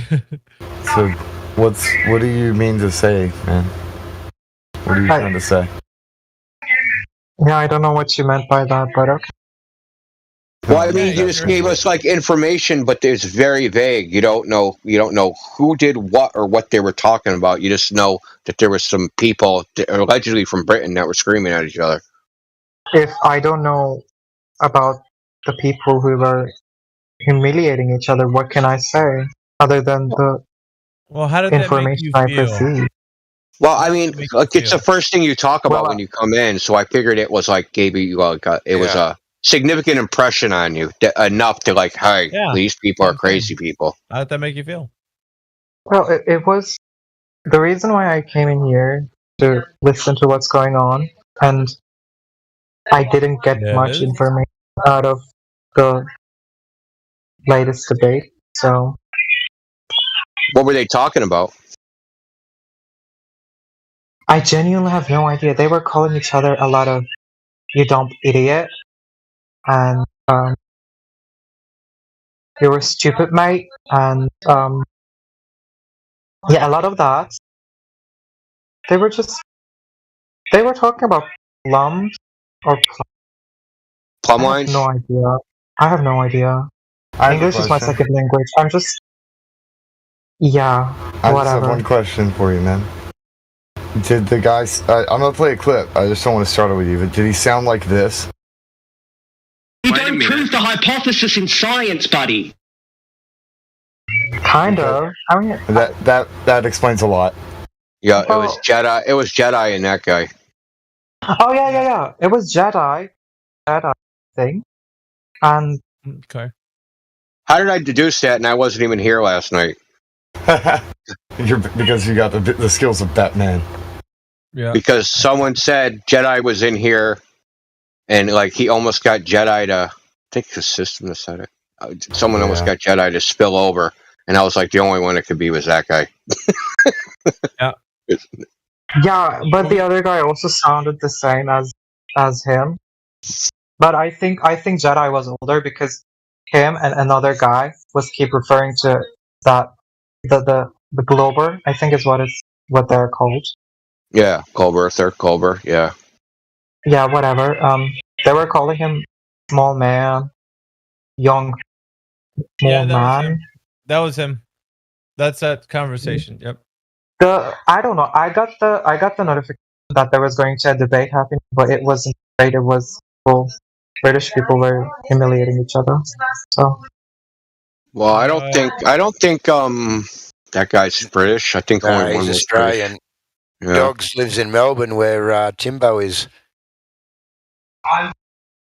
I cannot differentiate between Australian and British. That's okay. Yeah. Okay. Yeah, it's fine because the British and Australians are at war too, so it doesn't really matter. I'll have a cup of tea and a scone. It's all good. Yeah, a cup of tea. Yeah, we ain't all about the drama here. Yeah, we ain't about the drama. I mean, thanks for the information, but we kind of already knew that something went down. Yeah, but whatever. For sure. Meanwhile, back at the ranch, we got Ruzi that joined the chat. Ruzi, what's going on, bro? You there, Ruzi?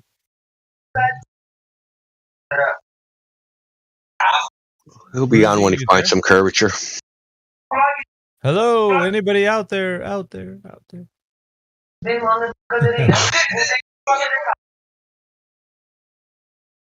So what kind of debates is he still on here? Yeah. So what kind of debates do you like, Firkin?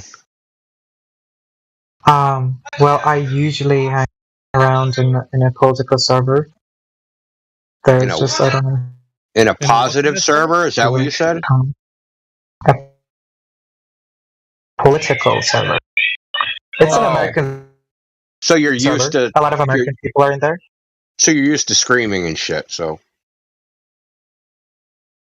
I've been in politics servers. Usually there's just a bunch of screaming. In that server, no. So everybody likes each other in that server? Is that what you're saying? No. Well, it's kind of right-leaning. And right of what? Usually, like American version of right? Like the American version of right versus left, or like the overall? As I said, it's American based. It's server, so it makes sense that it would be American version of it. So yeah. All right, So that's if fine. you didn't, so if you didn't learn anything from the debate and you wanted to come in here to learn, what are you here to learn? What are your questions? Well, honestly, I don't really know much about flat earthers and stuff like that. I don't know. Well, basically, Well, what do you think comment the shape of below. the Earth is, or do you don't have any opinion on what the Earth is, like at all? Period. I think it's a globe. I didn't give much thought to it because I just simply don't care. Simply don't care. You live on this. Yeah, I care. Earth, you don't care. No, I don't. I am more interested in stuff that are more related to human relationships and relations. Well, yeah, the Earth you live on is directly related to that. Because how can you have a relationship with somebody if you don't even know where you live? I mean, it doesn't come up, and So it doesn't then if- come up when I. It so doesn't then come if up when you- I talk about identity politics, whether the Earth is round or not. So then if it's about relationships, shouldn't there be honesty in these relationships? Wouldn't honesty be important? I mean, as I said, if the question of or the topic of Earth being round or flat would ever come up in identity politics, maybe it would be important. But if it doesn't come up, then it doesn't come up. So it's not important that you've been lied to your entire life. That doesn't bother you. Yeah, it's all cap, bro. Fukan, it's cap, bro, because you're here. It's all cap. You know that you're intrigued just like the rest of everybody who straggles in here. Well, it's all cap, Fukan. You know it is. Yeah, you gotta at least admit that much because you were curious to come in here. So I'm intrigued to listen to other perspectives, for sure. Yeah. That's why I'm here. That's why I joined. Well, yeah, but like that's the thing, though. If you're intrigued, then there must be something about that topic that intrigues you, which is that people think that the Earth is a globe, but it's not really because there's no evidence behind it. So everybody has been told that the question was related to. Well, the question was related to whether Earth is round or flat, and I'm not interested in that. I am more interested in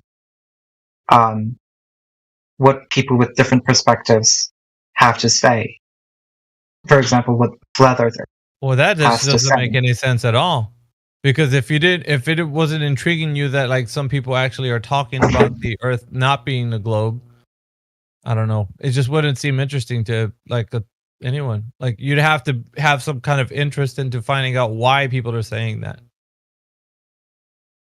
I do have an interest in why people are saying that. I just don't care in my day-to-day life whether that doesn't make any. That's a doesn't come to my mind. It doesn't come to my mind in a day-to-day. If you let me speak, it would be really great. Thank you. If it doesn't come to my mind, why you're not elaborating why you're just telling us the same thing over again.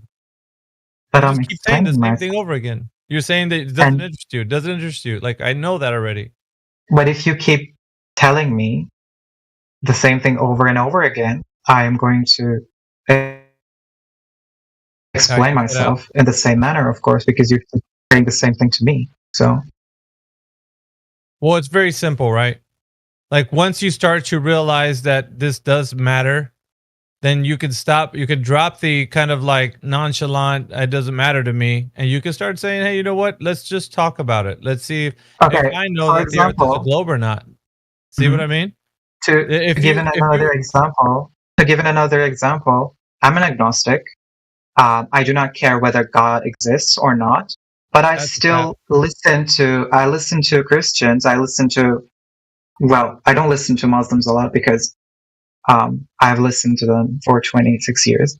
I've listened to Christians, what they have to say about their beliefs, but that doesn't necessarily mean that I care whether God exists or not. I care about what the individual's perspective on that topic is. No, that's cap too. And if Like, that's not okay, let me tell you the the psychology thing is, behind all of this. no. Don't please don't Because tell me no, anything yeah, because I after do. you Because call what like I say Furkan, cap, no. The thing is, no. the thing is, you're just The thing right is, now. I don't care. You're The just thing, yeah, the thing you is, do. You wouldn't be when you here, call what Furkan. I say a lie, call what I say a Calm lie. down, It is. Birkin. I It's don't not a lie. care. You No, just no, you no. don't want to admit. You don't want to admit that the truth behind what you're doing is really you're leaning towards these ideas because they intrigue you. Otherwise, if you didn't really care like you say you don't care, you would not even be in here. You would be like doing other things, but you don't. You're here and you're also listening to Christians because things that they say are intriguing you. That's the truth. And whether you say it is or not, you're still here, which means that you're interested. So it's all cap that you're saying you don't care. So it doesn't matter what you say, you are here, which means you have interest. That's just the plain and simple of it. And you I can have say an all you interest want. in what people's perspectives are. I don't have an interest in whether the Earth is round or not. Just like how I Yes, don't you have do. an interest Yes, you do. in if God. Okay, Yes, you do with if you're God not too. gonna Same thing. It's the okay, if same you're thing, not gonna Furkan. acknowledge what I'm I am you're not gonna acknowledging it. acknowledge. Okay, you're calling it a cap Yeah. for whatever Cap. reason. You believe that I'm lying to a Yes. stranger online for No, whatever I'm not. reason or whatever. No. Cap means lie. Okay. Yeah. I know that much Lie. American slang. I know that much American. So you are saying that for some Yes. reason I am telling a lie to totally strangers online for whatever reason. No, to yourself. Not to us. You're not lying to us. Okay. I know why you're here. Okay. But Such- you're lying to yourself. Such You're saying that philosopher you are. I'm only Such here. a I'm only here to philosopher you listen. are. Such Yeah, philosopher you're you are. saying It You seems you're saying I'm literally only just cracked the code. Furkan, Good job, man. it just Good sounds job. it just sounds a little bit contradictory when you say that you're here to hear somebody's perspective and what they believe about the Earth being flat, but you don't actually care whether the Earth is flat or not. I don't Yeah. really have an interest in something that I don't really care about. You know, if I don't like the football, I don't just watch it for the hell of watching it. I won't watch it. It just Okay, sounds and contradictory. That's why It we just know. sounds That's what you contradictory. do. Okay, that's what you do. Okay, That's what another most people example. do. That's what normal people do, Furkan. Everybody does Another that. example. Okay, another example. I don't care if America is burns today, but I still care what American people has to say, what their perspectives are. I still care, and I care to listen to what they have to say, So that's even though I don't contrary. necessarily care if America burns today. Yeah, That's a very interesting way of saying Hang on. that. That's cap. You don't care whether the Americans live or die, but you're interested in what they have to say. That is insane. That's contrary. In the same sense that it's not going to affect my life. So in So my you day-to-day say. life. So you say. But I It would may say not that affect your day-to-day life, but you should have Right, so- compassion for people.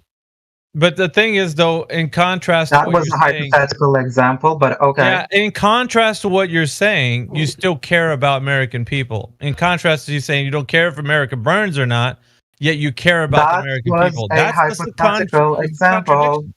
I don't know why would you logical. It's a focus on that. contradiction. No. I don't know why would you. I don't know why would you focus on You're that giving us hypothetical because you're example. giving us examples of contradictions. That's Well, another contradiction. Regardless of that, Furkan, we don't. What we have here is not an opinion, or it's an actual fact. So the Earth is factually and provably and measurably a flat topographical plane. So it's not an Okay. opinion or a belief or the way that you'd like to put it. So realistically, if you want to know what we believe, just have a look at the Earth for yourself. It's proven measurably flat. hmm So, what about those people who are saying that Earth is a globe and that's a fact? Yeah, they can say it, but they can't prove it. We can. Mhm. Simple, right? Interesting. listen, Then I could even put it in a way that could make some sense, right? can I ask a question? If let me just tell you real quick. If somebody was to tell you to give evidence that the Earth is a globe, what would you tell them? Just like I'm putting you on the spot because like this is what normal people would do in a conversation when they ask questions about something. They would ask you, how do you know it's a globe? What would you tell them? It's very simple. It's a very simple thing to answer. That's how I was taught in school, is what I would say. Yeah, that's like not the answer, right? Like, because they were like, yeah, but how is it a globe? Yeah, I know you were taught. Just tell me, how is a globe? That's all I want to know. How is it a globe? That's a good question. Well, it should be easy to answer if you know that it's a globe. Well, you know, what's the answer? Yeah, I was thinking about that too, and I don't even know what would you say? I would just start talking about like I don't know, like just start talking about different theories. I'll tell you guys, but the reason why I said it that way is because it's the most simplest way to ask the question and the best way for you to engage with your critical thinking mind. How it's possible that a simple answer or a simple question like that cannot be answered? That's true. I guess you should think something like that should startle you anyways. Shouldn't I have an answer for this? Because I know the Earth is a globe, yet I can't even answer somebody that just simply asked me the question, how is it a globe? I don't even know what to say. Right? The thing, my question is, is Earth the only flat thing? Planet? That's the wrong question because you haven't thought about the previous one I just asked. Because if that's what's stumping you, that you can't even answer a simple question, then there must be something wrong with what you've been taught. At least make the connection there before you go off and ask another question.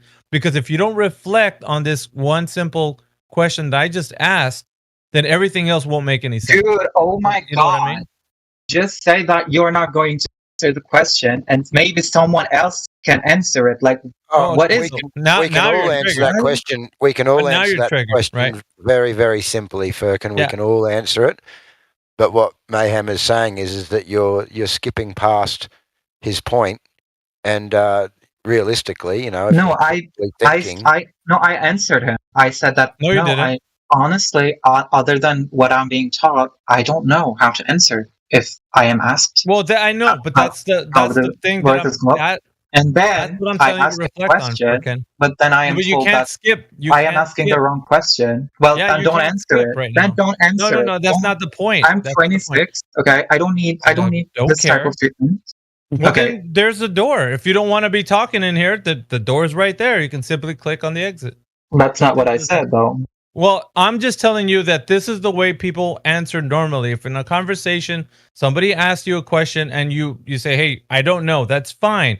Have you reflected on that? Because nobody does. They're just skipping over that and asking more questions, forgetting the fact that they just finished saying, I don't know, to a very most important, crucial question that you should already know. 26-year-old person should already know how the Earth is a globe.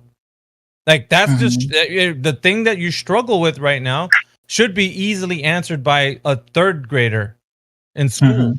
Cool. And that's the thing that I'm telling you. It's like, are you done? You don't reflect on it. Well, I mean, if you really want to dive into the reason why, you should at least think about it and be like, this is crazy. Why don't I have an answer? Are you done? I am now. Go ahead. Okay. So back to my question. Is Earth the only planet that's flat? And why is the moon not? And why is Mars not? Can you see the live stream voice text? It should be right above the live stream chat, man.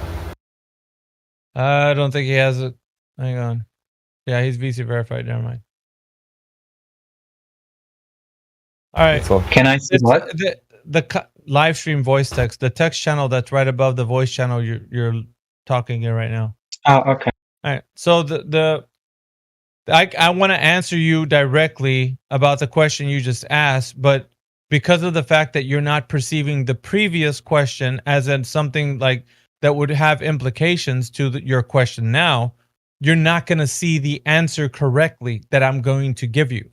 So when I give you this answer, I have to preface it because it's your mind can't understand what you can't perceive. So now I'm going to tell you that the reason why. Okay.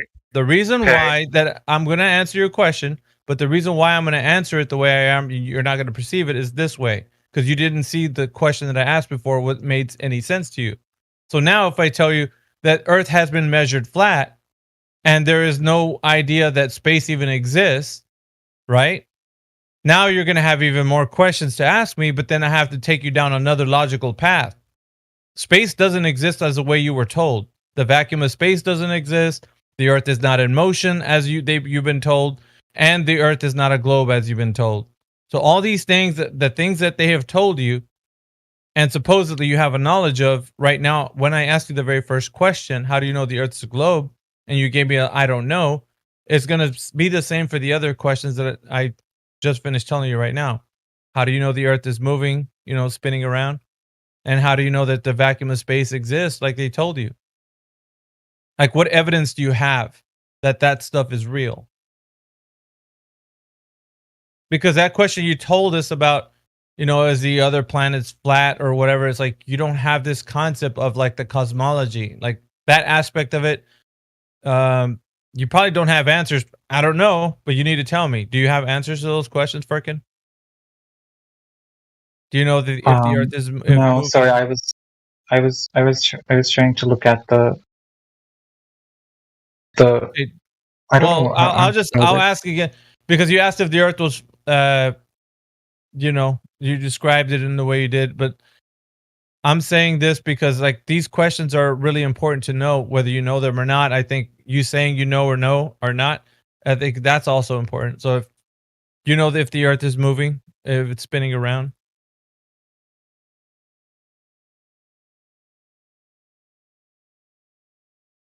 Hello? Can you ask me a question again? Do you know if the Earth is spinning on its axis? Yes. Okay, how do you know that? Because of the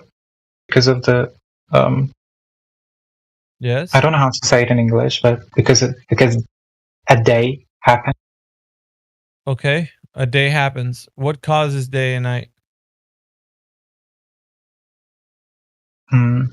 When Earth spins around itself.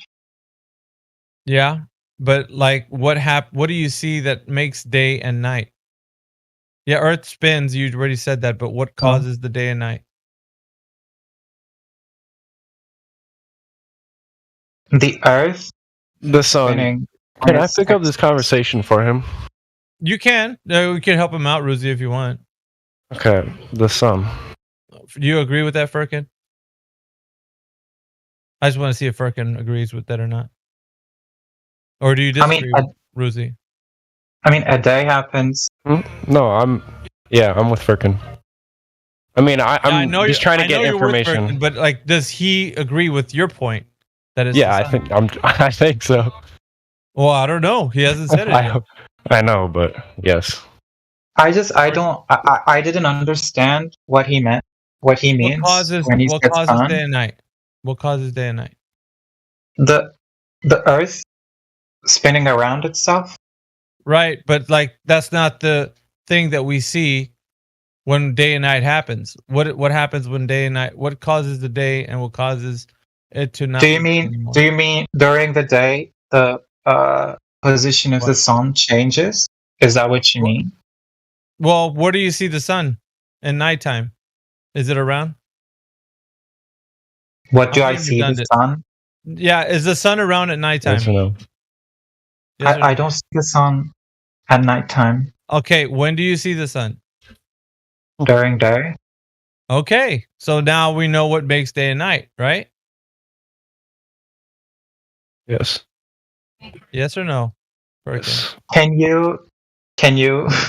I don't know. You didn't answer me. You're not answering me. Do you know? No. Is the sun causing day and night? You don't know? But apparently, I am fully comprehending what you're saying. So, can you, in your own terms, without making it sounding a religious text, can you, in your own terms, explain it briefly? Day and night? Yeah, the sun moves towards your proximity, and then it moves away. So when instead, when it moves away, it causes the night. and then when it comes back again to your position, then it's daytime.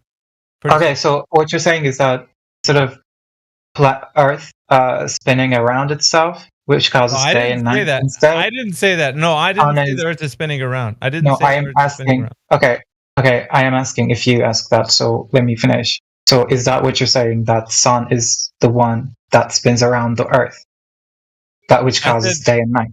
I said Furkin, you're making this very hard. Well, I mean, just look in the voice text chat. Yeah, but that's a that's a model. I would say just to get Furkin, just a cartoon. It's pretty simple, right? To understand what. That's literally what I said. I asked, believe that it's the sun that is moving instead of Earth. Okay. Yes, the Globers believe the Earth is spinning, so we go away from the sun and then we come back. Yes. Yeah. Do you comprehend now, Furkin? But I don't. We are spinning away from the sun, and we are spinning back to. Do you agree with Bruzy? I don't understand. Please, yes, he does. Bruzy, you can't speak for him. He's got to speak for himself. Furkin, do you agree with Bruzy? I have no idea who Riz is, so I don't know. But he's just how can saying. I know I agree with him? So you don't hear him though. Can you let me speak instead of keep asking me if I agree with him or not? If you're not patient, then just let me know so I can stop talking. But please stop asking. Okay, if you're not gonna be patient with me, just let me know. But please do not ask me if I agree with that person, Ruzi. You're making this really more difficult than it's like. Oh my god. Okay, whatever. What I'm saying is that I don't understand. It really simple. Yeah, and the thing is, lights, though, or do you see planets? Because everybody here just sees some lights. Have you been there to see what it is? Yeah, flying. What I'm asking is that who decided that sun is that small? Okay, now I have to mute you.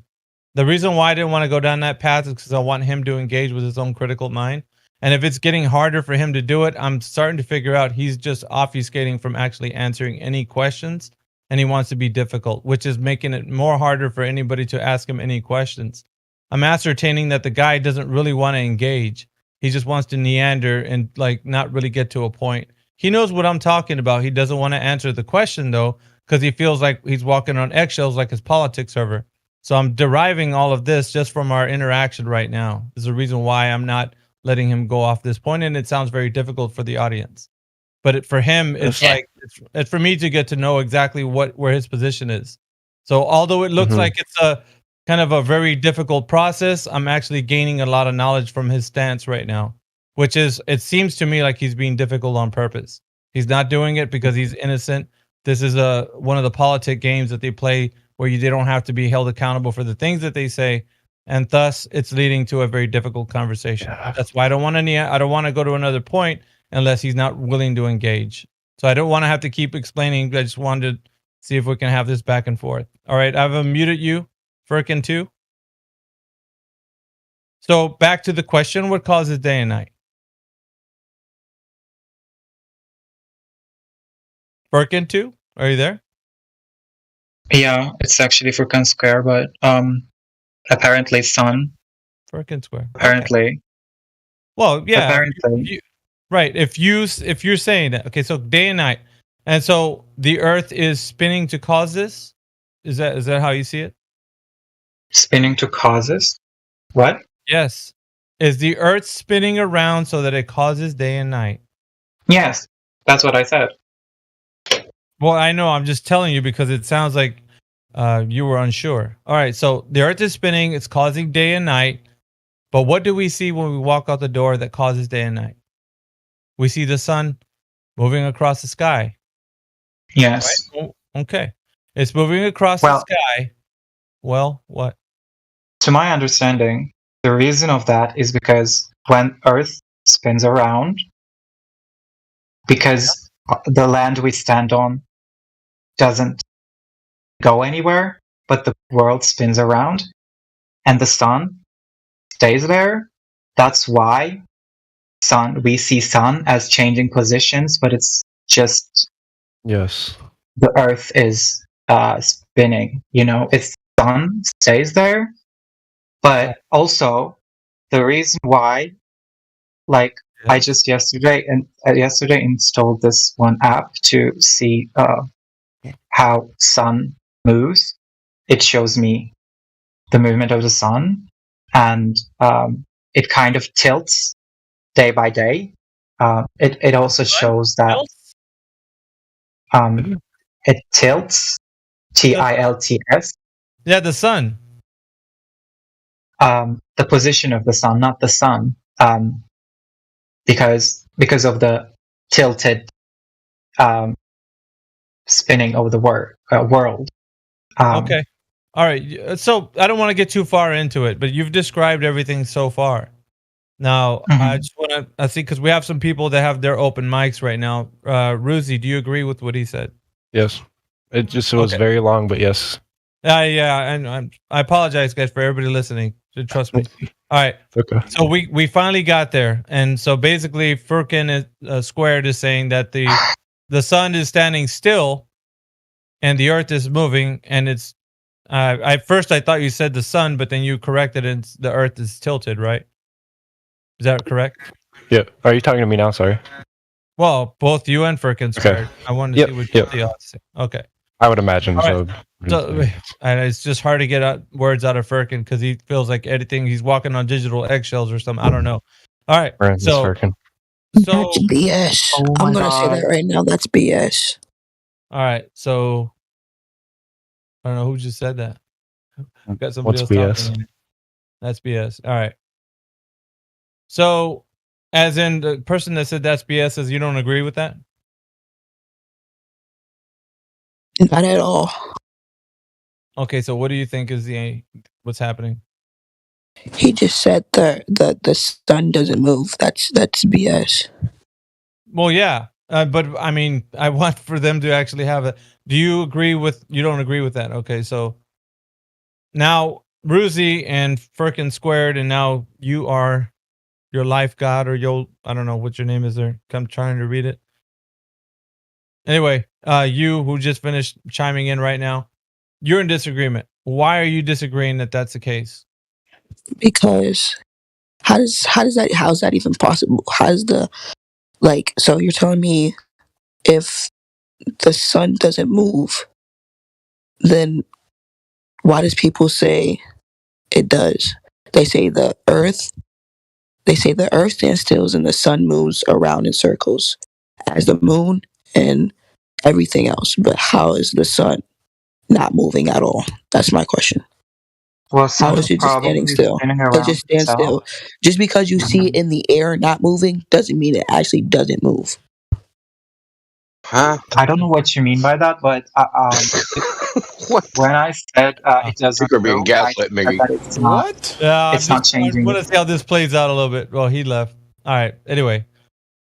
All right. So let's just say, for example, right now, I agreed with that previous fellow that was just said something, because we do see the sun moving across the sky. And you guys would actually have to be honest here at this point. When we're standing outside in the morning, we see the sun moving across the sky. Is that not what we witness? Yes. Can I tell you something? Yeah, but you have to answer my question though, because we can't get to another point. Furkan Squared. Can I tell this and then answer your question? Yeah, but you're not being fair to the question. That's like you want to answer something else, so it's not fair to the question. Because you said yes. I'm going to tell it. So imagine. I didn't say yes. I didn't say yes. You're jumping over me and just saying it now because you don't want to answer the question. I'm like, why won't you answer the question? Pretty simple. Answer the question. Okay, can I say what I have to say? No, just make it quick, please. Like, no, Jesus Christ, it's a yes or no question. You spent more time avoiding yes or no than anything else. That's it. Oh my God, what is the question? Can you repeat it again? Jesus Christ Almighty. So we go outside in the morning and we see the sun moving across the sky from the morning time. Okay. Right? Okay, so would you agree that we see the sun moving in the morning? I can agree that we are seeing the sun in different positions, but that is due to the Earth moving around itself. No, don't qualify it with saying the Earth moving around. That's not. We're not there yet. The only thing I'm asking you right now is to go outside and witness the sun in the morning moving across the sky. Do we witness that? Okay. Can I tell what I have? Say yes or no to that? Like what? What is your Oh deal? my god, this is What painful. Is your deal? It's painful for everybody. Why is it hard for you to accurately describe reality? Yeah, why? Why is that hard for you? Without qualifying it with something else, right? So I can go, water has waves on it. I don't have to make a statement as to why or where or how. I can just make the observation of what I see. We're just asking you to make the observation. What do you see? Oh my god. Yeah. That guy Oh my god. Right. Literally, that guy gave a paragraph of speech about my personality and about. No one cares. Oh my god. What? No one cares. No one fucking cares. Why would you? I don't think you have a personality. Whatever. If you put a stick, and then turn around yourself, and then turn around yourself. What are you doing? Why are you not answering it? This is a politics server, man. No one's gonna be like looking for those little gotchas, so you can be like, we gotcha, frickin'. You said it. Oh, he said the sun's moving. That's it. Let's close the server down. We got frickin'. Who cares, bro? I'm asking you a question. What do you see? Just say what you see. I gave you an answer. You don't like my answer. Didn't. You're freaking skipping around. You don't want to answer. That's your deal. That's why I'm doing this. You asked if I see sun moving, and I said, yes, I see sun changing positions, and that's due to the Earth. No, that's valid, though. That is valid. No, it's not, because he's qualifying it at the end by saying that the Earth is moving, and no one's asking for that. So you just don't like my answer. No. Okay, so then here's the thing. If you're saying that you see the Earth moving, then you're gonna have to qualify that. How is it moving? Because I didn't ask for that. I only said, "Do you see the sun moving?" That's the only thing that I asked for. It was either yes or no. But you said no. I see the Earth. I see the sun moving around, and it's moving because the Earth is moving. That's what you're saying. But the answer is yes. No. Yeah. He didn't say. No, you can't speak for him. He's got to say it. I literally started. Said yes, answer. but yes. I literally answered only or yes because yes. But the reason you are not accepting it is because I gave an explanation as to why I said yes. So that I didn't ask for that. I didn't ask for that. I only asked for what you see. That's it. But the thing is, I only asked for what you see. Okay. I only asked for what you see. I only asked for what you see. Do you hear what I'm saying? Do you hear the words coming out of my mouth? I only asked for what you can see. That's it. You get it? I only asked for what you can see. So the answer is yes. So let's move on, the answer please. is, tell me, from your point of view, do you only see the sun moving in the sky? Yes. When you go So outside? from my point of view, yes. right? Yes. I already gave you an answer. Dude, fuck you. I should just kick you the fuck out of here. Dude, real simple. Answer the goddamn question or leave. That's it. I said yes. Okay, you said yes. We don't need your qualifying opinion of your whatever reason you've concocted in your head. We're not asking about what you think about it. We're just asking you, what do you sense with your senses? What do you see? It's not complicated. The fact that you're so afraid of answering a simple question says it all. Yeah, it says it all. Can we get back to the more important topic, which is personality? No, we're not going to talk about that. we're gonna actually focus on that now. So we all agree, Ruzi, you as well, because you answered earlier. So we all agree. We go outside, we see the sun moving across the sky. Pretty easy peasy, right? Simple. Now let's go to the next step. How do we know from that we can know that the Earth is actually the one that's moving? Go, Firkin squared. Now you can say it. How do you know that the Earth is the one that's moving? Whoa, hang on, Ruzi. Okay, I'm sorry. Got to be a little bit courteous to Firkin squared. Well, Firkin squared agrees with me, right, Firkin? But what was your answer, Ruzi? I said, well, you can't tell just from that fact. Oh, okay. Firkin, do you agree with that? Yeah. All right. So how can we ascertain the fact that the Earth is in motion and not just the sun moving? We're going to have to find the way we can know that the Earth is really moving and not just the sun. Right. Go ahead, Ruzi and Firkin Squared. I'm gonna let you guys think about it. Do you guys know or no? I don't know. Okay, so Ruzi, you don't know. Firkin Squared, do you know? So the question is, how can I make sure that it is just the Earth moving and not the sun? Yes. Go ahead. No, I don't know that. Okay. Thank you. God, why was that so hard? That's pretty easy, isn't it? Now, that was good. See how easy that was? All right. So we can say, assuredly, because you said it yourself that you don't know, that it's just a belief you have that the Earth is in motion. Is that fair? That's fair. Yes. Okay. That was it. Okay, so the third question that I have for you is pretty simple. It's the vacuum of space, right? So now we're going to talk about space and what you might think about it, whatever it is, right? So the vacuum of space is said to be adjacent to the pressure air that we are breathing right now, because the pressure air we breathe is at 14 psi. And so your lungs are breathing this air here on Earth, which has got pressure, right? So as you get higher in elevation, that seems to get less and less pressure up until you get to where they claim satellites are and ISS and all that kind of stuff, which is super low pressure, right?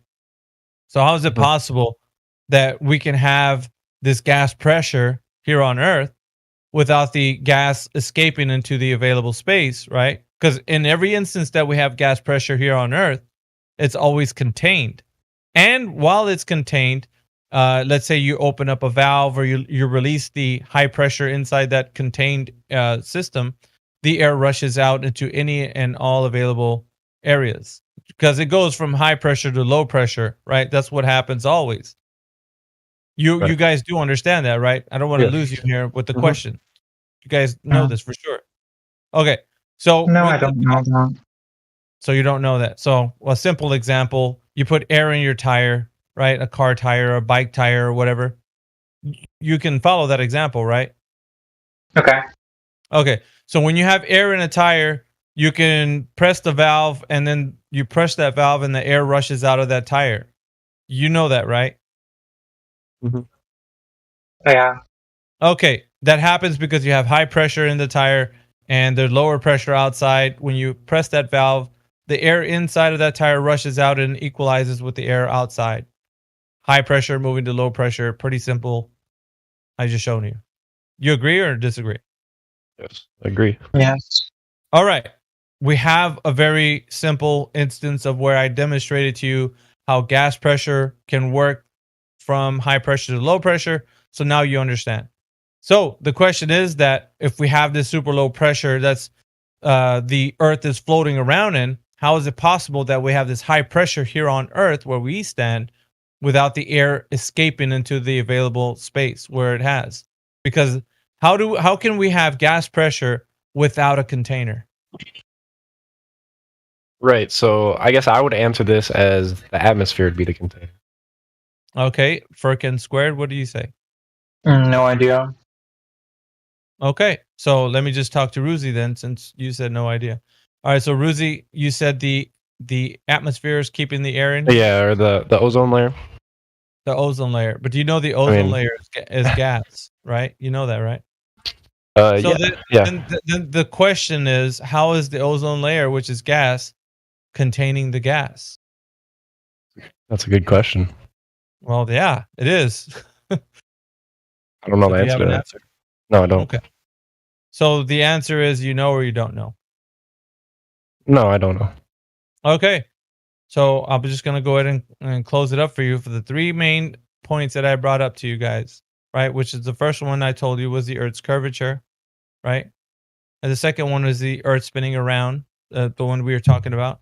And then the third one is the vacuum of space. Of course, the way they tell us that space is and all that, with the low pressure of the vacuum of space and the high pressure we have here on Earth that you need a container for. So without a container, you can't have gas pressure in the first instance. So we understand that the Earth, being a globe, spinning in the vacuum of space is just a belief that you have. Correct. Because you guys have just admitted right now that there isn't an answer that you know of currently that would be sufficient to this. So it's a belief that you have that the Earth is a globe. Right. That's it. You get it? Okay. It's a belief. It's only a belief. Because if you knew it was really a globe, easily it would have been answered any of these questions that I just told you. Easily. And you would have been able to support it with demonstrations of how it's possible. But to the contrary, now you know that it's not able to be demonstrated that it is a globe. Now you have is all you got right now is just this belief in the idea that the Earth is a globe. Right. And that's it. It's just basically like any religious belief that people have, right? That's it. It's just a religious belief that you have. Right. But it is what godless religion? Godless. Yeah. Okay. So, what would be the reason to make all the people believe that Earth is round rather than flat?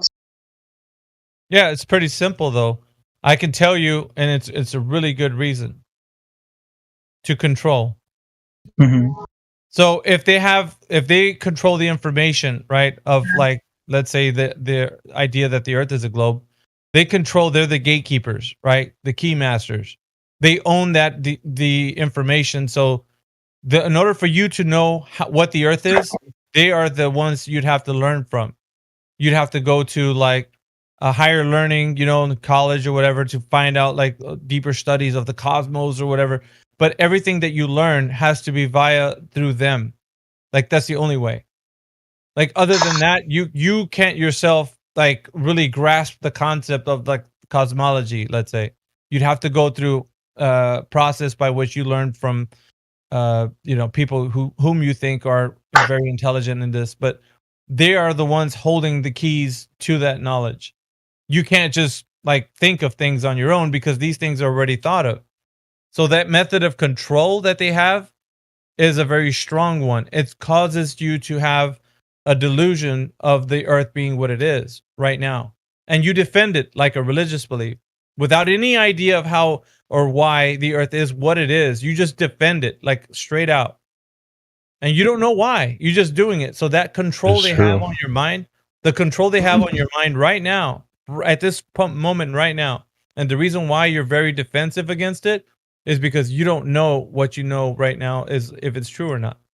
It's just a religious belief. That is true. That is true. And I definitely agree with that. And I feel like, especially when someone believes something their whole life, you don't want to admit that the lie, Right. But the thing is, like, and I was telling you guys also, if it was really true, like, and it's, like, 'cause we're only about the truth in here, right? And things you can test and prove and all that. If it was true, none of us would exist in this server at all. Not especially me. Like, trust me. Whatever's the truth is the truth. That's the only thing I care about is the truth. I don't care about feelings. I don't give a shit about that. The only thing I care is if this is really real or not. So there's no globe evidence whatsoever. As a matter of fact, it's like a religious belief that people try to defend with stupid arguments. I mean, my God, this guy came in today, the guy Firkin was listening to the other day, is claiming that fishing line is evidence that the Earth has curvature. This is crazy. This is madness. Like, they have to resort to like these derivative topics they come in here to try to defend. And then when that doesn't make sense. Well, we ask them certain questions that are specific to the Earth, right? Like, okay, just like if I have any object, right? Let's say I have a shape, like if I have a basketball, right? And that this basketball is a sphere. And if I was to tell you, no, this thing I have in my hand is a cube, you're like, it's not a cube, because this is what a cube is. You'd probably bring a cube out to me, right? Show me. And I was like, no, it's a cube. You're like, no, we can measure this thing. This basketball you have in your hand, I can measure it to be a sphere. It's got a radius, it's got a diameter, and a circumference. And you could put some maths to it. You could tell me, how much it curves or whatever. You could know all of that stuff, right? Because it's something tangible. You have it in your hand. You could feel it. It's there, right? Pretty simple, straightforward. Now, imagine if you're standing on a giant version of that basketball, and it's definitely an object that you could, measure, right? Because the Earth, according to them, has already, it's got a radius, diameter, and circumference. So if it is a geometric shape like they say it is, then you most definitely can measure the thing that you're standing on. It's also tangible like the basketball because you're standing on it, right? So now what we understand is that we have ourselves a dilemma, which is, on the one hand, I can produce the information like the basketball and tell you that it's measurements and all these things because I can measure everything on this basketball. But then I say, on the other hand, I'm standing on a giant version of that thing that I'm holding in my hand, and I cannot measure it? Well, that's weird. How can I measure a geometric shape that I know is a geometric shape, but this one that I'm standing on, it can't be measured? Well, there's a problem, right?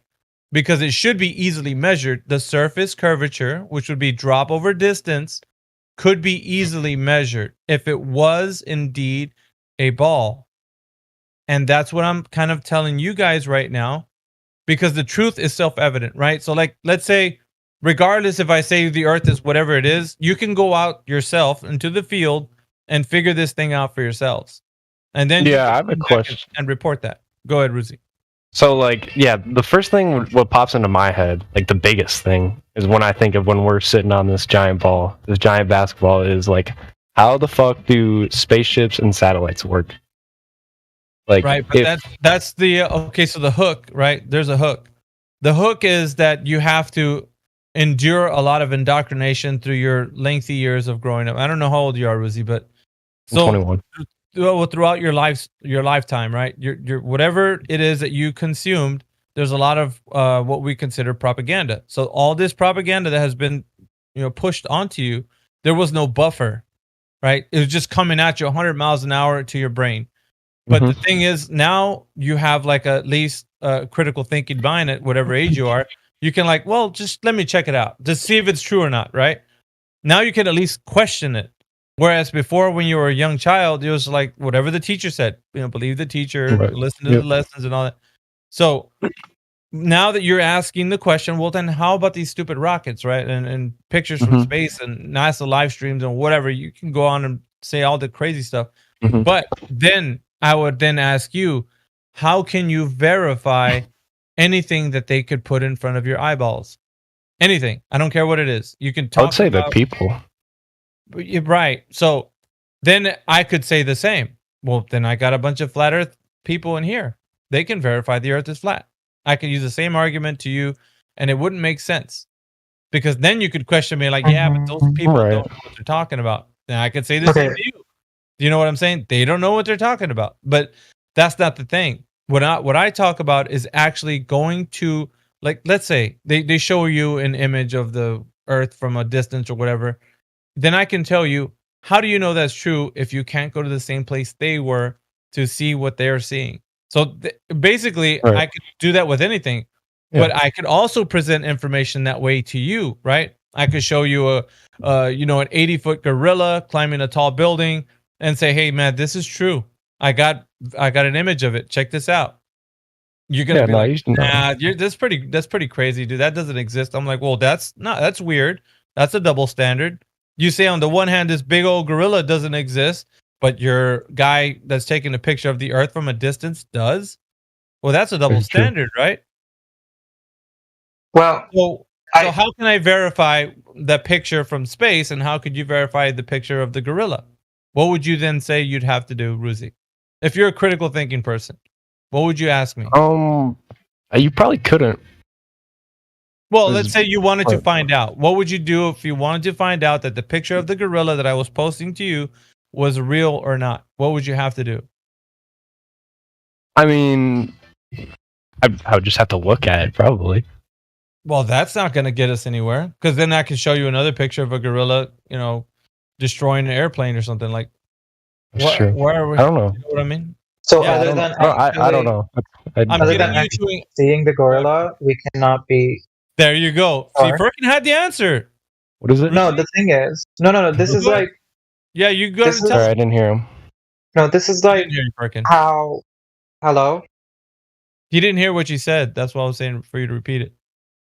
You didn't hear what? He didn't hear what your answer was.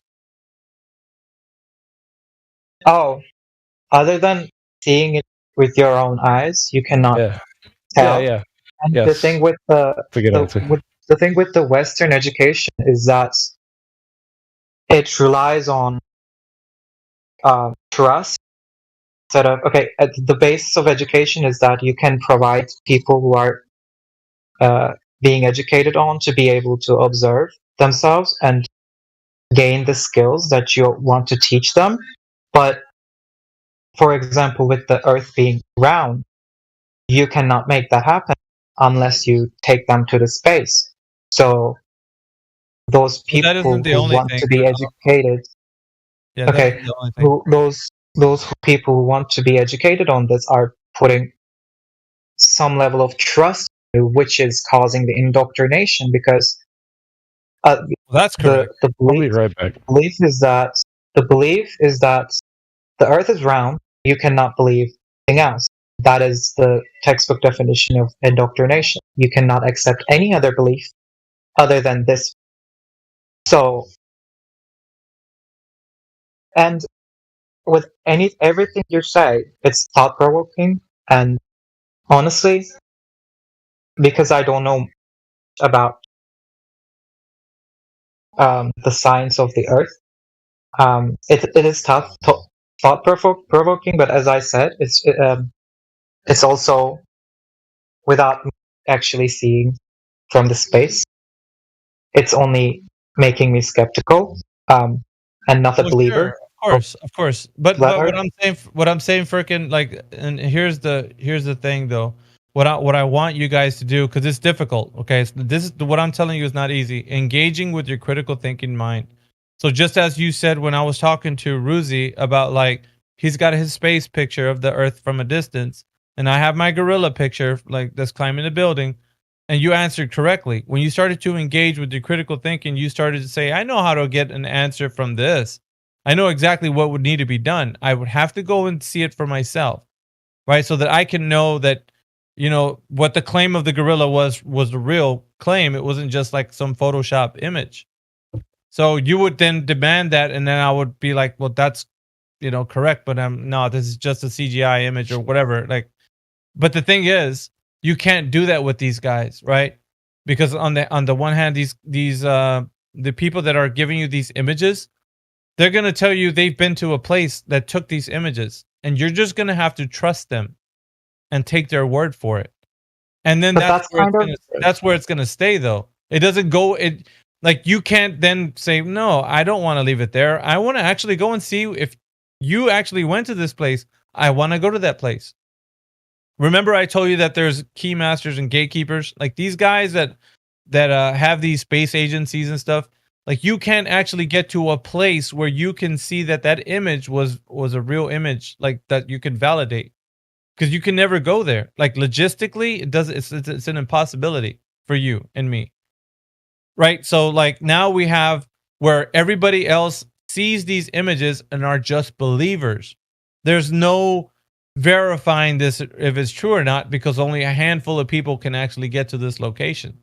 So now it's like, go ahead. Believing God and heaven and hell. Well, sort of, but it's like the instance of what I'm talking about here. It has to be validated by some means. Like, you have to be able to do something to be able to provide evidence that this is real or not. And if you, most people would say that these images are evidence enough. But what I'm telling you is that when it comes to personal verification, you can't be sure until you take it to the length of, like, okay, I heard your story, I know what you're saying, but now let me check it out. And then the person might tell you, no, that's fine, just trust me. I'm a seasoned veteran. I've flown around the Earth. I've been in space. I'm all that. I'm good. Don't worry about it. Just trust me. And then you have to capitulate and say, well, okay, I guess I must only believe you because I can't do it myself. And so what it leaves you with is just like, like a religion. You just have to trust the person that told you that's true. And so that's it. Like, and that's where it ends, right? Because that's where everybody is at right now that thinks that the Earth is a globe. They're just left with, like, just trust us. You know, the scientists figured it out, and then you're just like, okay, well, scientists figured it out. That's why when I first asked you these questions at the very beginning, these are so thought-provoking. Like, you don't even know the implications of these questions. Because now when you start to realize, you're like, well, shit, how come I didn't have an answer to something so simple? Because there isn't one. And it's all by design. So that because you don't have an answer, who do you have to go to get the answer? The gatekeepers. And they are going to tell you, once you go down to the whoever said it, then they're going, oh, yeah, I took this image. Just trust me, I've been there. Don't worry. And then you're like, okay, that's the only thing you can say because you can't go there. Right? So it just amounts to nothing but belief. And that's it. It ends up, when you go all the way back to the original source, it's always about belief. You got to trust somebody. You got to believe them. And that's it. So, and remember, you asked, well, what would be the motive for these guys? And I told you, control. Now they have your mind. And your mind is their playground. And so they can tell you whatever they want, and you'll just believe them. There's a new exoplanet that just came up, and it's got, it's inhabiting life and all that, and you'll just believe them. There's a rocket that's going to go to Mars, and it's going to take, all kinds of technology over there. You'll just believe them. You don't ever get to a point where you're verifying any of the things that they say. And you just become a zealot and a believer and a defender of the religion. And that's the only thing that you know. It's like, that's why I'm saying people don't realize how important it is for you to have a critical thinking mind. And that's the only defense you have. That's it. Bro, is that why all these rockets are blowing up? Can I ask a question? Sure. That's kind of unrelated. But like, do you believe that there are two biological sexes exist? Oh, or are you also skeptical about it's a no in this server. We stay away from that topic. That server those questions, they get a lot of servers shut down, so we usually stay away from those questions. Not that I don't want to answer it. I don't. You. We're being live streamed on YouTube, know. and then, well, I know, but I'm saying we're being live streamed on YouTube, and there's certain regulations that YouTube has, and even Discord, let's say. And people get into hot water for getting into these topics. But that's why I can't answer it. Okay. My answer is yes. Yeah, TOS and all that stuff. So it's the way of the world right now. So we're just kind of. I say yes, Firkin. Word. Nah, but we're not going to engage in that. Is what I'm saying. Like, I'm just not going to engage with it. Anyway, but so now that you guys know this. What do you guys think about that? Like, doesn't that have like serious on your mind? You guys are slaves to this information. Like, that doesn't bother you? Yeah. Like, that's not thought-provoking? That's not like, well, shit. It's super thought-provoking.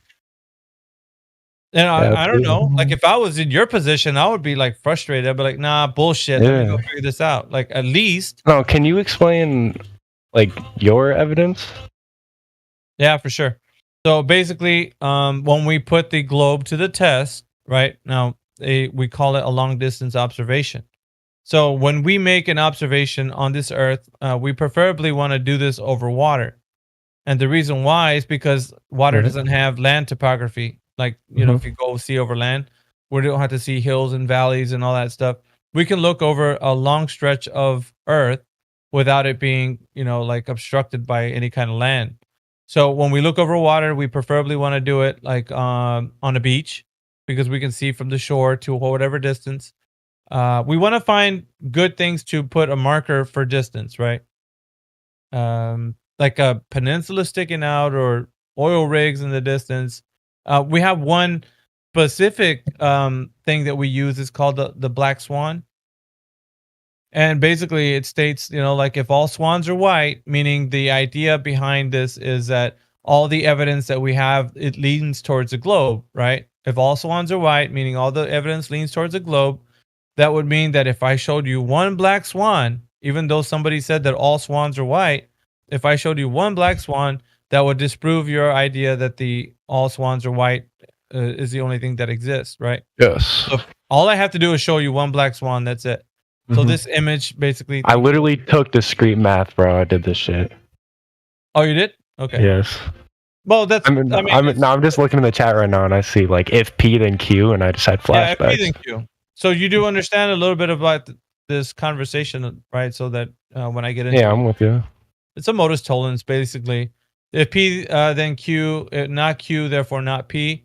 So it's it follows the logic that if, like the same thing, if the Earth is a sphere of a radius of 3959 P, then every distance horizon must be no more than 1.225 times the square root of the observer's height in feet, right?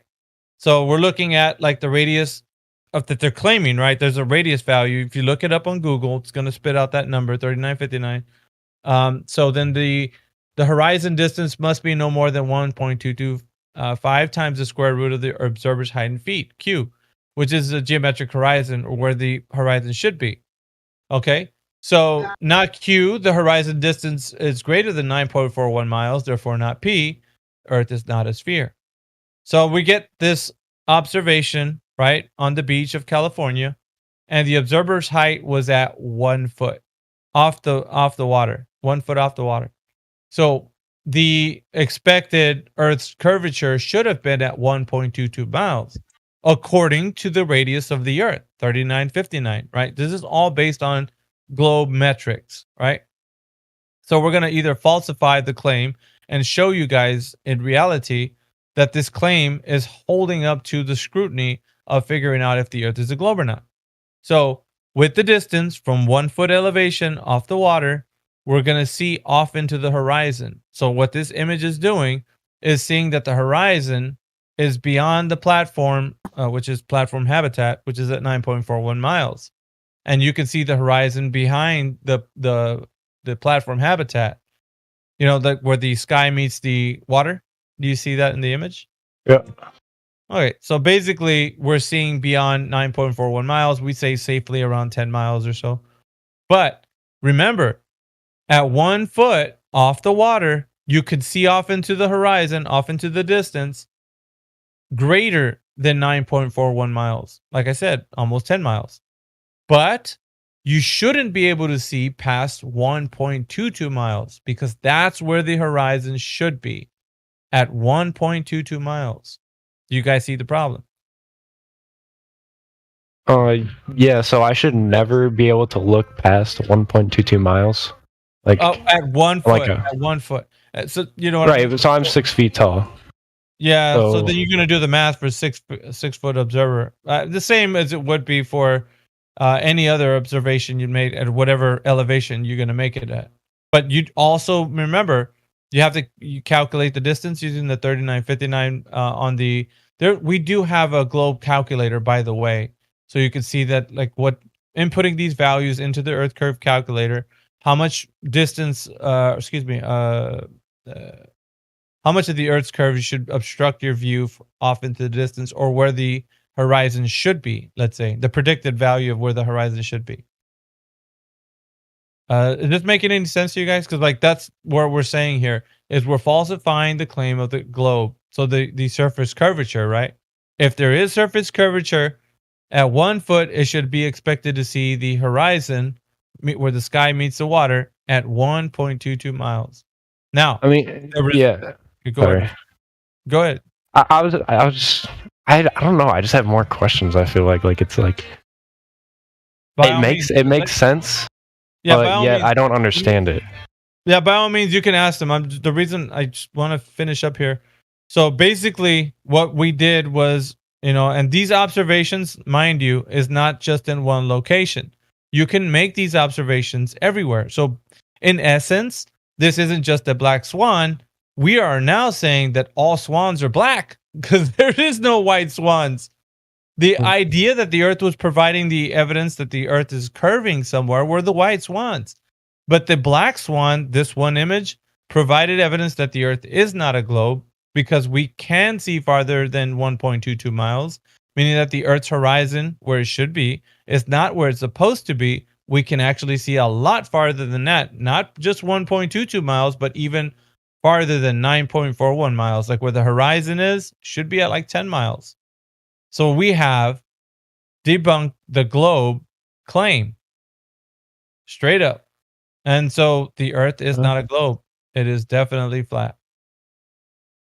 Okay. I have a question off that. So, like, sure. when planes fly, let's say New York to LA, like, and they fly in the like not a straight line, right? Because flying in like an arc is less miles. Is that how it is? No, absolutely not.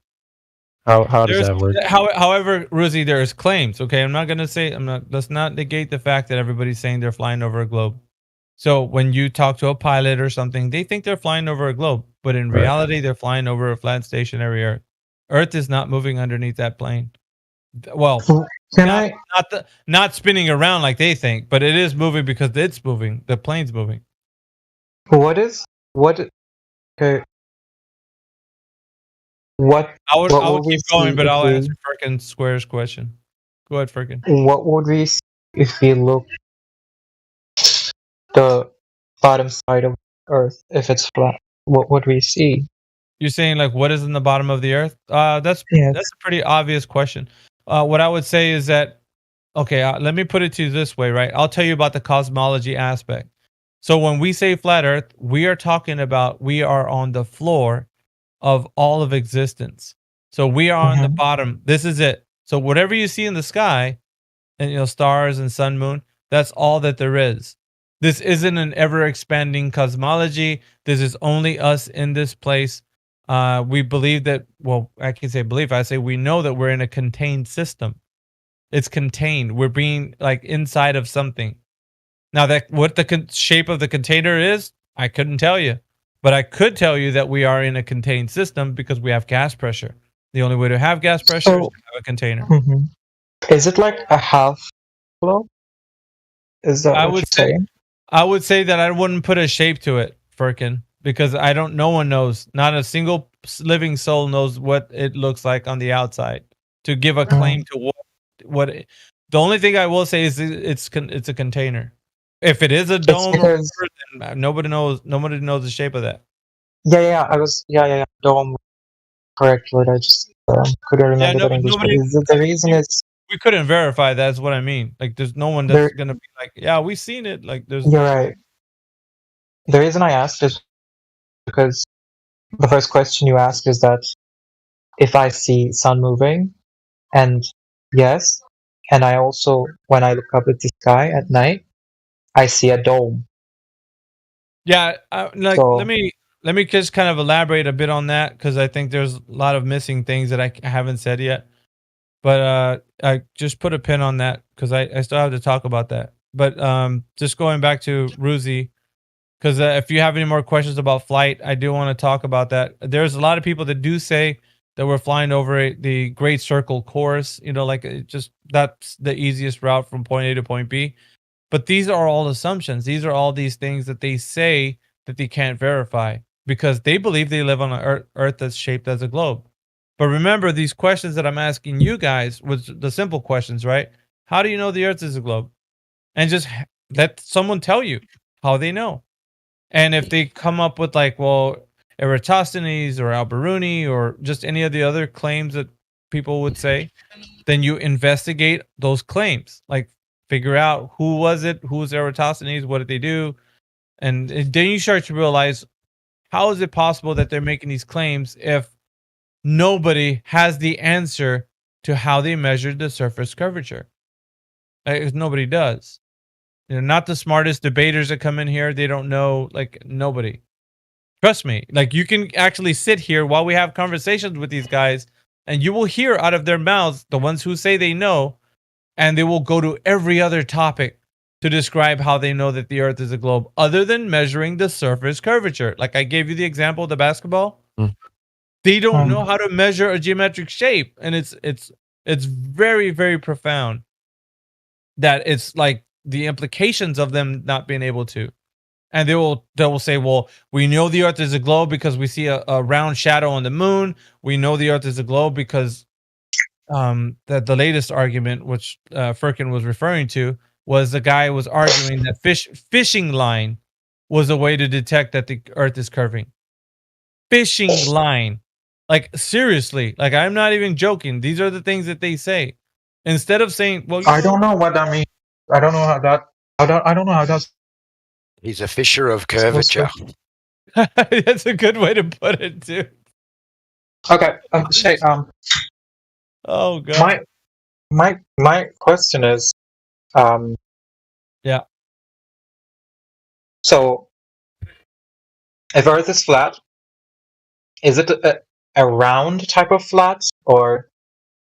Yeah, there's depictions of it looking like the azimuthal equidistant projection map, and that's a fancy way of saying the AE map or the Gleason's map. And these are the kind of depictions that you might see in the server, like the image that you just see right now on livestream voice text. But here's the deal, right? And I want to tell you guys, I don't ever like using maps or models because they give you a false impression of what we say the Earth actually is. So what do I mean by that? I mean, like, no one has ever seen the Earth in its entirety to say the entire realm of existence looks like this. Okay.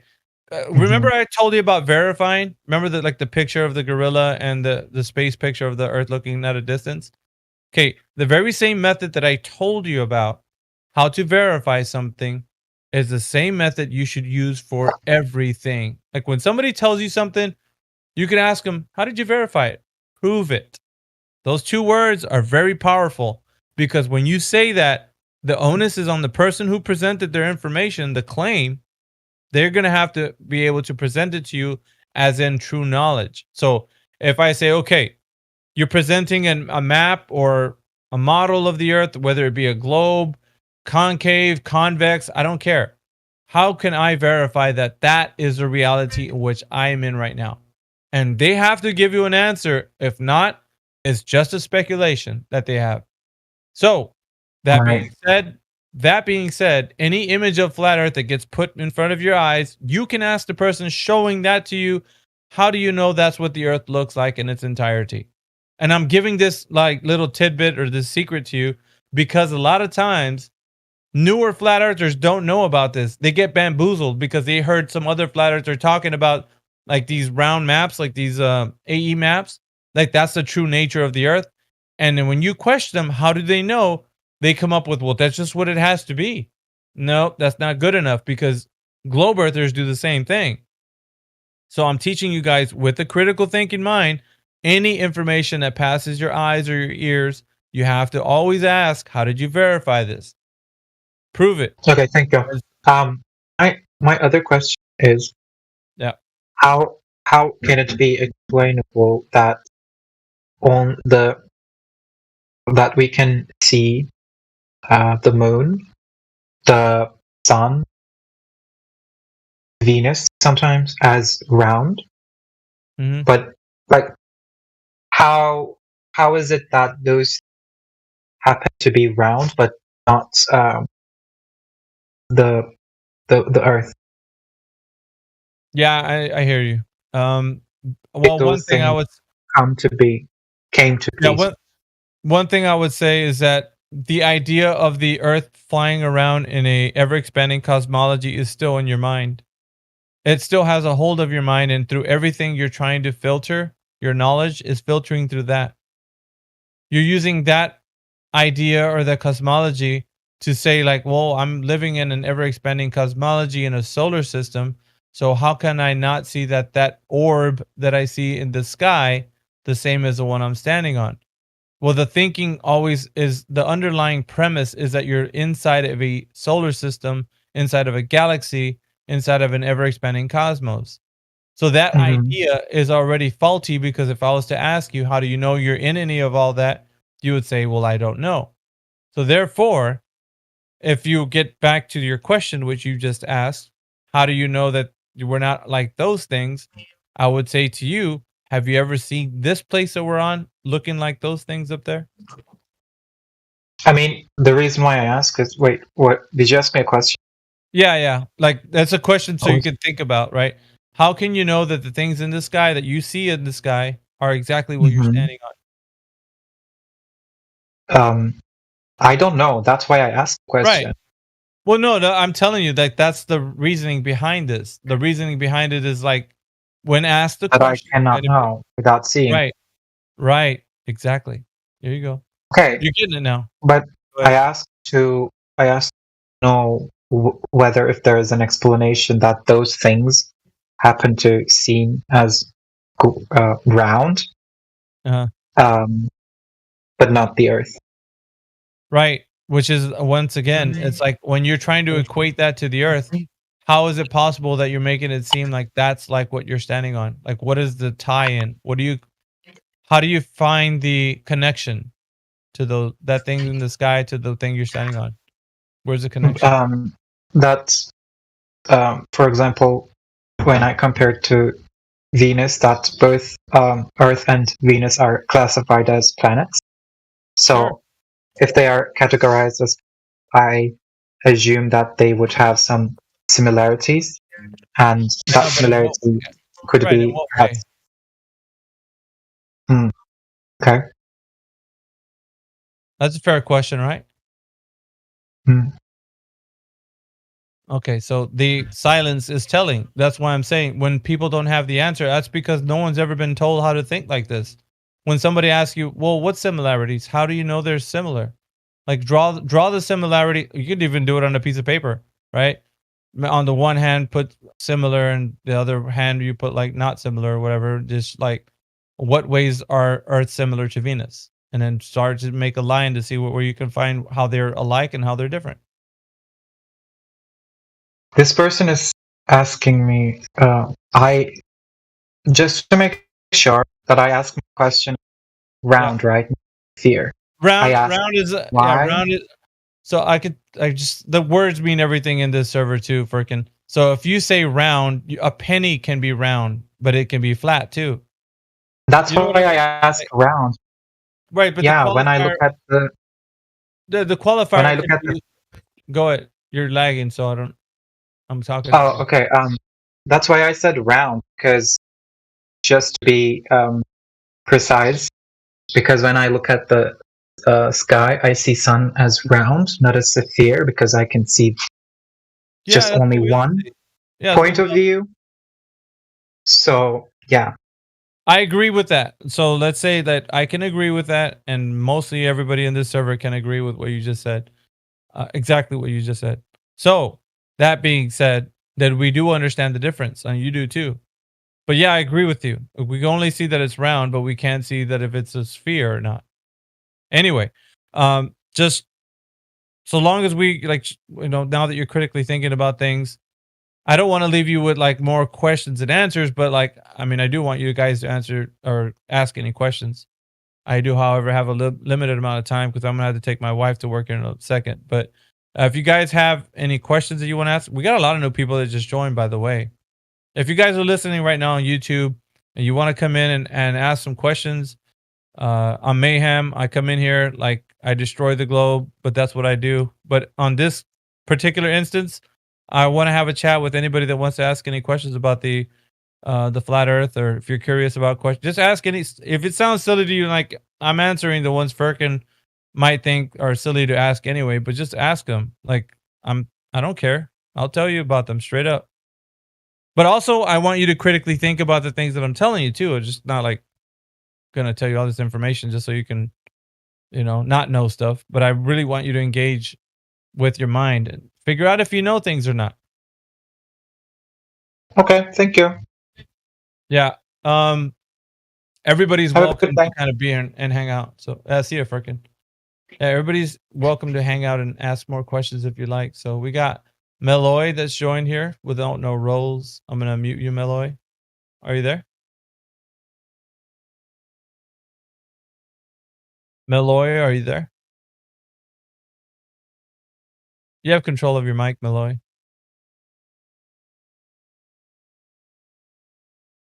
Alrighty. Yeah, we got Harvey R also that just joined. Harvey R, are you there? No, Harvey R. Harvey got kind of scared, ran off.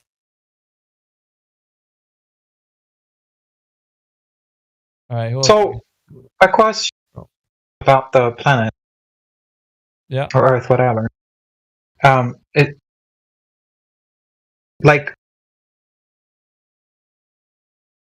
Hello? I'm listening. Go ahead. Okay. Oh, okay. Does ever, I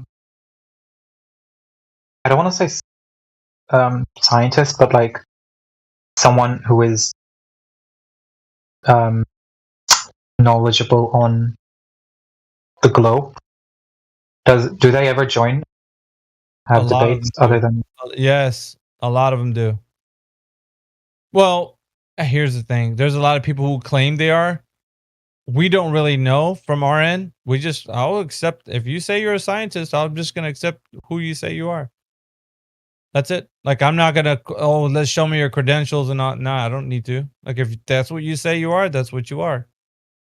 I don't need to, we don't need to go into how they are. But yeah, a lot of people do. There was an entomologist, scientist that came through, not a couple of days ago.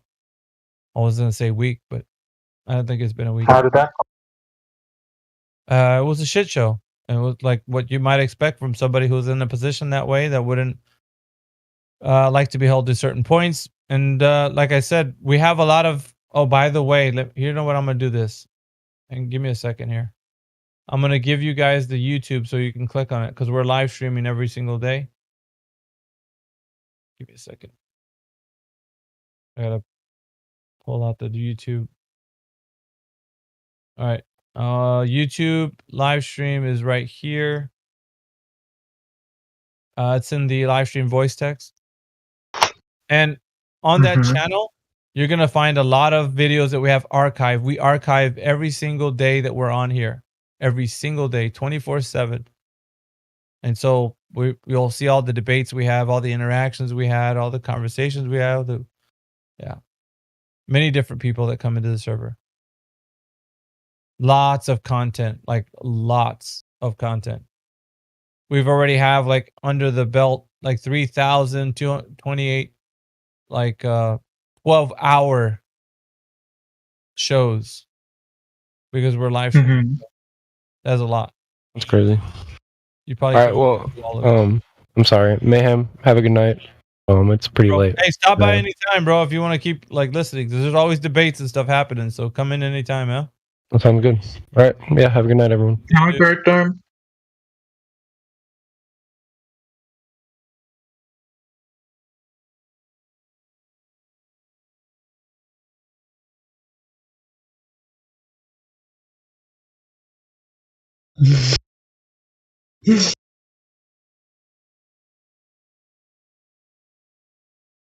You don't always have to be talking too, Firkin. If you wanted to just lurk, you can do that too. We'll just encourage people to be here and listen and whatever. If you just want to come in here and just park it in here. Well, that was my intention before I was dragged.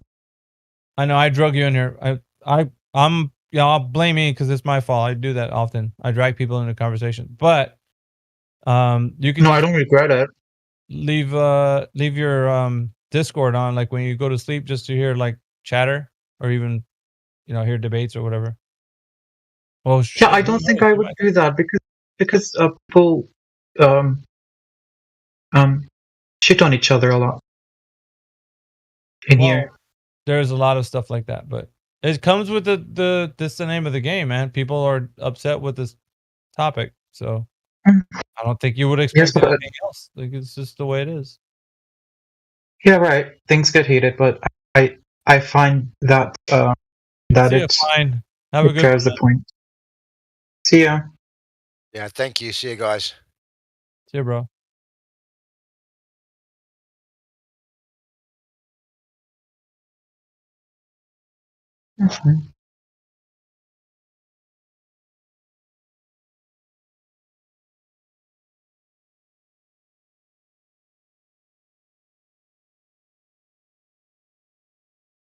Yeah, I'm gonna be having to leave here in just a moment.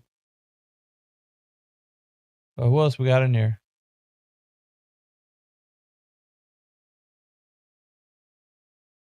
You might play I don't know, something in the bot. Breathe.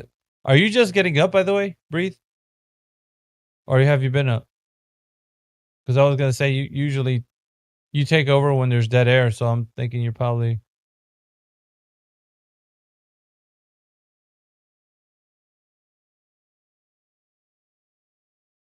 Yeah, I work late nights, so it's freaking 4:35 right now. Ether, you're still up? Yeah. Dude, it's about 5:35 for me. You got some stamina on you, man. How do you do Some days I have a bad day and I end up going to sleep due to nausea medications, which causes me to be awake at night. And so here I am, night watching. I'm telling you right now, I don't know how Indio does it. I don't know how he does it. He's running on like 3 hours. It's like he does the so-called Tesla schedule of sleep. They just sleep really small periods of time and then just keep doing things. Have a nap here and there. I don't know. Something that I read a while ago. It might be real. I can't even claim that it is at this point. It's a memory of a memory. Shitload of naps, bro. Like throughout the day, like pepper them throughout the day. You know, it's like the cat nap here, that's cat nap apparently what it was. Yeah, there's something like that. I'll look it up later if I feel like. Well, I mean, I know people are wired differently. It's just like fathoming that is, oof, man. I don't know how people do it. Yeah, without my 7 hours of beauty sleep, dude, I'm just I'm a wreck.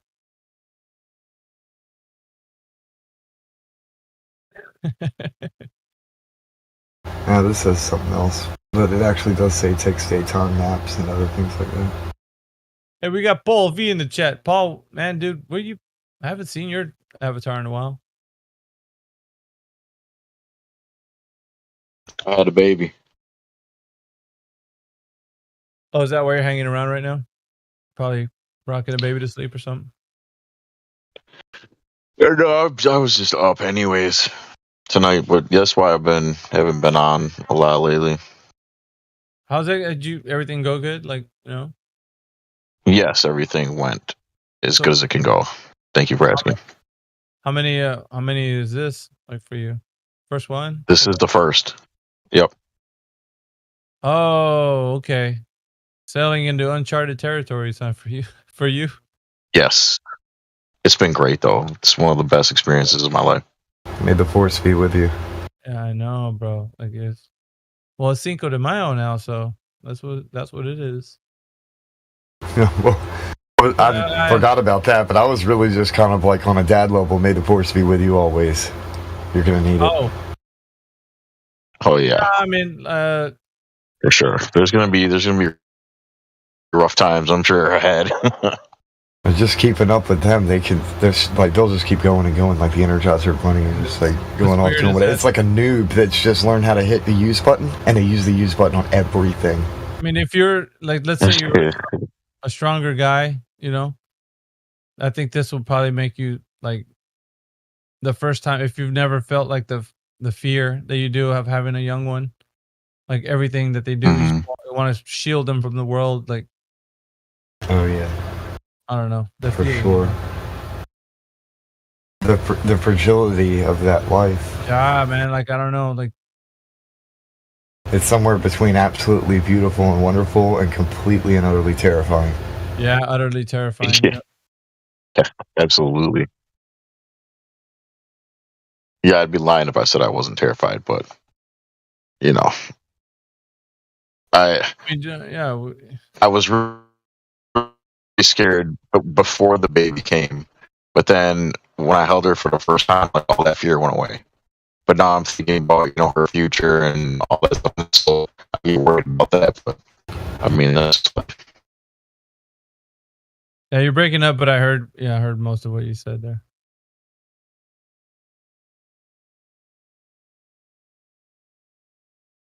Yeah, good stuff, man. Yeah. Don't think too much about the future or the past. Just be present here and now, because that's where you are, and neither of those things are with us. And the past isn't anymore.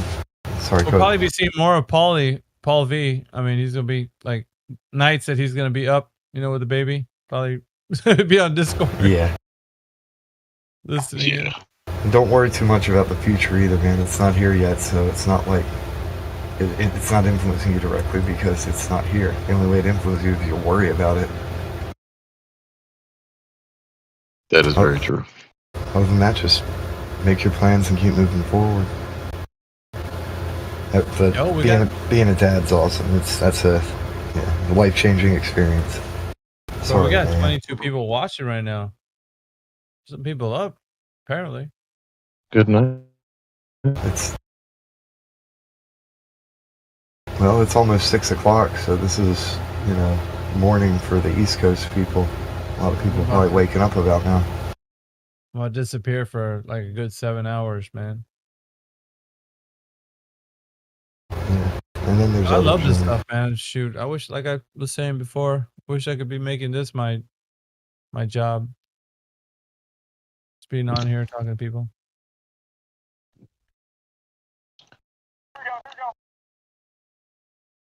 Yeah. You do a great job too when you're on here. I want to say I really enjoy listening to you whenever you're on. I appreciate you, Paul. Yeah, I try to do my best, man. Obviously, I know that it's teamwork and that, so I love everybody who puts in the work, but I kind of safeguard this place, bro. Like it's the haven for like critical thinkers, so I don't let I don't know. I just love your approach. You have a very soft, non-aggressive approach, and when somebody's kind of being a jerk, you navigate it very well. Yeah, it's difficult. It's difficult because a lot of people don't know me, so they kind of take it the wrong way. It's just like, I can be an asshole when I need to be. It's I only give what I get. That's it. Yeah. I'm nice. Sometimes. I'm nice, but when it's time not to be nice, I'm not nice. Like I'd say that you try and keep it on track and on point, and a lot of people, they don't like that. They want to go running around doing whatever they want to, and they think you're an ass when you try and keep things on point and on track. Yeah, it's just it comes with the territory. I mean, it is what it is. And then people's tempers, emotions flare up, whatevs. I was talking to Indio yesterday in the morning, and I was like, well, it's difficult because a lot of times people want to talk about feelings and stuff, and what we're dealing with here is the truth. Like there isn't any way to be like, I mean, let's just say like if there was a doctor that you had to break some news to somebody and it was going to be the truthful news about cancer or something, like you couldn't sugarcoat them, or you couldn't say like, well, let's sit on a couch for a couple of days and like let's see how good you feel and then I'll tell you the truth. Like you'd be upset with that doctor. You'd be like, why don't you just tell me straight out, like this is what it is? Like you know what I mean? Like it's like you're sick and I'll tell you what's wrong when you feel better. What? Yeah, like there's this kind of air of like, let's talk, let's be civil, let's kind of get cozy, let's then later on we'll talk about the truth. It's like, well, that's defeating the purpose of what truth actually is. It's something people don't want to hear. Like if somebody was to tell you, I'm gonna tell you the truth, like whatever's gonna precede that, it's not gonna be something you want to hear, I guarantee it. But I mean, what else can you do? Like you don't want to. I know there are. I agree with you. Like there's so many people that are stubborn and hard-headed, so you have to deal with them that way, just straight up, brutally honest. And then there's some that you kind of have to sit them down, but I guess it takes all kinds. But the ones who come in here, they're bullheaded and they're stubborn and they're here for a reason. It's not the same as going and talking to other platforms, other people. Yeah, listen, everybody has their face, their mask that they have when they're in public, right? And of course, who they really are is underneath that mask. And with just, let's say, a few bits of conversation, I can start gauging what kind of person I'm dealing with. And I could see through that mask easily. Like, I'm very good at doing that. Like, if we have a conversation for a little bit, I'll get to know who you are, and by how you respond and like your demeanor, like I could start to like feel which way that I'm going to go and where I should take the conversation. Like I could sense it. It's like, like maybe being a conversationalist, it's been a gift of mine. And that's why I know what to target and how to target. Like when I was listening to Dogs Are Gods, that guy who was arguing with the panel, I was hearing him say things that didn't lead us to know that the earth can be measured directly. So I was like, he's really meandering to all these different points that are derivative.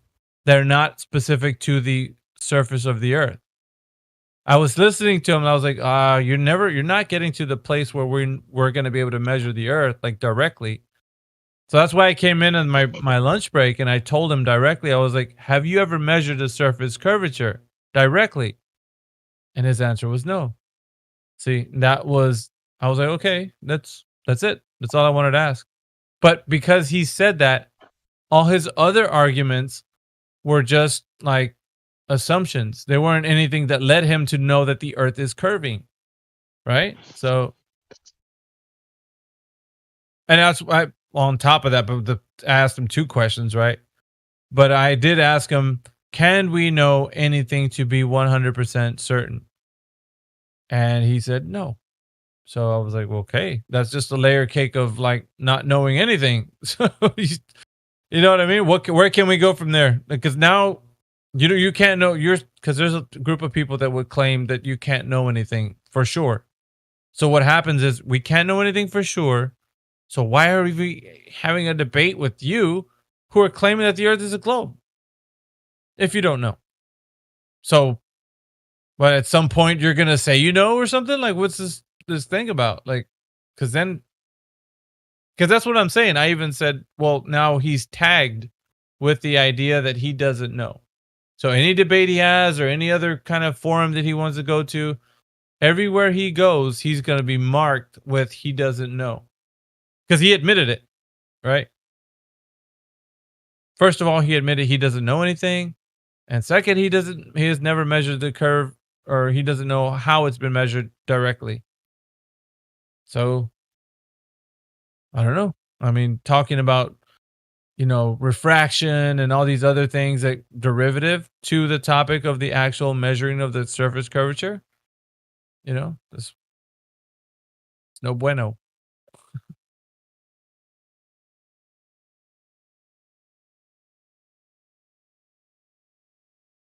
But it's such as it is with these guys. They like to make it seem like they have a point, and they never do. Wow, that guy's argument, though, however, it was bad. I mean, BAD. It stunk. Nothing to deal with. Like, it was. I'm thinking they have to invent new things, right? But this new argument that they were bringing in here, and not just him, Dogs Are Gods wasn't the only, or he's not the only one that was saying this. Mr. Sensible, we have him on record on audio and video that he said it as well. And I think Fight the Flat Earth was also saying it too. So I don't know how they're gonna win with that argument, because they sure didn't get, like, Dogs Are Gods didn't get any ground with that argument in here at all, like none whatsoever. And that was through his citation, because he dropped that citation. He was like, "Oh, check it out. This is how I prove that the Earth is a globe." Crazy, man. Crazy. That's the guy from last. Well, yeah, that guy. Dogs Are Gods. He has didn't prove the hypothesis in science, buddy. He didn't prove the hypothesis in science. What a guy, man. I swear. I downloaded the whole live stream. I got to work on it tomorrow, though. I want to actually capture the part where I came in. Yeah, it's probably a gold mine of clips. Oh, dude. So, a question. Yeah, what's up? It was that guy who was talking about plumber, I think. That's the word. The guy was what? Say again? That guy was the one talking about plumber? I don't plumb lines? Plumb lines? Yeah, I don't know what that is, but what's that about? How is that related? Plumb lines are measured on the Earth, like, to be vertical. Like when you're like, have you ever seen somebody measure with a theodolite? They use a plumb bob on the bottom to know that they're measuring. A plumb bob. Oh. Yeah. Well, the plumb line is like derived from the plumb bob. Like, so you're getting plumb lines from a plumb bob. Oh, okay. You could type it in and find out. I'm gonna have to leave here in just a moment. No, unless Eat the Grass, you're gonna pick it up. But I gotta get going. So. Yeah, I'm around, but you already pretty much covered what it is. It's just measuring vertical. All right, I'll see you Trying guys to get it's later. like how we'll use the level. Peace out, man. Stay blessed. It's like using the level, but for vertical. There's a lot of background noise. I can. Oh, I know what's hear wrong. you. There we go. That should work. I had a heater on, but I don't need it on anymore.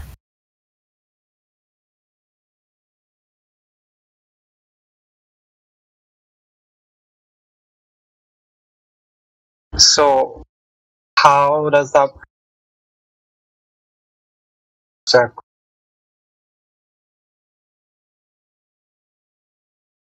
I think you kind of broke out there. I didn't quite pick up everything you said. I asked how does that supposed to prove that Earth is globe?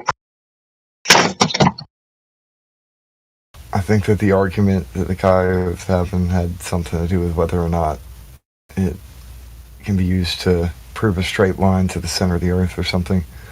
I'd have to go back and listen to the whole audio. There might be somebody here who was actually talking while it happened. But I was just kind of recording things and listening. I've been working on art and other stuff. Okay. I got to do dad things too, so I may or may not be here. I'll leave my account on and then go off doing other stuff, and I come back, sit down, listen in a little bit, and try and catch up with the conversation. Good luck. Multitasking. You go.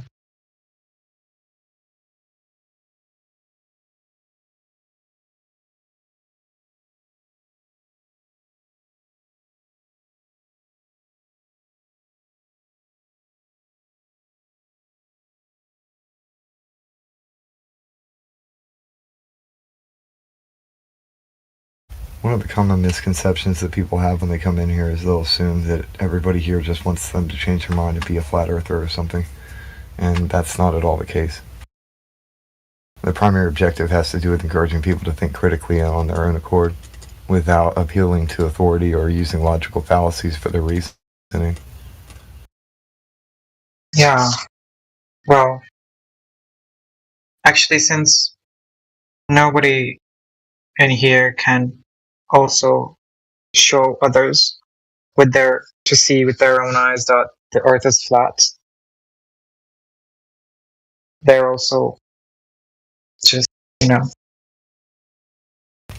There's been plenty of different kinds of conversations that have led to different outcomes. Sure. I think one of the bad things is sometimes people cannot receive a message from certain people, just something about how they are. It doesn't matter about past or if they just met them. They just can't. And yet the same exact message, verbatim even, can be given to them from somebody else and they'll receive it from that person. It's just weird. It's something that people do. I think that's something pretty common because people tend to, okay, I don't want to get too into detail, but that's kind of related to tribalism, I think, because people usually believe those who share common ground with them, so it kind of makes sense that they do that. I'm not saying that it's okay or not, but yeah. Every group forms some kind of bias in one way or another, even if the bias is true. Like everyone in existence can agree that fire is good, except for when fire burns you, then fire bad. There's some basic truths too that are not just tribalism, that goes through like everyone, all of us. And we all need water and air. We like to have shelter, clothes, and food within, respect to one's perspective. Yes, but like, I also wonder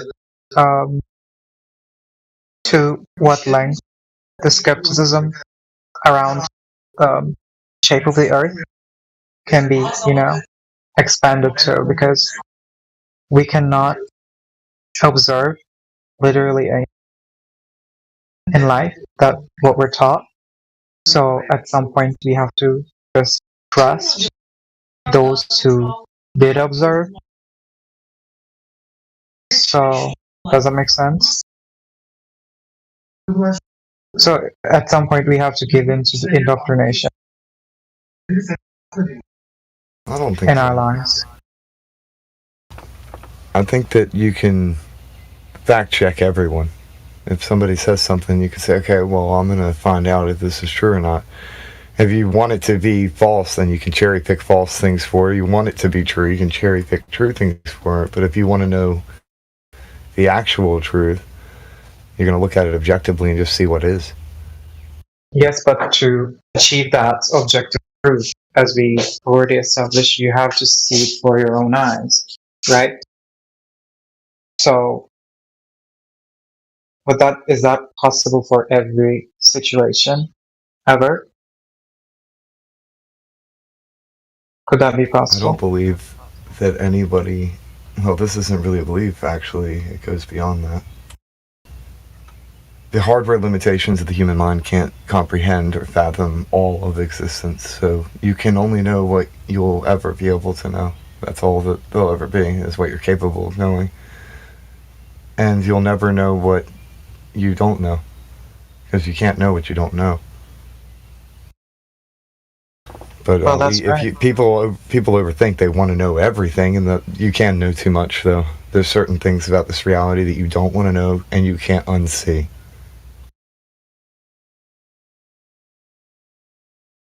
So, for example, we're also told that you cannot breathe in space.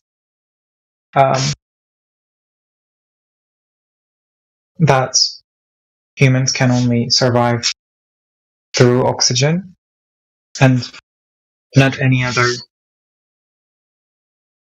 element, right? Yeah, but like you cannot test that for real. People need to use oxygen tanks in Everest. Like if you want to climb Mount Everest, most of the folks who do that, they'll take some kind of oxygen tank with them, unless they're some kind of really hardcore mountain climber.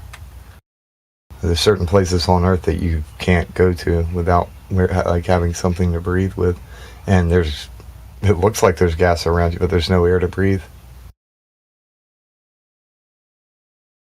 There's also caves that there's this one, and they took all of the water out of it and has all these crystals in it, but they have to wear suits to go in there because it's really hot and you can't breathe in there. Yeah, right. So if you go to a high enough altitude, it's no wonder to me that you wouldn't be able to. There's different gases that go up, and certain things like the oxygen that we breathe would be a bit denser than whatever things would be above it, right? Mm-hmm. You I think can't survive breathing things like helium and whatever else, that you would just die. We need the oxygen. We need the actual. We need the good stuff that the trees are kicking out. Yeah, but what I wanted to get to is that, for example, we cannot survive on helium. Well, yeah. So to be skeptical on that. If we don't actually experience, like if we don't go for a long period on helium. Oh, I'm not saying I know what's up anywhere. I'm just saying I know that if I put helium in a balloon, it floats up, and there's gases that go up. That's all. I've never been up high enough to go test some stuff up there. I wonder what's up here. I haven't done that or anything.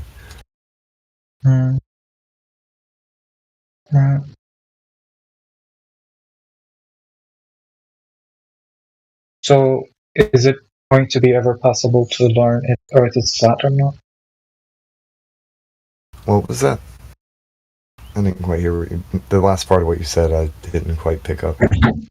So, from what I gathered, is to be actually skeptical. Well, I don't know. I think it would be. Well, never mind.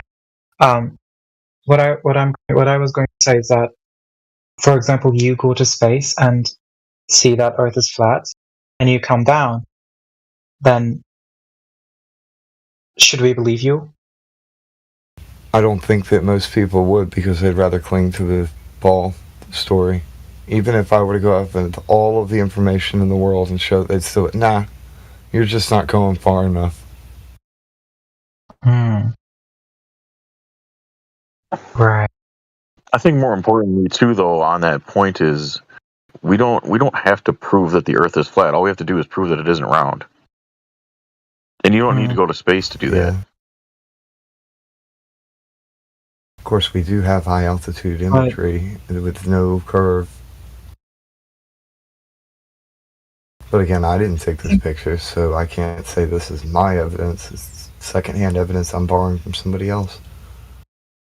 Yeah, you can see plenty of videos on YouTube of high altitude balloons with cameras on them that don't have fisheye lenses, and it looks pretty damn flat. There's a Red Bull space jump, and Neil deGrasse Tyson even used his astrophysics, whatever, and he broke it down and explained why you wouldn't see curvature of the Earth from where he jumped from, that it would be flat. So even on the mainstream globe model, you still see flat at these high altitude places that we think we're so far away, and we're not. Can I ask Paul? You mentioned that some pictures that shows Earth is flat, right? Could you share them? I have to go charge my earbuds. I don't actually have them. I'd have to go look for them, but just or if you can find them, somebody's got to have that on hand. All I got to do is go to YouTube and just type in high altitude balloon. Usually one of the flat boys Earth, has one ready, and they quick draw, and they'll already got it posted in the live stream by now. Can you because I couldn't understand what you meant. Could you type that so I can search it? Sure, just give me a minute. Yeah. I'll be right back, and I'll let Paul take care of this real quick. Yeah, be right back, guys. Okay.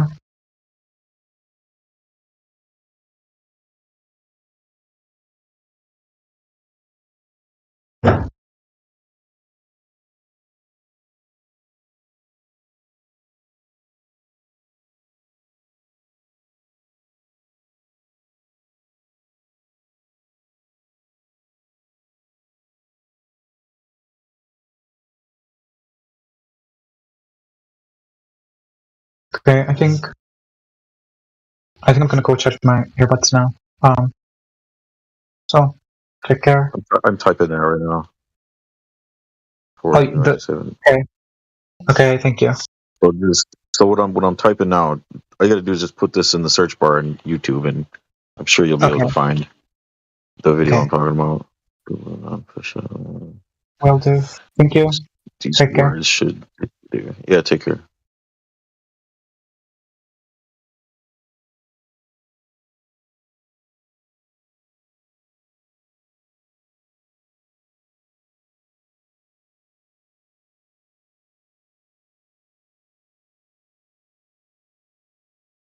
Where'd that dog go? Boris, come on. Here.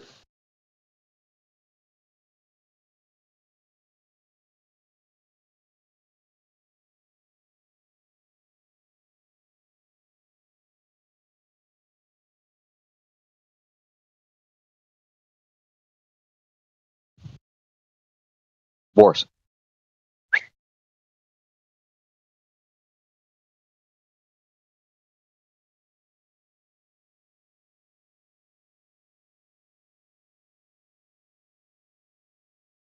Matter of fact, well, I guess I'm not doing nothing.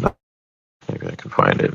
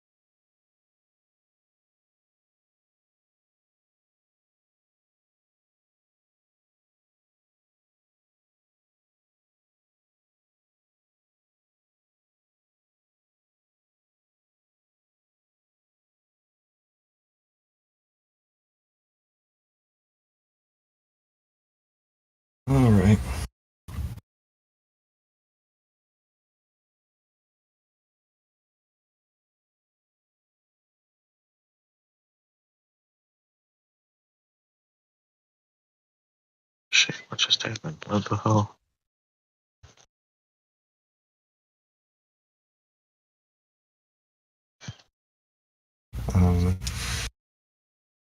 I just got back and sat down, so I'm not sure.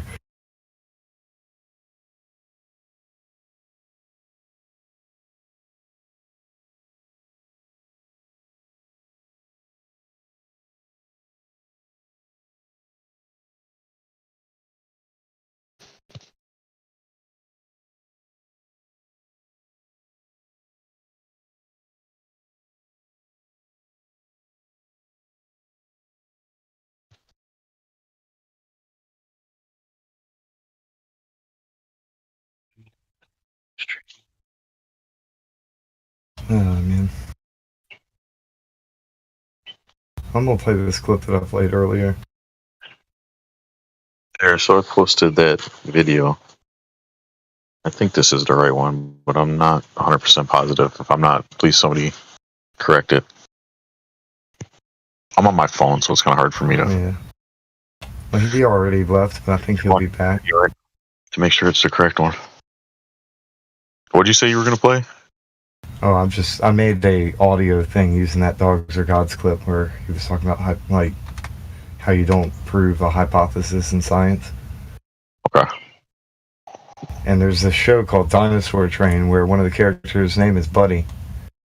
And one of Buddy's quotes that he says a lot is he's always saying, "I have a hypothesis," and then they explain what a hypothesis is to children. Well, this Dogs Are Gods guy said, "You don't prove a hypothesis in science, Buddy." So obviously I'm going to cut those clips together. That's great. Oh man, this stuff, it just writes itself. I don't have to do anything but put it together, man. Oh, I just remembered something. I wanted to put out there too for anybody that might be still listening. That one gentleman brought up the idea of, looking up and seeing planets and stars and whatnot, and then correlating that to the shape of the Earth somehow. Remember that really all we can verify is we look up and we see, what do we see? We see lights in the sky. Lights. Now ask yourself this. In stars, right? They're stars. And the planets are just nothing but roaming stars. So is the Earth a star? Does the Earth emit light? So it really has nothing to do at all with Earth. Anything that you see in the sky really has nothing to do with the shape of the Earth. Yeah, they want to look up and say, "Hey, I'm standing on one of those, and the dirt that I'm standing on is up there in the sky." As they imagine that they're spinning at 1,000 miles an hour in the void. Yeah. The true speed is way higher than that. It gets into like 500,000 miles an hour at one point, and it's all these different directions and shit. It's funny. I have a huge post on it, but if I post it too much, it's kind of like kish galloping, and I try not to do that anymore. Yeah, and it's so funny too because it's the numbers they use are just so ridiculous that it's almost like they just make it up and do it on purpose because they know nobody could actually physically verify that at all. Just like when they try to do the carbon dating and they say this thing is, 100 million years old. Come on. They can't carbon date a freaking shoe and get an accurate date on it. I know, it's ridiculous.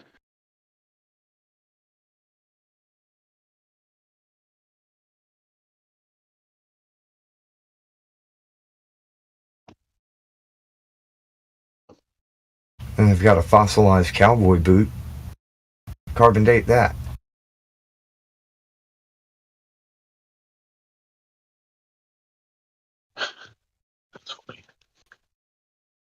I say that the Earth is millions and billions of years old, and then also claim that they have T-Rex blood. How do you have T-Rex blood?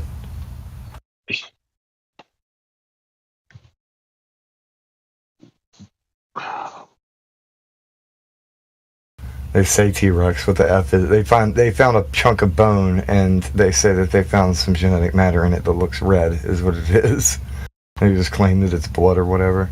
Yeah, it came from this imaginary lizard beast that we invented.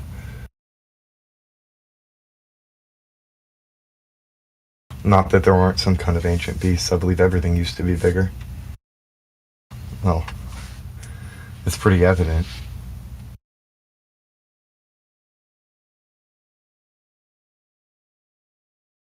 But the official narrative of dinosaurs and monkey men is definitely fake. Yeah.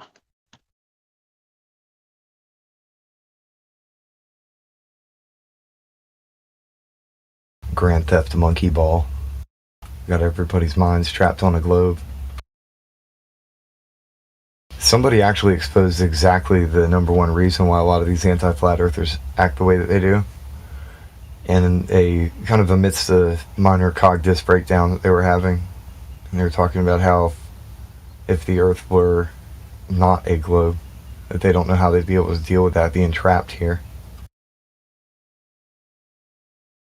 My mom told me something interesting once about dinosaur bones and about how farmers all the time back in the, well, let me see, this would have had to been in the 60s, found dinosaur bones all the time in their fields. And I find that really funny because if it was so many millions of years ago, how could it just be sticking up in a field?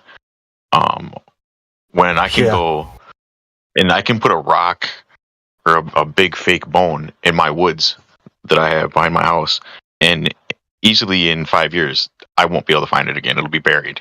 Yeah, because all the dirt and the leaves, everything, it just builds up. It'll build up on top of it, and and the rain makes it sink down into the mud. It gets covered. Like, I live on 40 plus acres of forest land. Yeah. And from the time I moved in, that forest has changed so much to where I don't even recognize it as. And I get where you're going with that too. You multiply that by millions. Yeah. There's no way. Right. Something interesting about the word million. The etymology of it basically says thousand. But then I guess you got 1,000, that's a million, so it makes sense. But it's just funny that the word means thousand.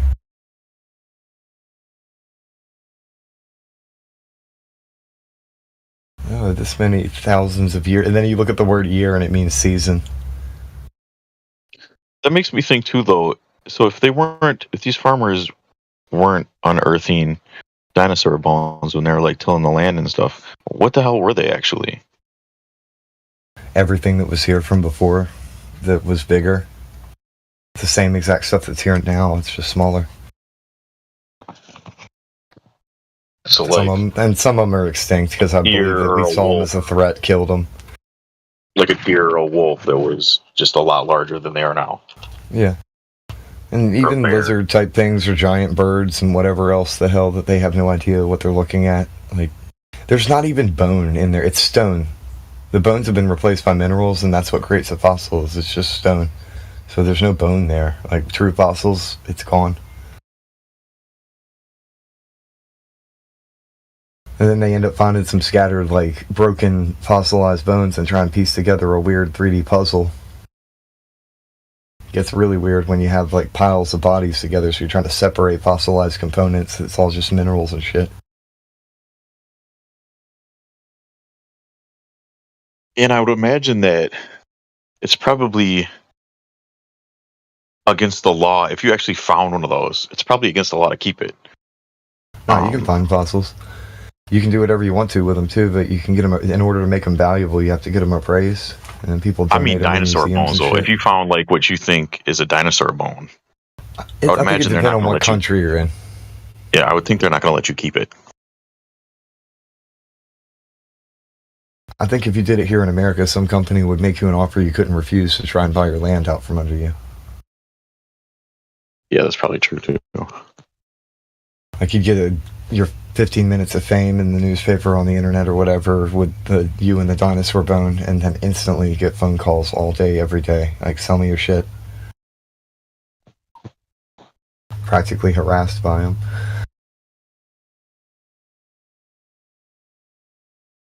Which that's just business. That's what they do to everybody, whether it's for something like that or for oil, or they need to put some kind of new business in play. We're going to build a Walmart here. The government, they're less of a light. We're going to build a bypass, get out of the way. Take this check and move. Eminent domain. That's kind of one reason why I have this mentality about things. You can't actually own anything here in America. You can think you own something, and then you're paying taxes so that you're renting it from the government, and then they can also take it out of your hands whenever they want to at any moment, just because, hey, we're doing government stuff. Yeah. Land of the free, my ass. Yeah, I always laugh when I hear that. It's sad, but we have more free. We have more freedoms, but they're more like free dumbing down. You know, it's sad because the system, it could work. I believe it could work if we could just root out corruption. It worked until they introduced the freaking Federal Reserve and all these banks and crap, and then it kind of. Yeah. We had roads before taxes, dude. There's picture. We had roads before taxes. And people think, what about my roads? We gotta have taxes, my roads. Dude, we'll be all right. You know, a similar thing to there, and I'm repeating myself because I've said this here before, but my dad, he bought a one of those hybrid cars, and so, you know, they're trying to push that on everybody because it's good for the environment and everybody should be driving that, and they sell it to you by saying how much money you're going to save by owning one and the good it's going to do for the environment. But yet what they don't tell you is you actually have to pay more to own one of those, because when you renew your registration and all that, they actually charge you a tax because you're not using as much fuel as other cars. They have it's weird because they have tax exemptions for certain things, but I guess they've got other things where they add on to, since it's taken away on one side. Right, it's crazy. I don't know. That's the thing, is people always ask that question, why would they lie? You create a currency system by having money available in order to exchange for people's time, but the actual money is the time. They lie to control people's time, their lifespans, what they do. It's such an unfair question, too, because any answer you give is completely speculation. I like Mayhem's answer though. I mean, control. Control is the number one reason why anybody lies. So that was a great control. That's the perfect answer. Whether it be to control a situation in a relationship or to control the outcome of their fortune so they can have some money, whatever. It's control. Period. Absolutely. That control can be used for many things, but yeah, I totally agree with what he said. That makes sense. Then you can Google or ask ChatGPT, why do people lie? And it all revolves around that same thing, being able to control the situation. The question is, the answer to that question doesn't matter. The fact is, it's a lie. The reason why they created a lie doesn't matter. A lie is a lie. No matter what their reasoning, it doesn't justify the lie. That's like if somebody were to befriend me and then steal something from me, and then I'm sitting there, but why would they lie to me so they could steal something? You literally said the answer, though. Like, it's in the question. Why would they lie? So they could lie. That's it. That's why they lied, so they could lie. You keep control. That's the whole point. And they want to let sleeping dogs lie and not awaken sleeping giants either. Everything's still, the majority of it seems to be that pissing contest that Russia and America had. And nobody wanted to look like a fool. Oh, yeah. And you got all these governments involved in paying attention to the shit, and everybody think they're all investing, they're going all in. They try and go back on that, see what happens. All of the populations would lose every ounce of faith that they had in every one of their governments. So now they can't. Well, what's interesting about that, too, though, is before they started the space race, they knew it was bullshit to begin with. So what was the real reasoning, and what were they really doing? Because I don't believe it was a space race. Because they already knew at that point that the truth of, where we are. I believe they were arrogant enough to think that they could still leave. And so, because some of these they're men that believe in the Bible while they're trying to go through and leave this place. Like, there's got to be a window to heaven somewhere around here. So they're, like, even to the last minute, were arrogant enough to think they could do it, and then they filmed the moon landing type stuff as a backup plan in case they couldn't do it. Which is exactly what the hell you do if you have a plan, and then you're a government. You got contingency plans. You're fucking government. Here's my reverse ask when everybody asks that why would they lie question. Like one of mine that I'd like to ask is, do classified documents exist? Or are there such a thing as declassified documents, and why do governments classify documents? Right. Because they act like the government would never lie, and I'm like, well, yeah.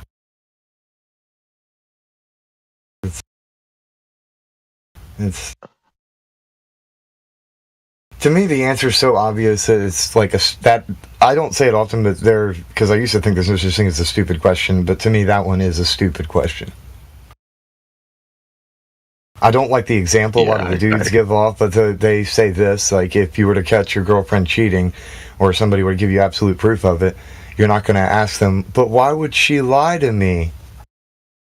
I don't like that because it's a poor example, because it makes dudes saying it like they have a lot of experience with having somebody cheat on them or something. That's the troll. The trolls will flip it that way. That's why I don't like that example. It's not a very good one. But I guess they assume that that person's been cheated on, so it works on some people. It's just a weird one. I would say if you have a whole bunch of people who call themselves your friends and they say, hey, can we throw a party at your house, and you wake up and all your shit's gone, you're not going to sit there and wonder, well, why did my friends lie to me and take all my stuff? You're going to know exactly why they did that, so they could take all your shit. Like, the answer's in the question.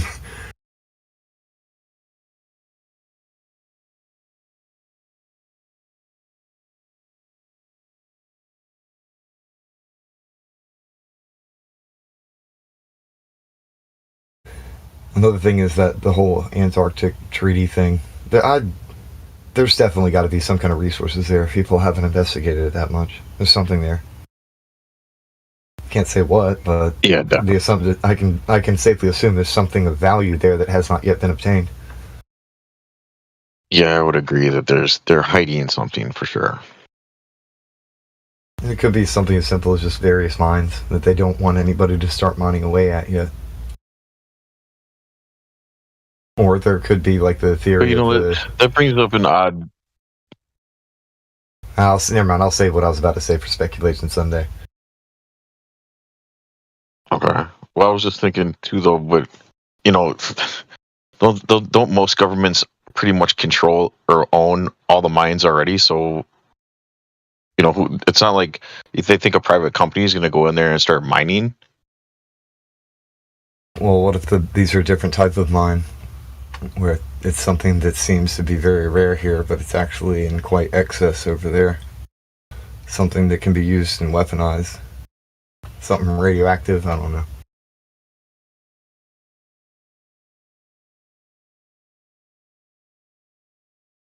But then I did say what if, so God, I didn't want to speculate at all. Yeah. Any type of resources imaginable could be there. Nobody knows. Nobody's been there digging around under the ice and shit to go deep enough to mine anything. It's forbidden. So, and I wouldn't even want to go there. Diesel fuel freezes. Why would I want to go there?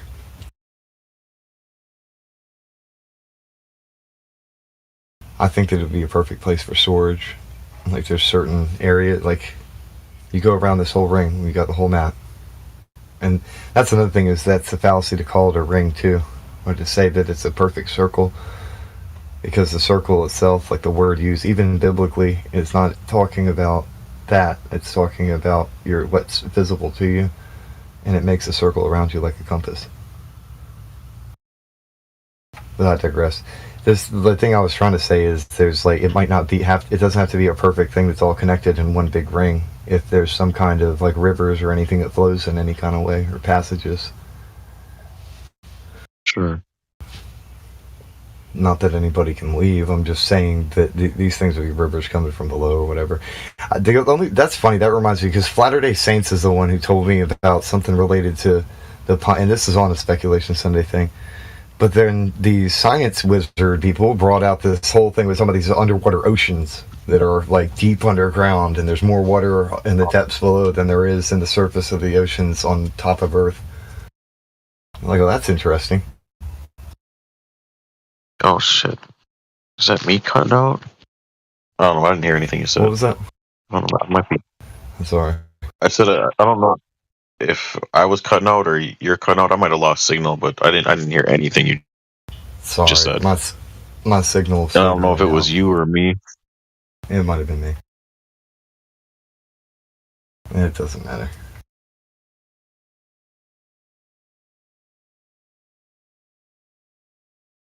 Yeah, I think maybe I'll just call it a night. Too late for me to do that. I gotta finish drinking my coffee and figure out what I'm doing today. Get back to work.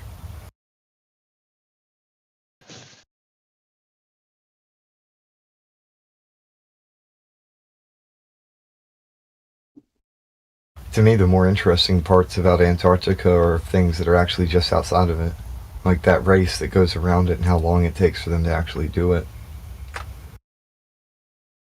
As they're supposedly circling around this thing on a ball, but it takes way the hell longer than what it should based off of what they're saying, how fast they're traveling and stuff.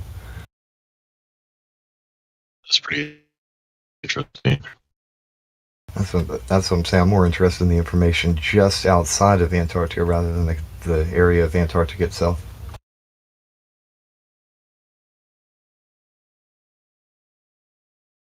Yeah, it would be interesting to know if there is anything beyond, Yeah.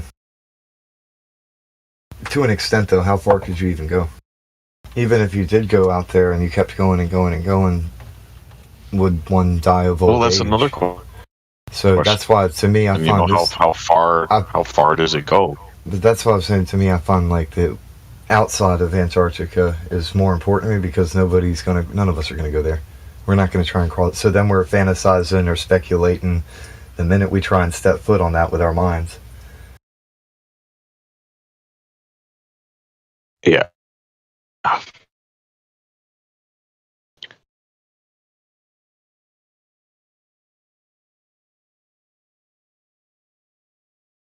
It would be a fun journey to, visit it and stuff.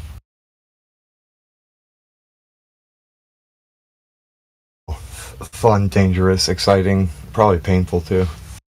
Terribly cold. Yeah, I think I would want to be the first, that's for sure.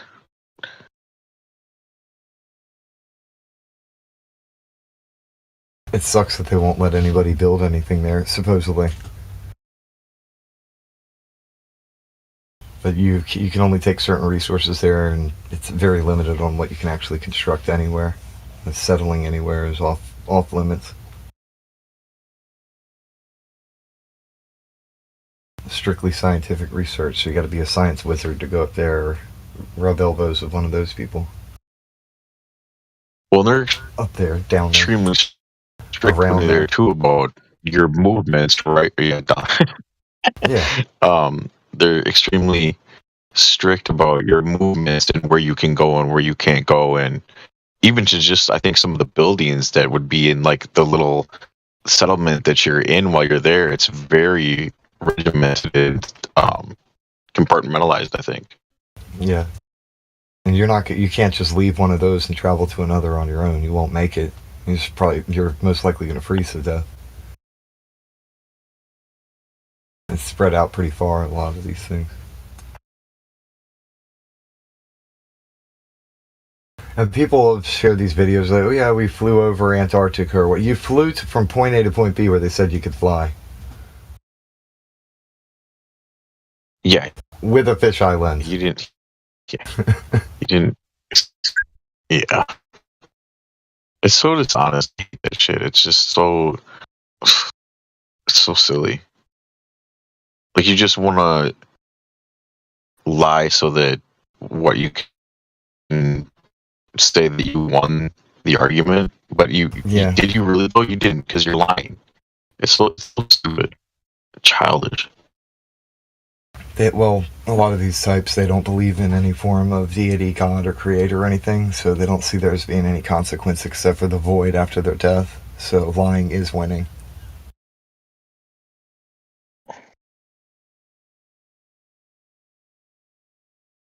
Whether you believe in a deity or not, though, would not telling the truth be the most beneficial for all of humanity?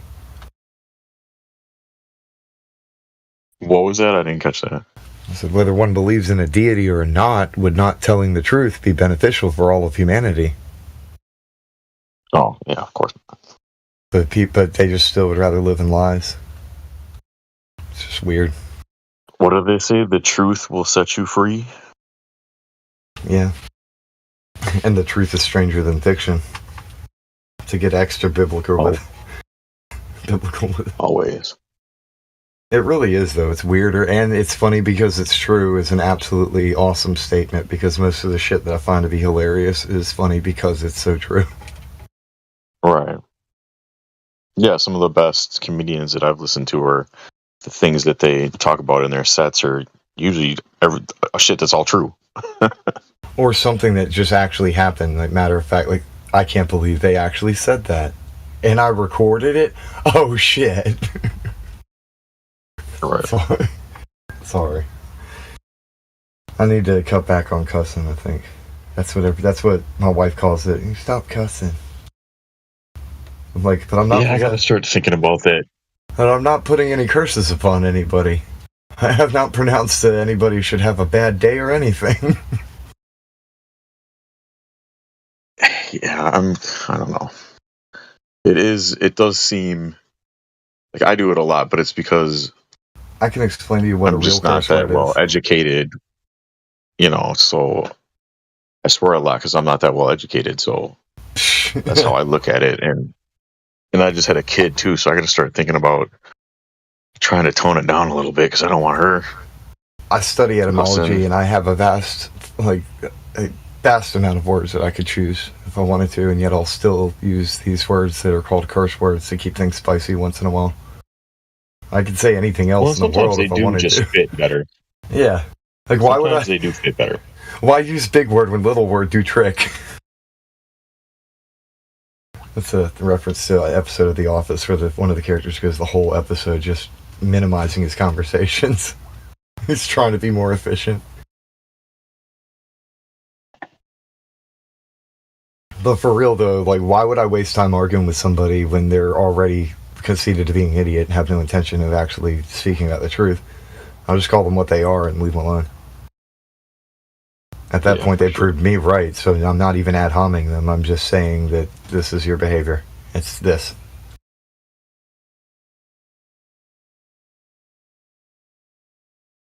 What's funny is you can talk, like people talk about somebody without talking about them, and it annoys the shit out of that person, which will trigger that person to actually respond to that thing, thus outing themselves as being the person who's being talked about.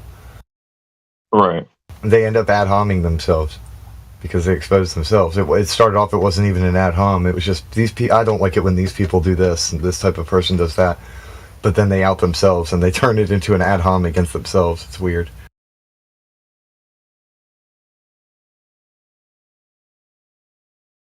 The ad hom isn't actually the curse word. It's anything that's to the person. It's about the individual. So it can be done without saying harsh words if you're changing the conversation and redirecting it to be about the person instead of the subject matter.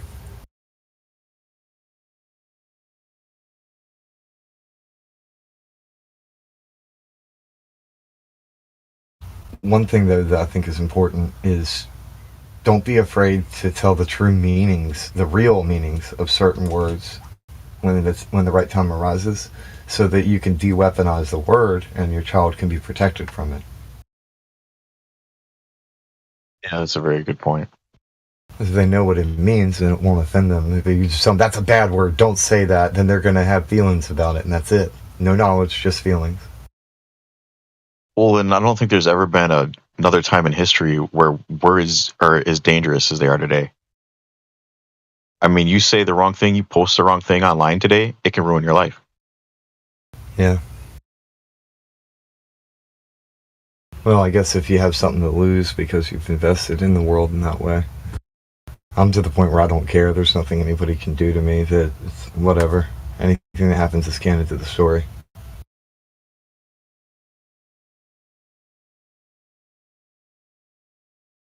There's really nothing that can be taken away from me by somebody trying to, ruin my reputation over something I said online.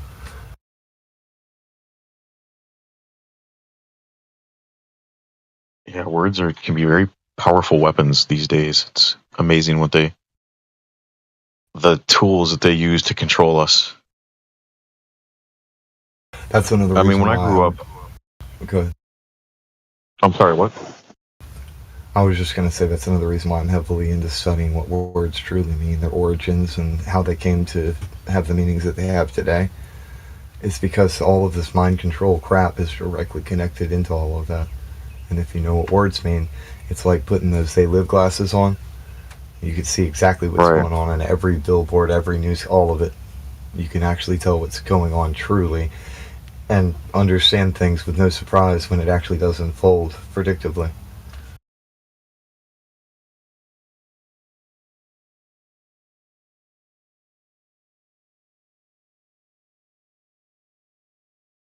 That truth in plain sight stuff is multi-level, but it's not some mystery mumbo jumbo bullcrap. It's pretty linear.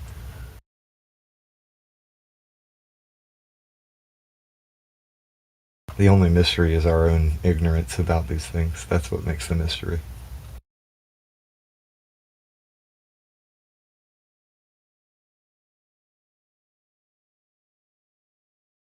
Yeah, and I think that's, a lot of us are very childlike in our thinking, and we want to believe in good, and we want to believe that everybody wants to be good, and everything is for the greater good, and nobody's, especially in high up positions, is out to screw us or get us. And it's just not true. It's a good thing, though. It's something we should hold on to. And here's why. Unless you become like a child, you will by no means enter the kingdom of heaven. And when I became a man, I put away childish things. So that means I need to put away the things of men and of the world, and try and be a little bit more like a child in my faith and love to others around me and how I care for things.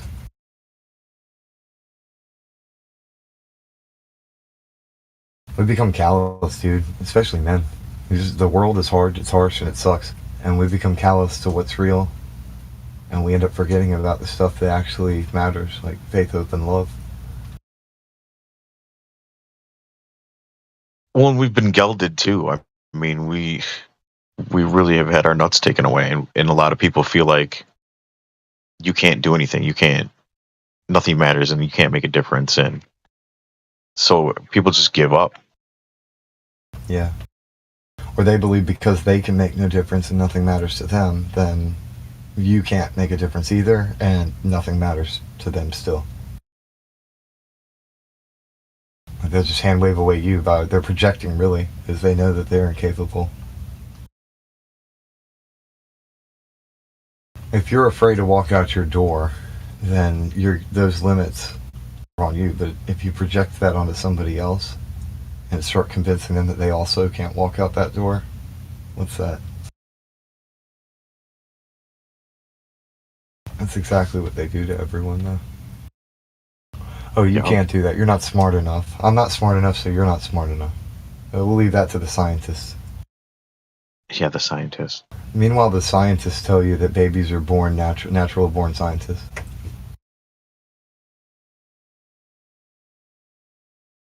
But nobody trusts the science.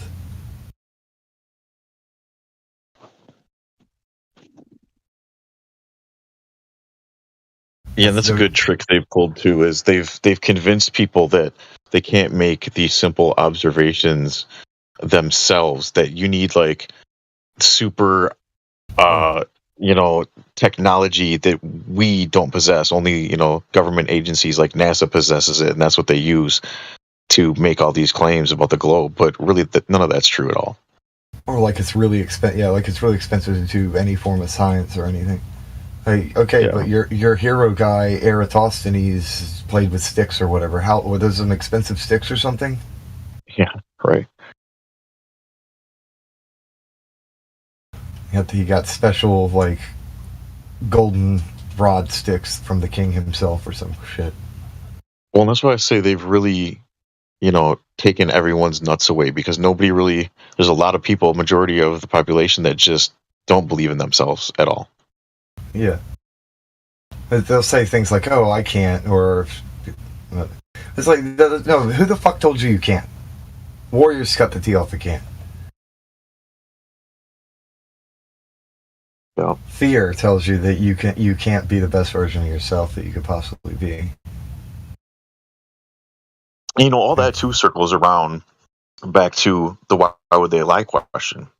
Because when they lie about the shape and everything, that, and what do they put out there? That we're just insignificant, that us being, our existence is an accident. So we have no purpose, and you know, none of that's true. Yeah.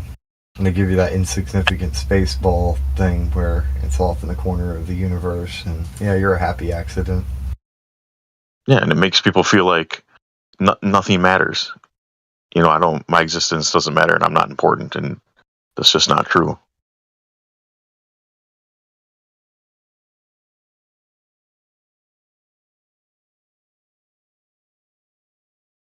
And people just give up. Well, just give me, you know, my house and my television and leave me alone. That's a lot of attitude that people have. Just don't bother me. And they've taken away the where, so people don't know where they are, so that they can cause them to forget who they are. Absolutely. Yeah, just don't take away my football. You know, just as long as they've got the footballs and the beers. But not that one beer, because they did that weird queer stuff, so now some people are a bit angry, so they might not drink that one. Because piss water beer or whatever. That's so crazy too. People boycott the dumbest shit, to be honest, because there's literal childhood slavery going on and people launching themselves out windows just so that they don't have to suffer from what they're dealing with. And, well, Americans just keep buying that shit. But some idiot does a comedy routine on a fucking commercial and people all of a sudden get up in arms and decide to quit. What the hell? Like, seriously. Shouldn't have been drinking piss water to begin with. Come on. All you did is out yourself. Well, and I look at it like this too, not to get into a whole thing about this, but, you know, these people aren't fucking dumb. So they knew exactly what would happen when they did that. And they accepted it and did it anyway. You can't tell me that was, just a mistake that one exec made. And boy, they really, you know, no, there's no way. I don't believe that for a second. It was done for another purpose, and they didn't care about losing profits for a couple of months. They're even saying that they've only lost like 1% of their profits as a result of it too, so they don't care at all. There is more behind that than what I can even imagine. I can't even imagine what the truth is. I don't care to form vain imaginations of what's inside of a dumpster. I know that it stinks in there. Right. That's all. I'm black-pilled enough from life itself. That's one of the reasons why I also just avoid looking into any of these dark rabbit holes. Like, nah, I'm good. I don't need any more of that crap. I am fine where I'm at. I'm kind of the same way now. The older I get, I realize that things are the way they are right now and probably are never going to change in my lifetime. So I'm winning by just, you know, at least I know, at least I'm aware. And as long as I can pass that on to the people that are around me that I care and love, you know, that's everything. The way I see it, the best thing that we can do as far as while we're here is leave behind some kind of echo that reminds people of the truth. It's not necessarily about us, it's about just an echo of the past that reminds people of the truth in the future. Faith, hope, and love. It's not about the individual, though. See, that's what's disheartening about that, too, because that echo is so powerful that, because once your eyes are open, you can't close them again. And so I always have this belief that, you know, it's a possibility that we can have utopia here where we are, but, you know, is it actually ever going to happen? I don't know. But it's a dream, you know, it's a nice dream to think that it is possible. I don't believe in utopias because I've found that anytime anybody tries to make one, they automatically create a dystopia for somebody else. That might have been a bad choice of words in my But I agree with you that there's a balance in between these things where we can be at peace, and like just something better than what we have now. Yeah, there is a way. It's just not here yet. Yeah, because this definitely isn't it. I mean, we're only here for such a short time, and we spend most of it a slave to paper. Yeah. That's a sad existence. It's just another form of the beast system. The original beast system was just selling animals, like cows, sheep, and goats and stuff. Whatever. They treat people like the sheep and like the cows. They call children kids, baby goats. Yeah, they really take away a lot of potential because you're just constantly chasing the dollar to survive. And imagine, what some people could accomplish if that wasn't a worry. If you didn't have to worry about that, what could be done?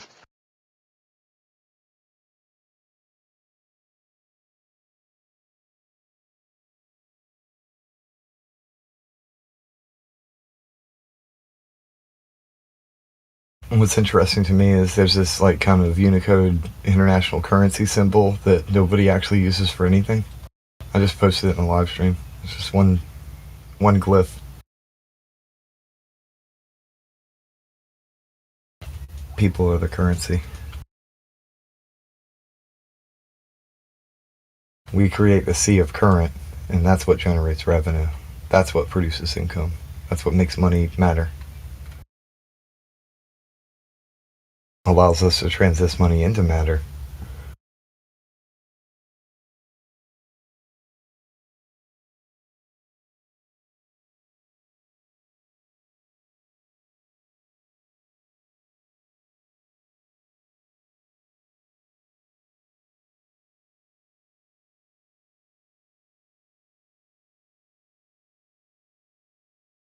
So full circle back to the flat earth, why would they lie? So that they could turn you into money.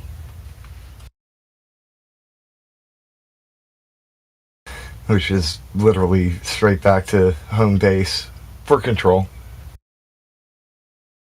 Because you want to control your property, right?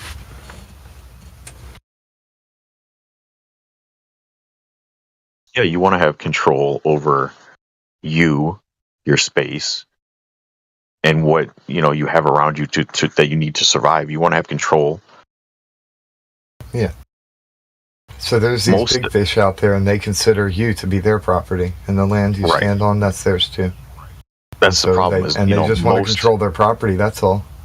Most good-natured people don't want to control necessarily other people for their own personal gain, which is unfortunately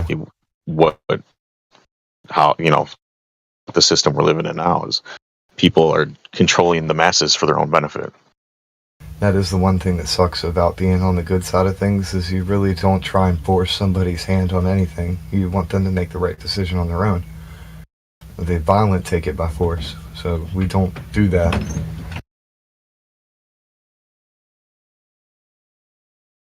But then that involves us having to become very patient. Yeah, you gotta plant them seeds and hope they grow. That's all you can do. You can't force it. Yeah.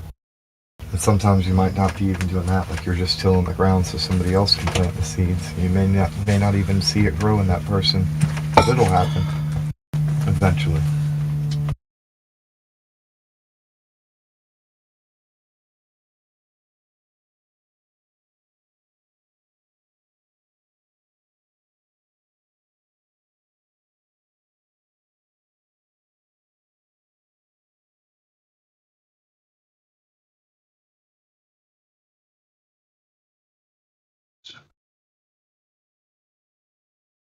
I don't give up on people, but if they want nothing to do with me, I let their actions speak for them, and I don't impose my presence upon them.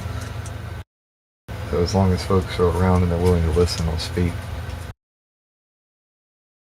Yeah, I'm done with, people actually are interested and want help in seeking answers. I will point them in the direction, but I'm not out there anymore preaching like I used to.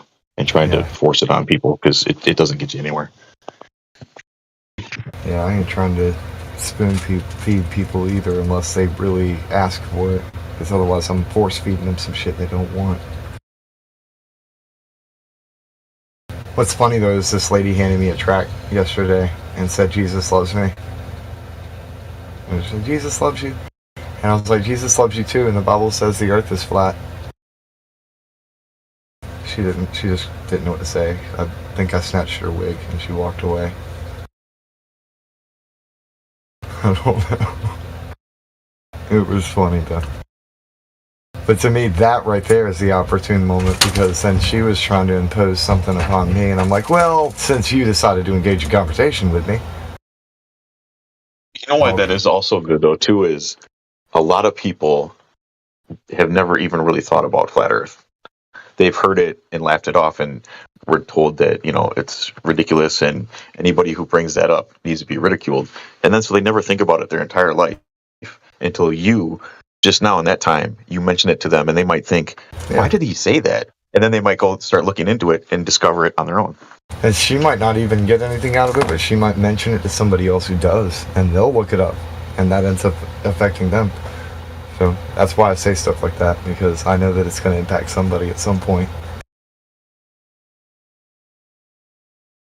It's kind of like scattering some seeds out once in a while when the opportunity arises. But also, I wasn't about to walk up to her or any other stranger and say, hey, would you like to talk about the flat Earth today? Nah, I'm good on that. Yeah, that wouldn't get you anywhere. That's a bit too much close to the. Hi, would you like to speak about our Lord and Savior Jesus Christ? And you knock on somebody's door. No, I used to do that with 9/11, man. I used to go out there and go places and get in people's face and really shove it down people's throats. And once in a while, I would get some good responses, but mainly it was extremely negative. People don't want to hear things that scare them, that frighten them. They want to hear everything's okay and everything's under control.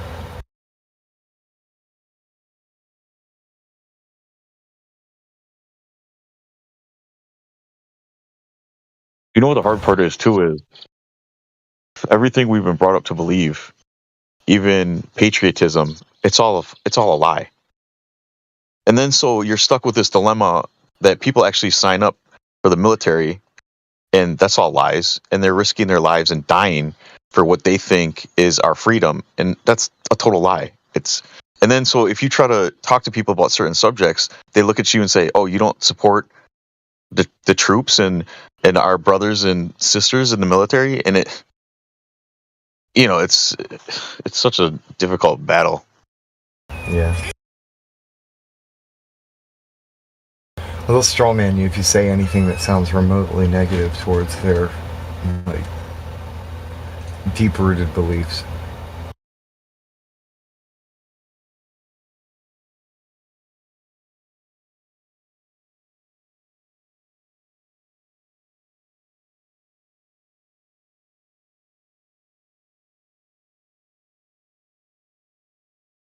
What is patriotism? This is another form of control in itself too. The original form of that is not even what it seems like the modern variant suggests. It doesn't have to do with the country itself. It has to do with the nation, the bloodline. Like nation means blood.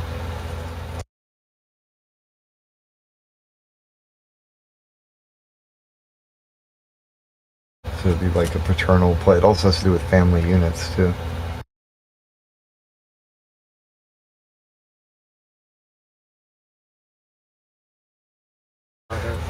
The modern version of it is something else entirely. They turned it into this weird must obey daddy government type thing. How dare you blaspheme the name of Uncle Sam?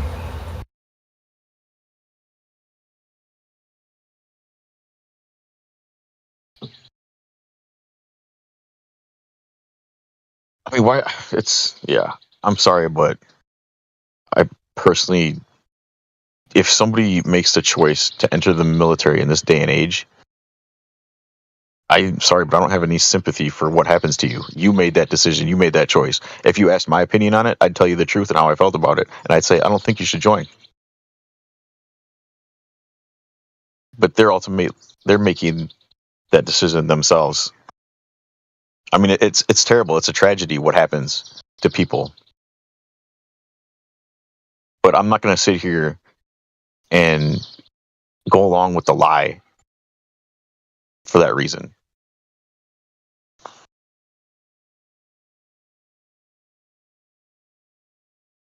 I support the troops by saying I hope they come home alive.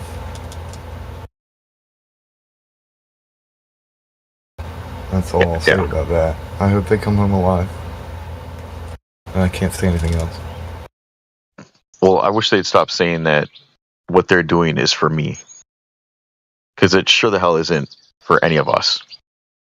Well, sure it is. Now you've got these fancy cell phones, and you got some gas to put in your car, and you got drugs that you can get from your doctor.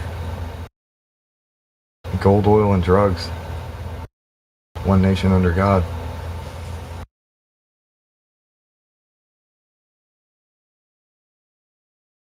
And they want you to be thankful for all that materialism that they brought forth, and all the riches they brought back.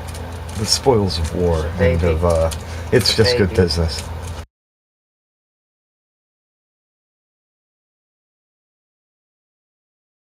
Yeah, you're defending, when you sign up for the military, you're defending a tyrannical government.